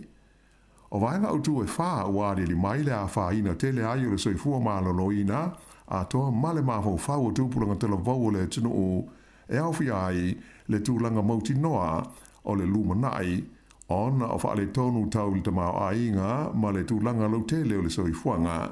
Ai wha pe ai fo isuinga o le tau ai mai se o whainga wha ailonga tangata ma wha ailonga lanu wha pe fo ia afianga o fesota inga tele vavave ma le saonga le mua fesota inga wha te konolosi. Wha lia mai ai le wha tonu o le komisi o le soifua maloloina o le maa faufau o Karen Osborne o le maua o le malamaanga le lei I mafuanga o lopa ngā tia ai tūpulanga talavou o le mawhai fo I lea le komisi o na fuafua ma wha atatau I aia la tau ngaruenga I le puipuinga ma le whai o ni Paul Kalame wha ale awa o ngā mō la tau. E manatu fo I le te maitai wha tonu e tā ua tele lea mana ia ma le iai o se leo tūpulanga talavou I le fausia leo whainga wha abae tau le soifua maloloina o le mafaufau mai o se tūlanga I le tau o na ave iai le whaamumua. I se tala mai le Pasifika, e to lua ta mai ta ai ua filifilia nei e avea ma minista o le kapeneta le maloni we. O le teimi mua lea I le tala whaasolopito o le atumotu o le oniwe, ua tofi aini ta mai ta ai e umia ni to finga wha minista o le kapeneta. E pei ona sila fia, o le lii o Dalton Takilangi, le li lewa nei o na filfilia e whai mo pale mio ni we, o le whai ngora vai aso, le sa ia whai loa mo iai ia minsta o lana kapeneta. Wha lia lai se li poti mai le wha tonga o wha asara launga ni we, o se teimi mua le nei, ua tutusa ai lea whai o minsta lii, ma minsta ta mai tai I do tonu o se kapeneta a le mano o ni we. O le sola ia le sauninga e te tala ai ano ia le tau fianga mua o le pae inga lona sfun ma le balu o le fono e ke pule a le motu o niwe. Ua amata ona toi foi mai I le tono New Zealand nei te mai tia onga mai e tunu I fafo I sao fa inga ua sili atu na maulunga na I lo le taimi a o le I o mai le wha mai koviti pe tai la ya le mai e tau le aini si o ulu fole mai mo kolisi o matata SS po Polytechnics. O le warumasina ia se temo le tausanga teluai e o mai le whaai unga o aperila le tausanga nei, tolus furulua afe whaase lau whalima le a whaai o visa onga mo ta maitia onga mai whafo na pasia e le ofisa o whemalanga inga a New Zealand. O le nei a whainga e tusa se furu pasene ua maurunga ai na I lo le tausanga I le vau le lua afe se furuwalu, ma le lua afe se furuiva, le asa na o le lua se furuiva afe, ono se lau se furuono la whae o visa onga na wha maonia ma pāsi ai. Wa tangia fwoi numera nei mai lau visa o whemalanga inga, e fōringa mai o le a mamafa le whaalango lango atu New Zealand I ta maitia onga mai saina, e ui ina tele taimi ua whaiei fuafuanga, ina ia whaalau tele atu le maketi le nei o ta maitia onga mai e tunu o I whafo, e malanga mai ma onga ai te tonu New Zealand nei. O le luas fumaltasi pasene o tangata onga uma mai whafo o loo iai I New Zealand le taimi nei e mai le atunu o saina. O leisi se furwha pasene e mai le atunu o initia, ai ono pasene e mai Filipaina whapea ma afe lika I saute. Ea o le whai unga le nā o telefau.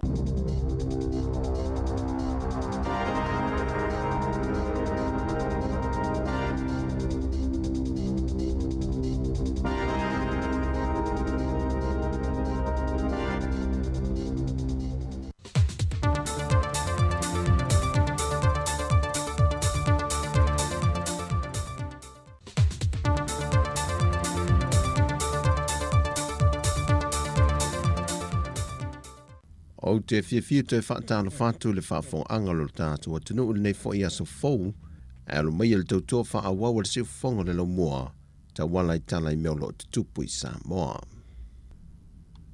Ua toi se fulu nei aso na whaataunu ina lo leo se tasi o whaamoe moenga, o porkalame whaiwi ua le whaata waina o le onu se fulutau sanga o le tūto tasi o Samoa, e ala lea I le tu unga fautasi I le aso wharei le lua se fulumuleo no me.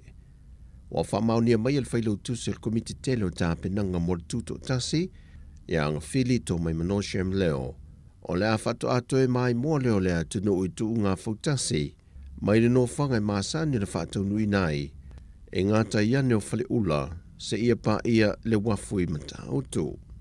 E 5 fautasi o mauti no le tausino I lea tu unga, mai e na o le 5 foi wha ai longa iu whaatulanga ina, e o atu I le se furua whetā la le wha ai longa muli.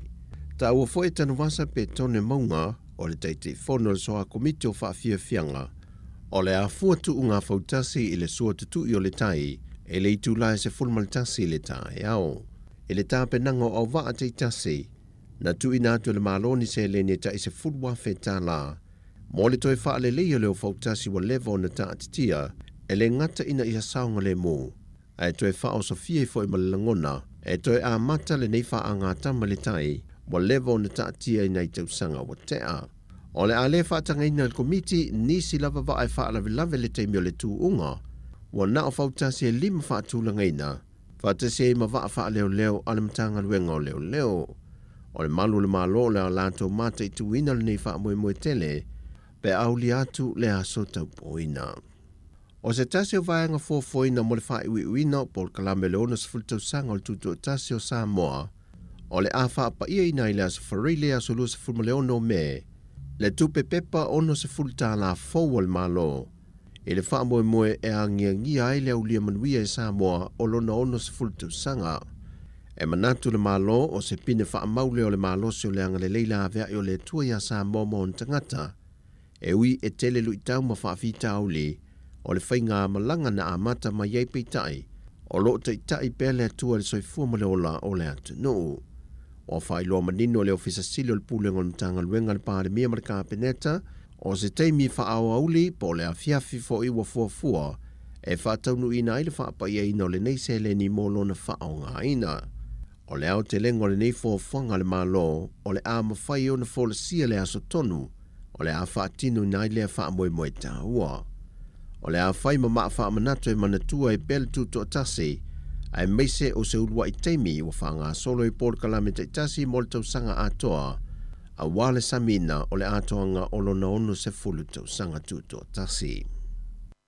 Wa whai loe le fionga le minista o le Soifua maloloina I le pepa le malo le Savali, o lo whate ia o ia I le whaalinga po atunga lunga le presidente o le Societe tausi Soifua, le tinaya soria lofi papali, e iei tausi Soifua le I maua lava se le nyo latu teimi ova ma latu alauni.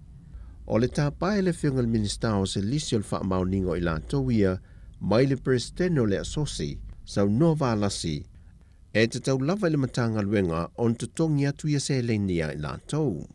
O le wha te ia le whiunga le minista, ua mahe ona ia tāpā le vaenga le matanga luenga le ngafa ma le tūlanga, a sao latu talia ne ua mahe ona wha tino. Na whamaunia mai e le teitei whodo le komisi o ngā ruenga nonu sa le moa ai, o le ua ngā lulue whaatasi le komisi ma le vaenga o tupe le mtanga ruenga, mo le fo ia le whaafita o le pe o na la ngā. O isi vaenga o tātu sanga le Societe tausi Soifua Samoa le whaaleuina I lana whontanga, o le awhato a tango fia e le vaenga o le komisi o suenga, pe au o ile la sanga lona lua. Wa whamaunia mai ni reporti mai Amerika Samoa, mai I le whaatono le company a le MTC po le Manuia Development Corporation le tō whaapau roi au sange, o se alo I malanga atu I Samoa le na maliu, e na wapa uifo I se ngā luenga se whale sa whaiei awa. Whaailoa pau I le autu stala I Amerika Samoa, o le ua maliu, o se tasi lava mailona ainga, na malanga atu I Samoa nei, e ngā lue masaili manuia mo siona a inga. O tala fōia mai Samoa mole ne yaso, manuia le tātua tunu o, wha Soifua ia.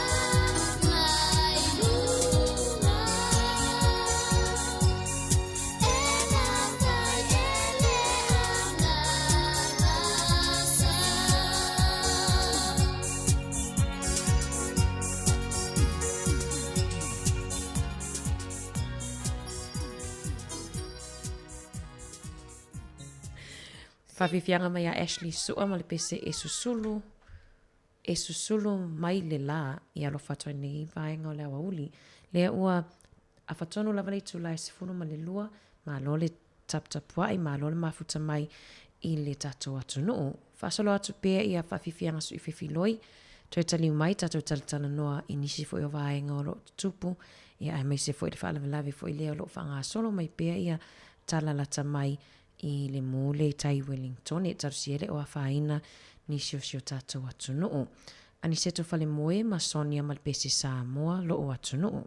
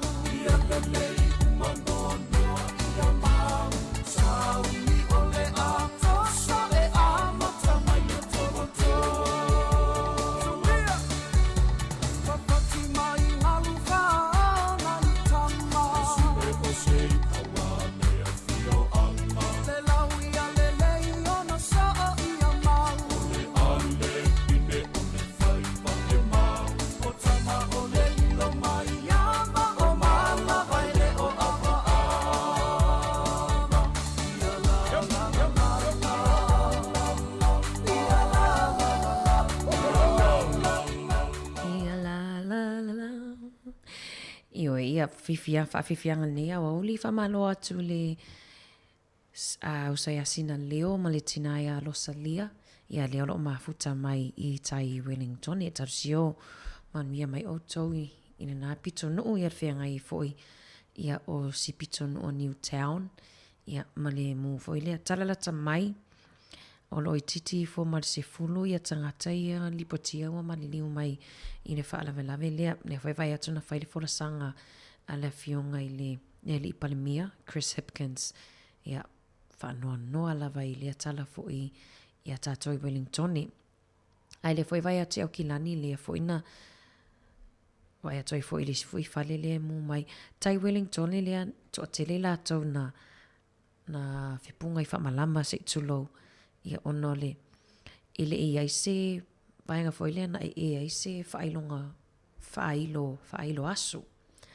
Ia mane ia foi whamanatu atu I foi nei awa uli wa ai tātou smoke alarms. Vai tato whailo aso. Tama foi lea ai lolo le ua whai ma I foi lea ma I le popo le ale taimi o le aso te awa o nofu ai le o I se aso. Ia pio le sifai le oilo na ua maua o tau le se maa. Vai whataitai ma ia la vea I mai Soifua ia wao te lo wata sila fio ma le atunu o ia vaenga foi lea ai a momoi le po. Tau whawhale po ia ele tala noa lava nisi te leilo al taimi pe a whapea matua I ngā se ala umoe te leilo le mua al whale pe o le mafuanga lea leo to ate le na maliliu ia tangata pe a whapea mu se whale I le po ia la to whawhama lolo o toi sifurumulua minute o natale o le tasi whamalo ate e la tau leo whiangai mamalolonga nea wa uli mai ngaruenga ia ta foi si mo ko sfulu lua ia le foto e sa ni to e fa au ngal venga le aso le ngata ile na itato to a sina ia le ofia ngai ma fa singa ma lo si to no ainga fa au watu tato fa fifianga so I fifiloi fa tai ele iso o le to ia a ua tui a to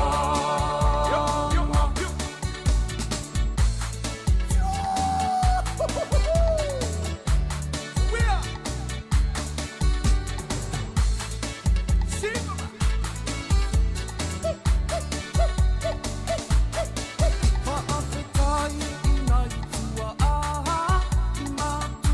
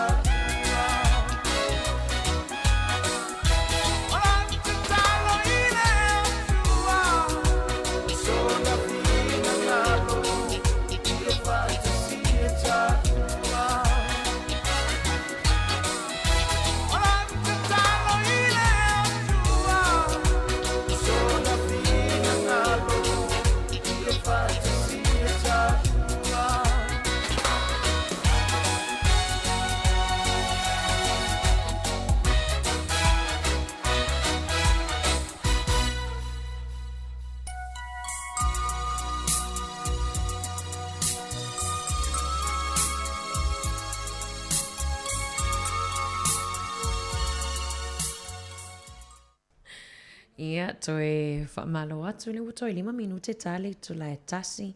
Tal tasi whaamuta fo il tato tautua e longa o le tato ala leo. Ia, whaamawai atu fo ele nei tato wompa anga umolo whaanga mai le tato frequency tasi ono te simal tasi whaamo. Ia, e mafuta mai ai i le nei aso matango fie i Wellington e o a matawhain sau tau malulu la tau i tele na malulu ia fiafi ma po. Ia ai tausio ma whanawhana lena i tatou mātua mātutua. Ia whamangaro fo i tautua nei aso pe awa iei se upua le longo maalie fo i lau whaafonga. Ia ai la fuatu inu le ai nā mātou te matua atu lava i nā. Whamonia tele le atua i fuafuanga uma ma wha moe moenga uma o le nei aso. Ia ai tatou longo le Facebook ma le YouTube tatou eva toi lava se ia pa ia le tu la e lua. A tatou longo le tasi ono te simal tasi whamu mātou te whato wha soifua atu mo le nei taimi. Tale tu la e tasi toi awina atu tatou talafou i e la tau leo lo mafuta mai lungo tatou penga ta whailangi. Le a e tania o le nei mama i lo lima le whailo wa o le alofa ia i taua ia sonuma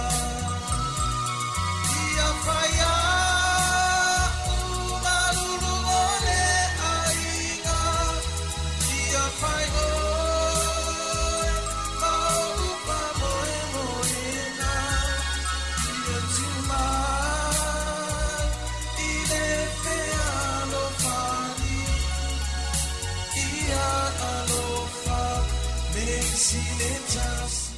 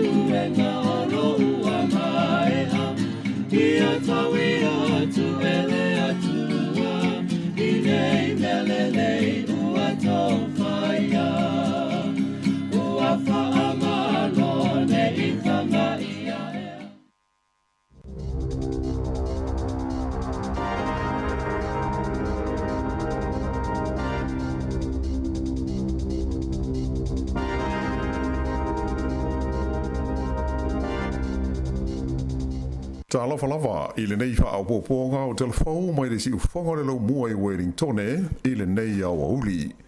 O lawa lunga i mea tupu i le tono le lau mua i Wellington i le nei tu lao le aso, ia le mū tele lea na awhiai ia le whale mautitongi i tangata i ngō o le Loafers Lodge i Newtown.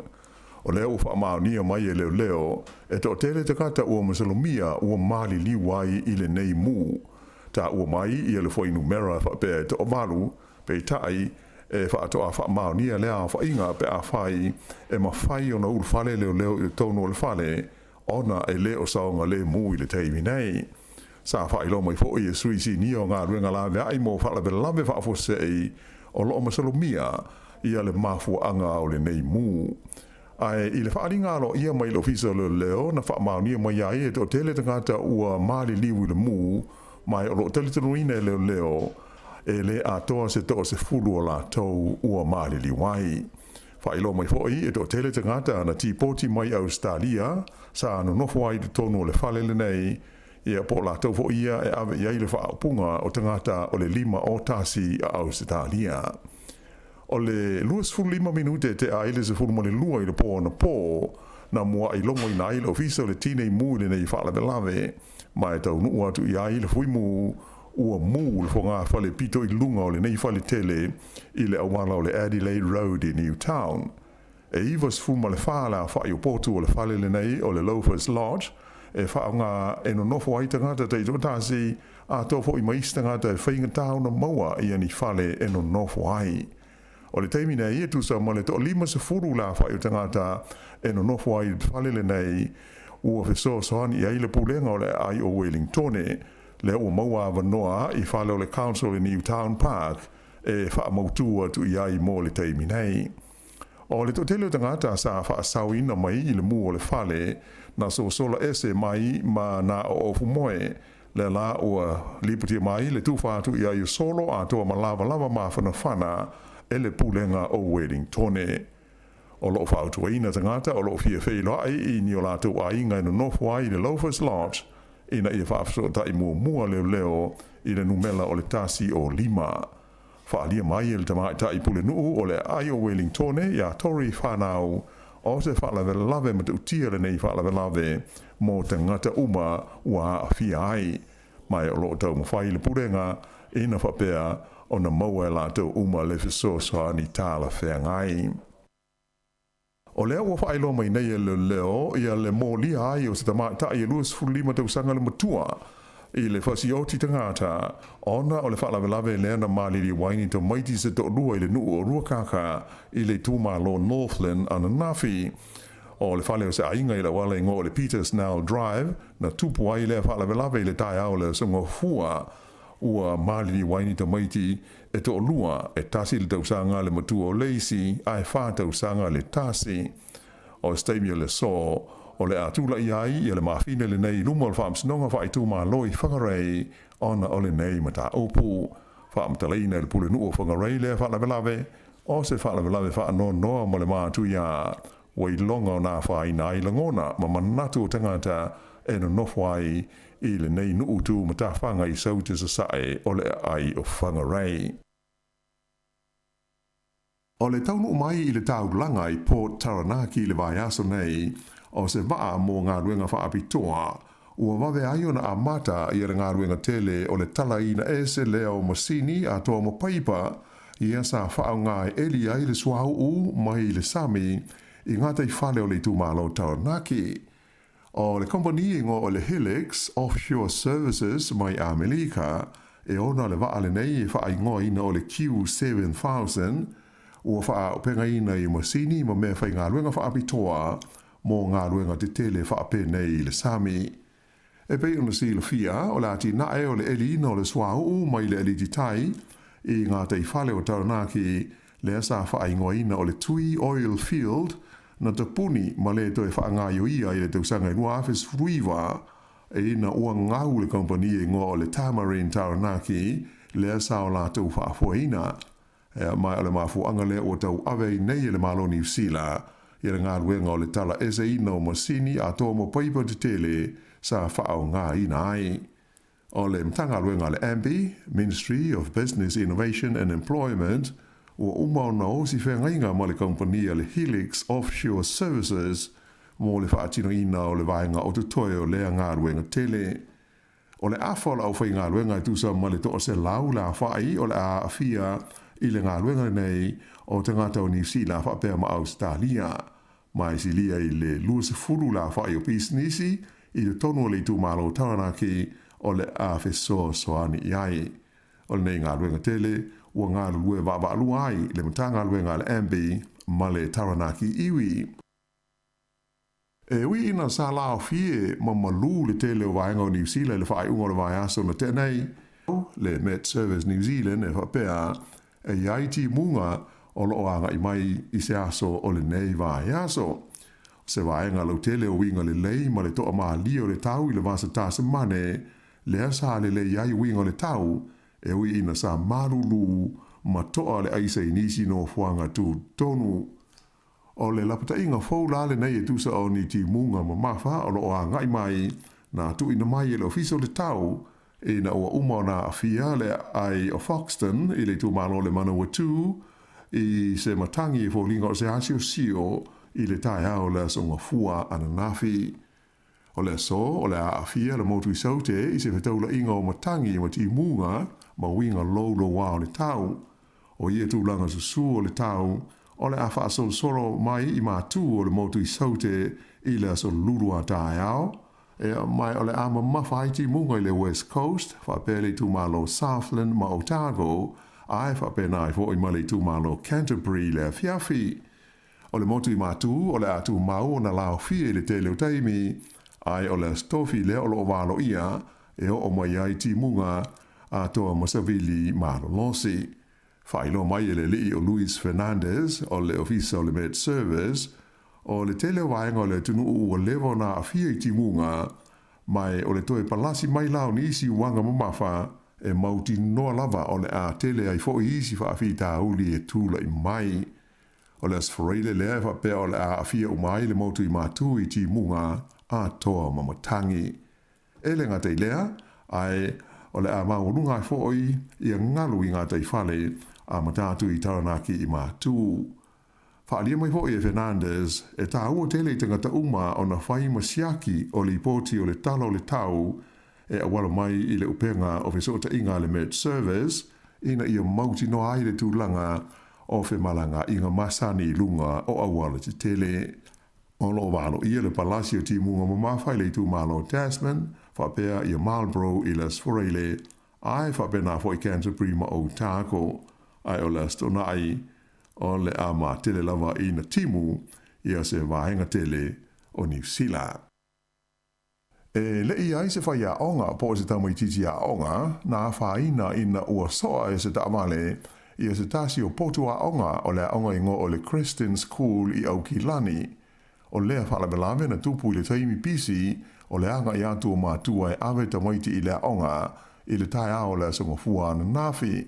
Na soa ai e se tamale le potu sa i ai te tonu whai a onga a toa matamaiti a onga. O se li poti tu sia mai le aonga le nei na ta u mai ai, o loo manuia umo tamaiti ma whai a onga e le ai seisi nā whaina, mai sa wha wau pela u fōi o na whaia ia a onga i le aso a toa an nafi.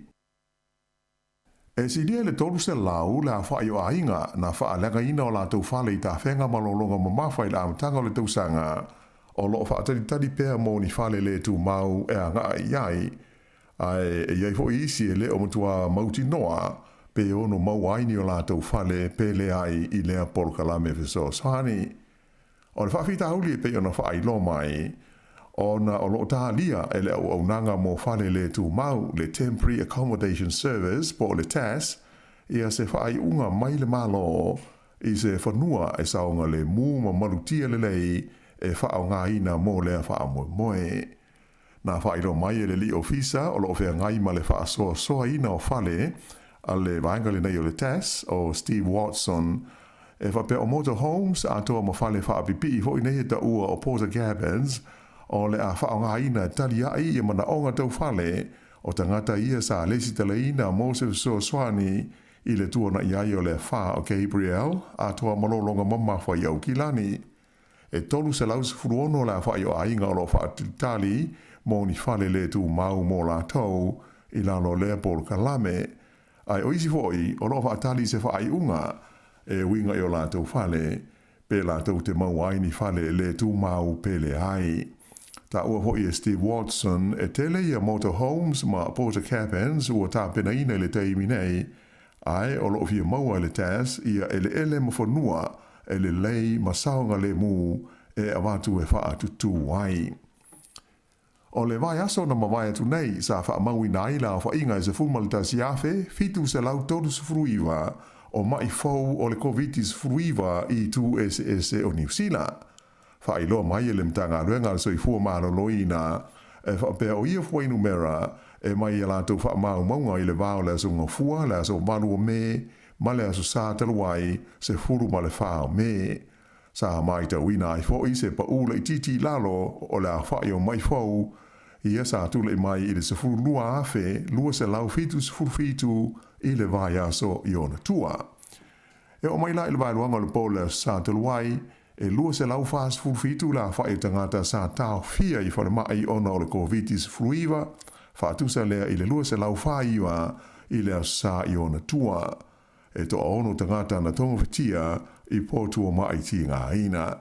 E ona se furu ono la fa i o maliu sa fa mauina i le tonu aso nei e fitu ua tua nai, mai ua o tua nei i le lua afe, valu se lau limas furu la whai o tangata ua whanau le Soifua i le tonu o New Zealand, ona o le COVID-19 se furu ma le iwa.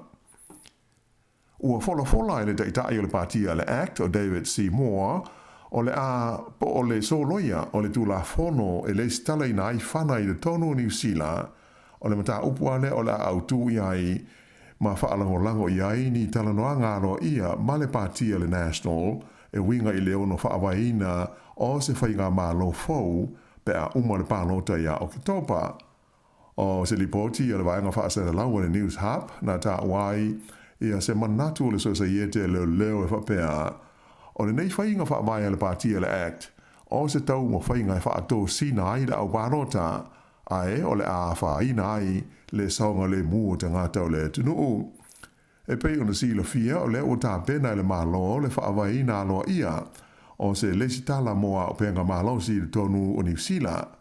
Ai e le langolangoina le tu langa le partia le Act e pei ona mana o ai i ala lātou te tai. O le teimi nei le tonu le tunu e le o iai se le stala e wha mau ina ai ngō o te ngata e whaia lātou whana. Whaalia mai lai Chris Cahill o lo fisa po le societe po le maftanga le a leo. O le teimi nei e siri atu i le miliona le a whaio whana o lo iai le tonu o New Zealand. Pei tai e le o ma whaio nei loa po o whea o iai ia o penga a o ai fo i tangata o lo lātou umia. Ona e le o iai se le stala lo ia e wha mau ina ia tūlanga. O le aso ruas fulwhao uni, le o le a amata aio na wha amamalu le whainga o le stala le nei. Mai 5 tausanga ia ua tu ina atu i tangata uma e umia po o loo iai a lātou whana ina ia wha mauina o lātou suafa i lea le stala. O le a fia ai fo i wha maunga i le stala le nei o a upenga marolosi le laisene ina o whana uma ai mai se o le taimi e whaatawina ai i se whana a toa fo i mani utu tau. E lua se lau ma le 2 miliona tā la le vai ngā tupe e whaatino ina ai le stala le nei o whana o stasi le nei o whautuanga au tū mai le komisi sue le sa ilo ina le whaalawe na oso fo iai ma whasi o tia e se tangata wha o penga ina i a whale te talo o tangata Isalama i le ai o kalai estete. Sa wawe ona se ele malo e te pena le tu la fono e whaawai ai le stala le nei o whana ai whaato a amata ona whaamalu i le aso luas fulwha o uni. Pei taila o le wāli li mai e le mana o iai le taitai o le partia le Act e ui ina i oe ma langolangoina le nei wha moe e le partia le National. O le taunu unga se suenga fau wātangi ai le tāua o le amana ia ma le au fia leo la ngona o tūpulanga talavau i le wha tūlanga ina o whainga whawae e a awhi ai le soifua malolo ina o le maa fau. O se ripoti sa whaatonu ina le komisi mo le soifua malolo ina o le maa fau, ua whaari ai o le whaalongo i mana onga ma la ngona o tūpulanga televou, o le ki le manino ai ma malama i le mafua anga o le whaale tonu o mata upu tau le soifua malolo ina o le maa fau ma le whaatulanga ina o ni whainga e hofo ma tonga fitia ai. Sa manino mai le nei ripoti le mawa ai o la whae tūpulanga televou o New Zealand na maa fau e pule o la te wola i le tausanga na se i mabaya tu nei. O vaenga utu e wha uari li mai le a wha ina tele ai o le soifua malolo ina a toa male maa fau o tūpulanga televou o le tunu o e awhi ai le tūlanga mauti noa o le lumanai ona o wha le tonu tau li tamau ainga ma le tūlanga lautele o le soifuanga. Ai wha pe ai fo i suinga o le tau, ai mai se o whainga wha ailonga tangata ma wha ailonga lanu, wha pe fo ia awhianga o whesota inga tele wawave, ma le saonga le mua o whesota inga wha te konolosi. Wha alia mai ai le wha tonu o le komisi o le soifua malolo ina o le maa fau o Karen Osborne, o le maua o le malama anga le lei i mafua anga o lopa ngā tia ai tūpulanga televou, o le mawhai fo i lea le komisi o na fuafua ma wha te tau i aia la tau ngaruenga i le puipuinga ma le whai o ni Paul Kalame wha ale awa onga mō la tau.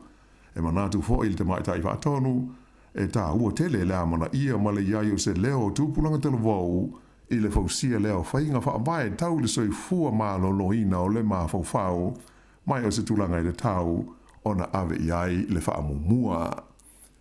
I se tala mai le Pasifika, e to lua ta mai ta ai ua filifilia nei e avea ma minista o le kapeneta le malo ni we. O le teimi mua le le tala wha asolopito o le atumotu o le o ni we, ua tofi aini ta mai ta ai e umia ni to finga wha minista o le kapeneta. E pe ona sila fia, o le lii o Dalton Takilangi, le li lewa nei ona filifilia e whai mo pale mio ni we, o le whai ngol vai aso, le sa ia whai loa mo iai ia minsta o lana kapeneta. Wha lia lai se li poti mai le whala tonga o wha sara launga ni we, o se teimi mua le nei, ua tutusa ai lea whai o minsta lii, ma minsta ta mai tai i tu tonu o se kapeneta a le malo o ni we. O le sola ia le sauninga e te tala ai ano ia le tau fianga mua o le pae inga lonas fun le valu o le fono e ke pule a le motu o ni we. Ua amata ona toi foi mai le tono New Zealand nei te mai tia onga mai e tunu i fafo i sao fa inga ua sili atu na maulunga na i lo le taimi a o le i o mai le wha mai koviti pe tai la ya li mai e tau le ai ni si o ulu le mai mo kolisi o matata SS po Polytechnics.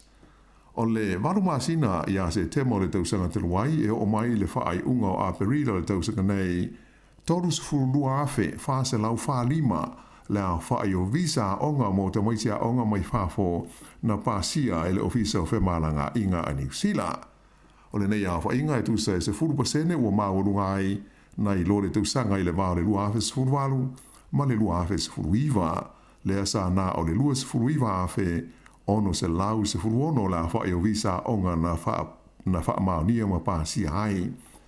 Wa tangia fwoi numera nei mai lau visa o whemalanga inga, e fōringa mai o le a mamafa le whaalango lango atu New Zealand i te maitia onga mai saina e ui ina tele taimi ua whaiei fuafuanga ina ia whaalau tele atu le maketi le nei o te maitia onga mai e tunu o i whafo, e malanga mai ma onga ai te tonu New Zealand nei. O le luas fumaltazi pasene o tangata onga uma mai whafo o loo iai i New Zealand le taimi nei e mai le atunu o saina. O leisi se furwha pasene e mai le atunu o initia, ai ono pasene e mai Filipaina whapea ma awhi likai saute. Ea o le whai unga le nā o telefau.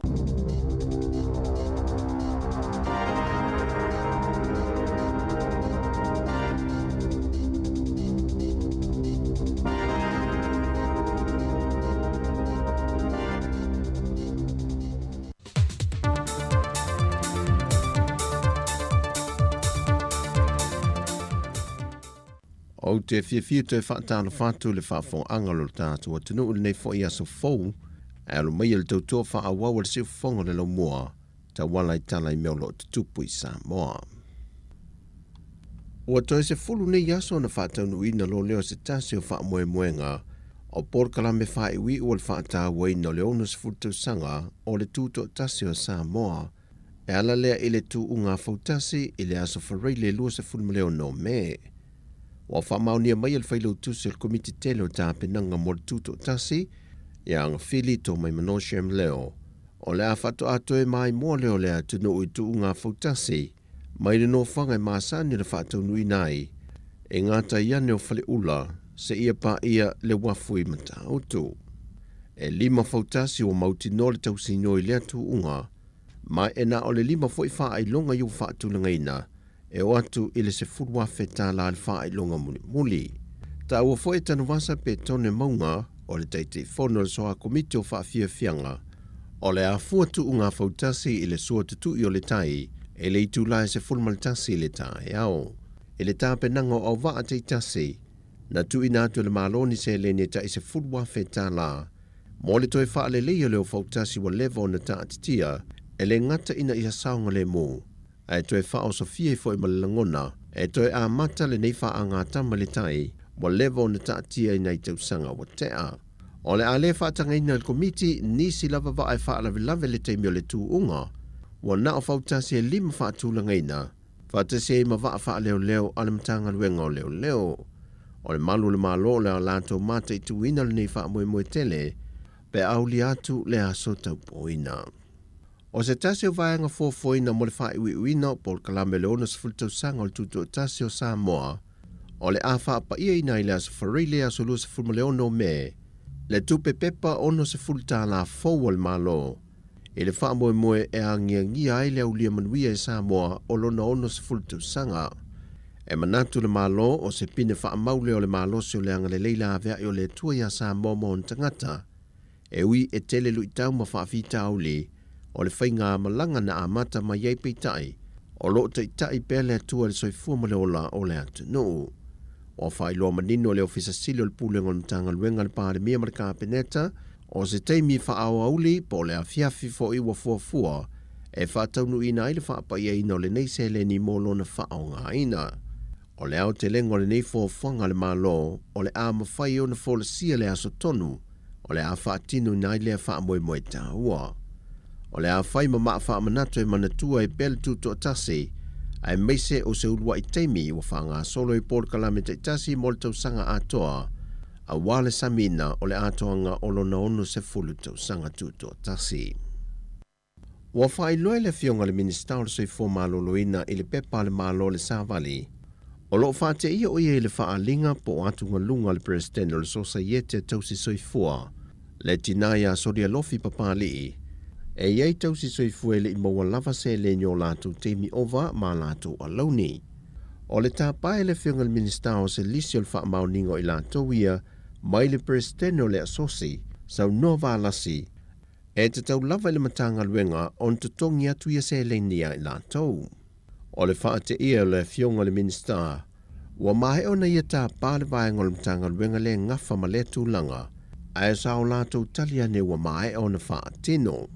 Na whamaunia mai e le teitei wholo le komisi o ngā luenga nonu sa le moa ai, o le ua ngā lulue whaatasi le komisi ma le vaenga o tupe le matanga luenga, mo le fo ia le whaafita o le pe o na la ngā.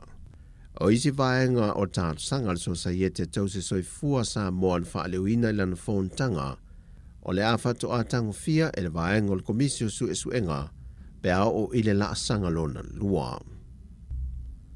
Wa whamaunia mai ni reporti mai Amerika Samoa, mai i le whaatono le company a le MTC po le Manuia Development Corporation le tō whapau roi au sange, o se alo i malanga atu i Samoa le na maliu, ina wapa uifo i se ngā luenga se whale sa whaiei awa. Whaai loe pau i le autu stala i Amerika Samoa, o le ua maliu o se tasi lava mailona ainga na malanga atu i Samoa nei, e ngā lue masa ili manuia mo siona ainga. O tala fawia mai Samoa mole ne yaso, manuia le tātu atunoo, whaasoi ia.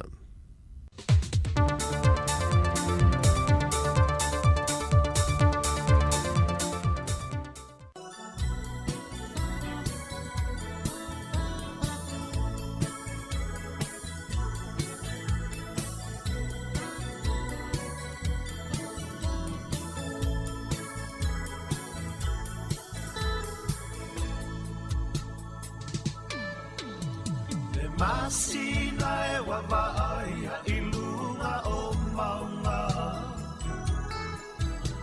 Le tumu oe o naia o mawhawhaunga. O le amalanga i nu uese, ae le ngalo oe la upele. Le alofa sai o talunga ia e te huina. Le alofa sai o talunga ia e te huina.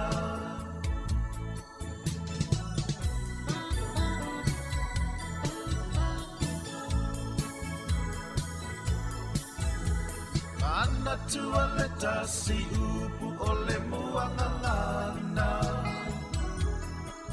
O le alofa ua whaasavala i lunga o mata. O te mana tua tae vanga, e ta ape i le ta whaoata.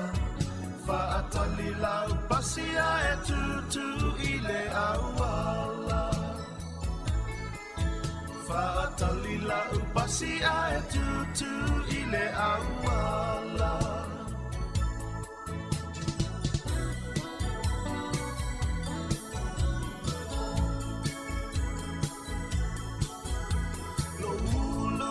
Tau vale i le nei mea. Le taini muli muli o le a e lele i le ea. Sa e tuku mai ai lau tusi, sa o lau ina muli muli. Male malingi o ulo i matape wa o wanga leanga. Male malingi o uloi matape wa o wanga leanga.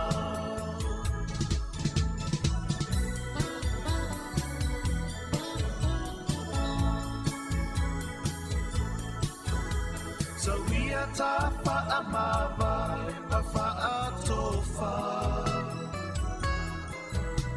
Le fu o le alofa e ngia ngia i lo tawa. Lo fatu pei ape i le fia vai ia oe. Tau le manongia se mea e ai tino wa vai vai.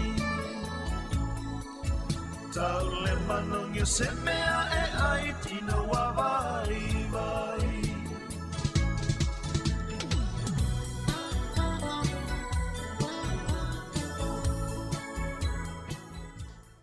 Toi whamalo atu i naua mai a toi awina atu o tatou tala fou. Ia o la walunga lava i tala i le aso. Ia le whaavalawe lea i tai Newtown. Mawai atu fo i le whaatala noanga mai o nisi fo i na mawhai o na wawe o ese mai. I le taimina a matai le mu. Nisi o foloa ia po o funga whale lea. Moli mau mai a nisi o tama ele i aini. Ini whaelo asu i tutono potu. A o le isi foloa lai whamei sa mawhaiona langona le e o alarm, po le smoke alarm foi lea. Talo whai na ia tangata ia. Te iloa ia tarusia ia ele o a whai na isi tasio o le sio tato atu no. Ia o nungai New Market le o mu mai foi le sifali. Ia o le Fortuanga maasani lava ai le siaki tatou whaelo asu pe whena watu i le tae aon le la ta hua te le vaenga lea. Mana ia whatala noanga a Savelina ia malana malo lea na whatala noa atu por kalame Soifua malolo ina i le tu lai se fulu. Ta hua fo lea o le mental health ia por Soifua malolo ina na mawhau. Te le lava tātou, ua tātou mai whainei atunu ia ua whamamawhai lava ia le tāua o whātāua o le Soifua malolo inon mawhauwhau ia tātou i Samoa i aso ia lini ia nā ia taimine ia ese le tāua fwoi leo lo whaasoa o le whaasoa ai ia pēr whapeo leo lo ia ese whawhitau li fwoi po ni mawhatianga fwoi o whianga i ma oe ia me sini whawhitau li tutono le ainga whawhitau li ngā luenga, tele lava ia fisosoani, ia le whātu pere mālo le tele o fisosoani nei atunu. O no mwhai ona mawele fisosoani pe au ia ini whawhitau li whapena. Ia ona o whaamaunga fo i lea tausanga ma lea tausanga i le mawanunga si tia mawanunga o le pasene o tangata e pule le ola se tulau. Ia ona o whawhitau li. Whamalo atu tina Erika ma oe lo whātu mo o lua ma roi ma le ainga. Ia tai leo ia o tau lunga Facebook ma le YouTube. Ia leo lo whapito ai le tatou i tu la muli lea. Ia o le tatou tautua si fongo lau mua.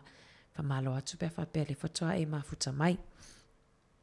Mato tal noa la vaitua ia ma le nisi whea lau whainga luenga ia ili le ali tua i ngā me ai e tauona kukaina le aso nei. Po aso whapea nei, aso lua. Ia ta male o tasi se whamatala ino le whalai i lini o le whalai soskamako. Soskamako. Ai ave ai le kukama ma le kamako ma le saimini. Tamala na ai loiloila i le talo, whaalifu talo oka. Fefe walo lolo vasoro atoa. Tamala ai mama wa le sa mamafa le tamaftanga i le asa por whaiungon vai aso. Ia awafo ia toana i fo isa fia ngai ma le atunu i whamamaluina fo i o le asa tina. Tarsiana maua fo i o tauni ni se asa tina manuia ia mauan tau me alo fastele. Mato asa tina pasi mai fo ilu mo le back and save le aso toana.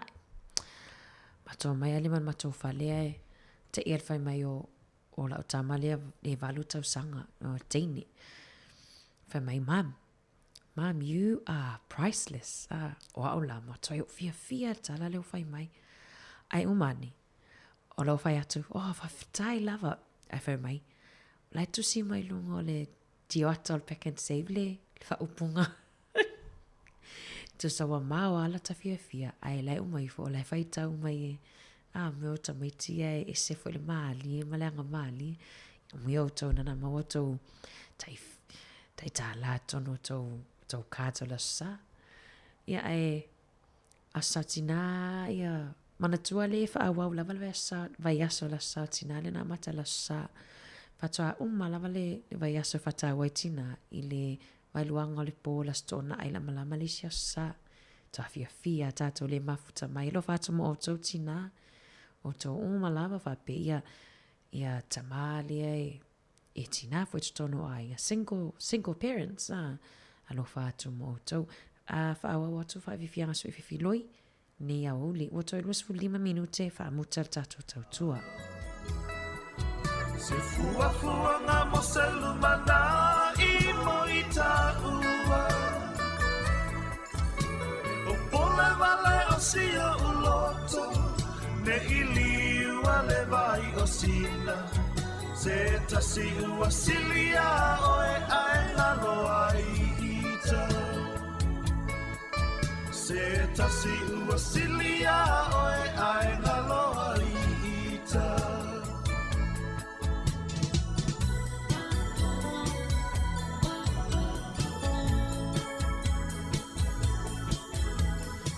Ia ta whaamawai ma whaatofa. Le fuole alo whaia ngia i lo tawa. Lo ufatu pei ape i le fia vai ia oe. Tau le manongia se mea e ai tino wa vai vai. Tau le manongia se mea e ai tino wa vai vai.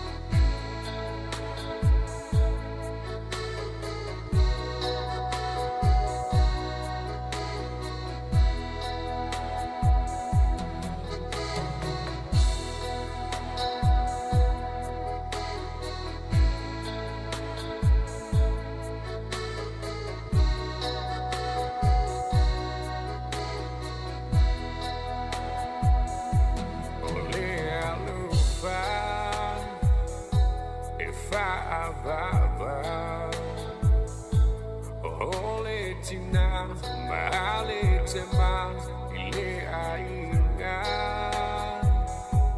ole alofa e mafutanga e fusi ai o e mau le neo langa ole la ole fufuanga le fausia e le faula e mau belle fe alo fani li saolo tunga ole alufa e onu sai be au mai o fainga cha mapua punga ole alufa fa vale tua ele ole tu pe ole o au fia ole la ole fufuanga le fausia ele faula e mau belle fe alo fani li saolo tunga ole alufa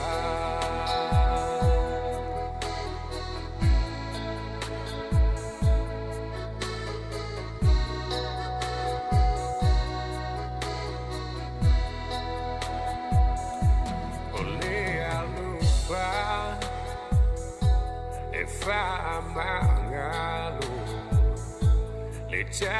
le tasi awa olo tawi e mai le langi ole alufa e fa bale ole ne ulanga e le tu ma pe ole tafi vai tafi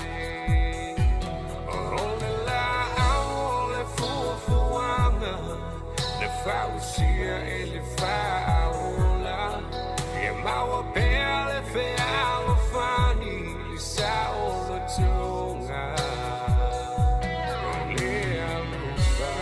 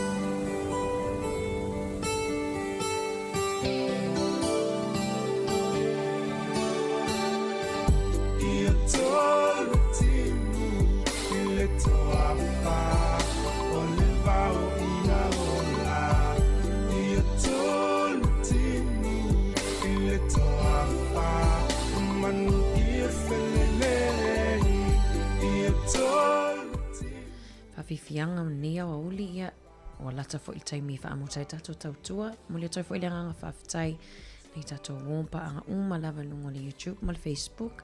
Ia le mafuta mai lava le tai au ana le la. Ia whamanuia atu le atua i fufuanga nei aso. Malo tautua nei aso pe au iai se upua sala i lau whafunga anga. Ia ai alofa tegi le tulava mo o tau tato toi whiloa ai. I le tai au i le tulai fitu. Toi amatalia fo i leo tautua si fonga lau mua. Na whaion toi o la tutato Samoa Capital Radio app. Mwhaiona e whafonga i lava luas fulfai tu la fitu aso vai aso inungo le tato app. Alofa atu mo oto. Na oi tuta itani efo mai le loto fa amangalo ia etoli mai Yesu la totalo ia tolu timu ile toafa ole vau ia ola ia tolu timu ile toafa manu ia felele ia tolu timu ile toafa ole vau ia ola ia tolu timu ile toafa manu ia felele ele mafai e umalosi malefetu na ya ile mana male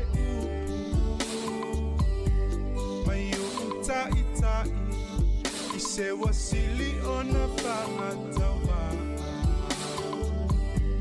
ia efa atupu male alofa maile lotoma so oseto alua male pele mafutanga ya efa alele ya efa epe tavita mayonatana ya tolu timu ile toapa olevao ya ola ya tolu timu ile toapa manu ifelele tolu timu ile toapa olevao ia ola ia tolu timu ile toapa manu ia felele ia tolu timu ile toapa olevao ia ola ia tolu timu ile toafa manu ia felele ia tolu timu ile toafa olevao ia ola ia tolu timu ile toafa manu ia felele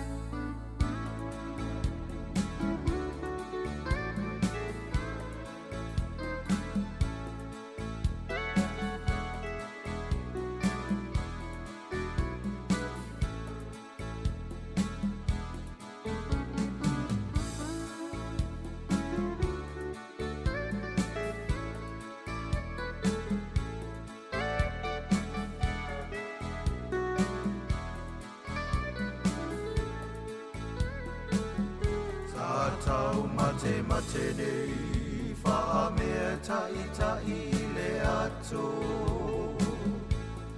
Malau tatalo ia toe tafaso fina ngalo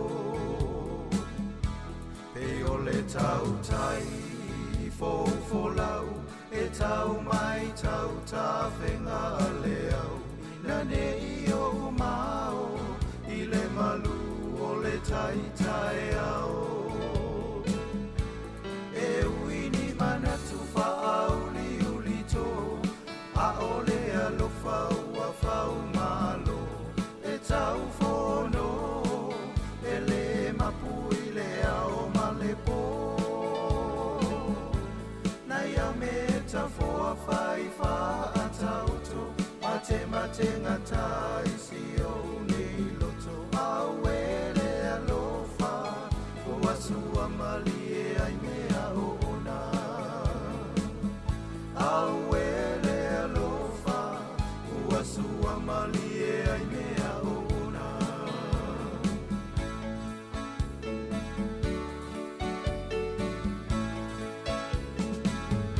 O te le whaatau matatau ina funau so manatu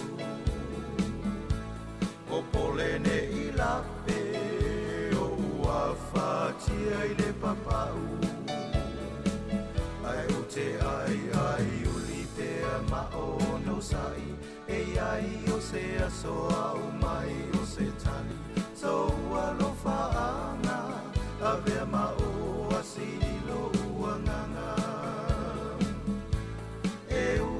Manatu whauli uli tō A ole alofa ua whau malo E tau whono E le mapu I le ao malepo Nai au me ta whoa whai wha a tauto Mate ngata isi o nei loto Au ele polonga A tawhia mapu I so alofa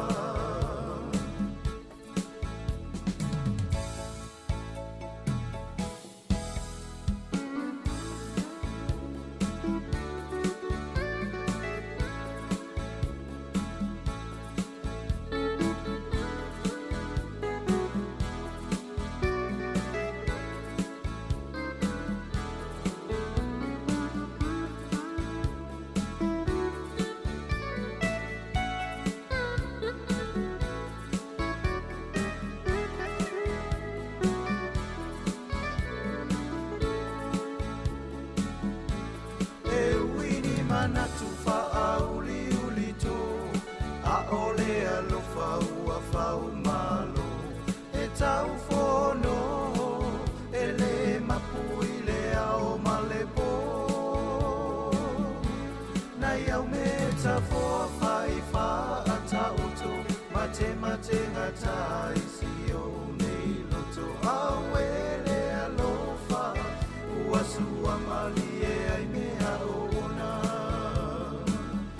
Au ele polonga a tawhia mapu I so alofa Au ele polonga a tawhia mapu I so alofa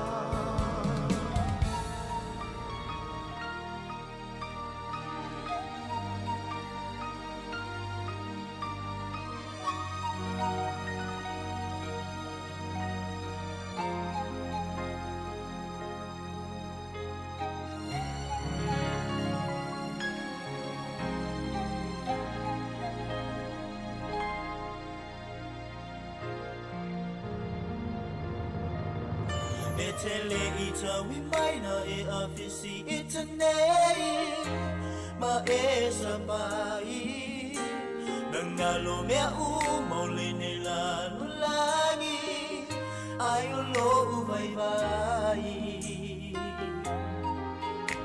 Sa o sa ili se e alofa moni E le I tali mai Noi mata malingi I le mafutanga Se malonganga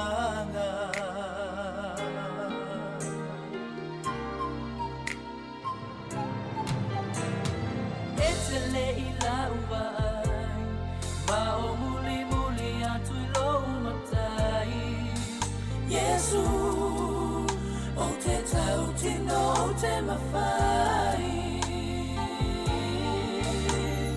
Taimi o te vai vai ai E musu musu mai lo tatau mawhai Yesu O ia o te malosi ai Tulai mai Osi o uola vai vai E saunga lehu I a o lo umatai O te maluai I whaingata e o mai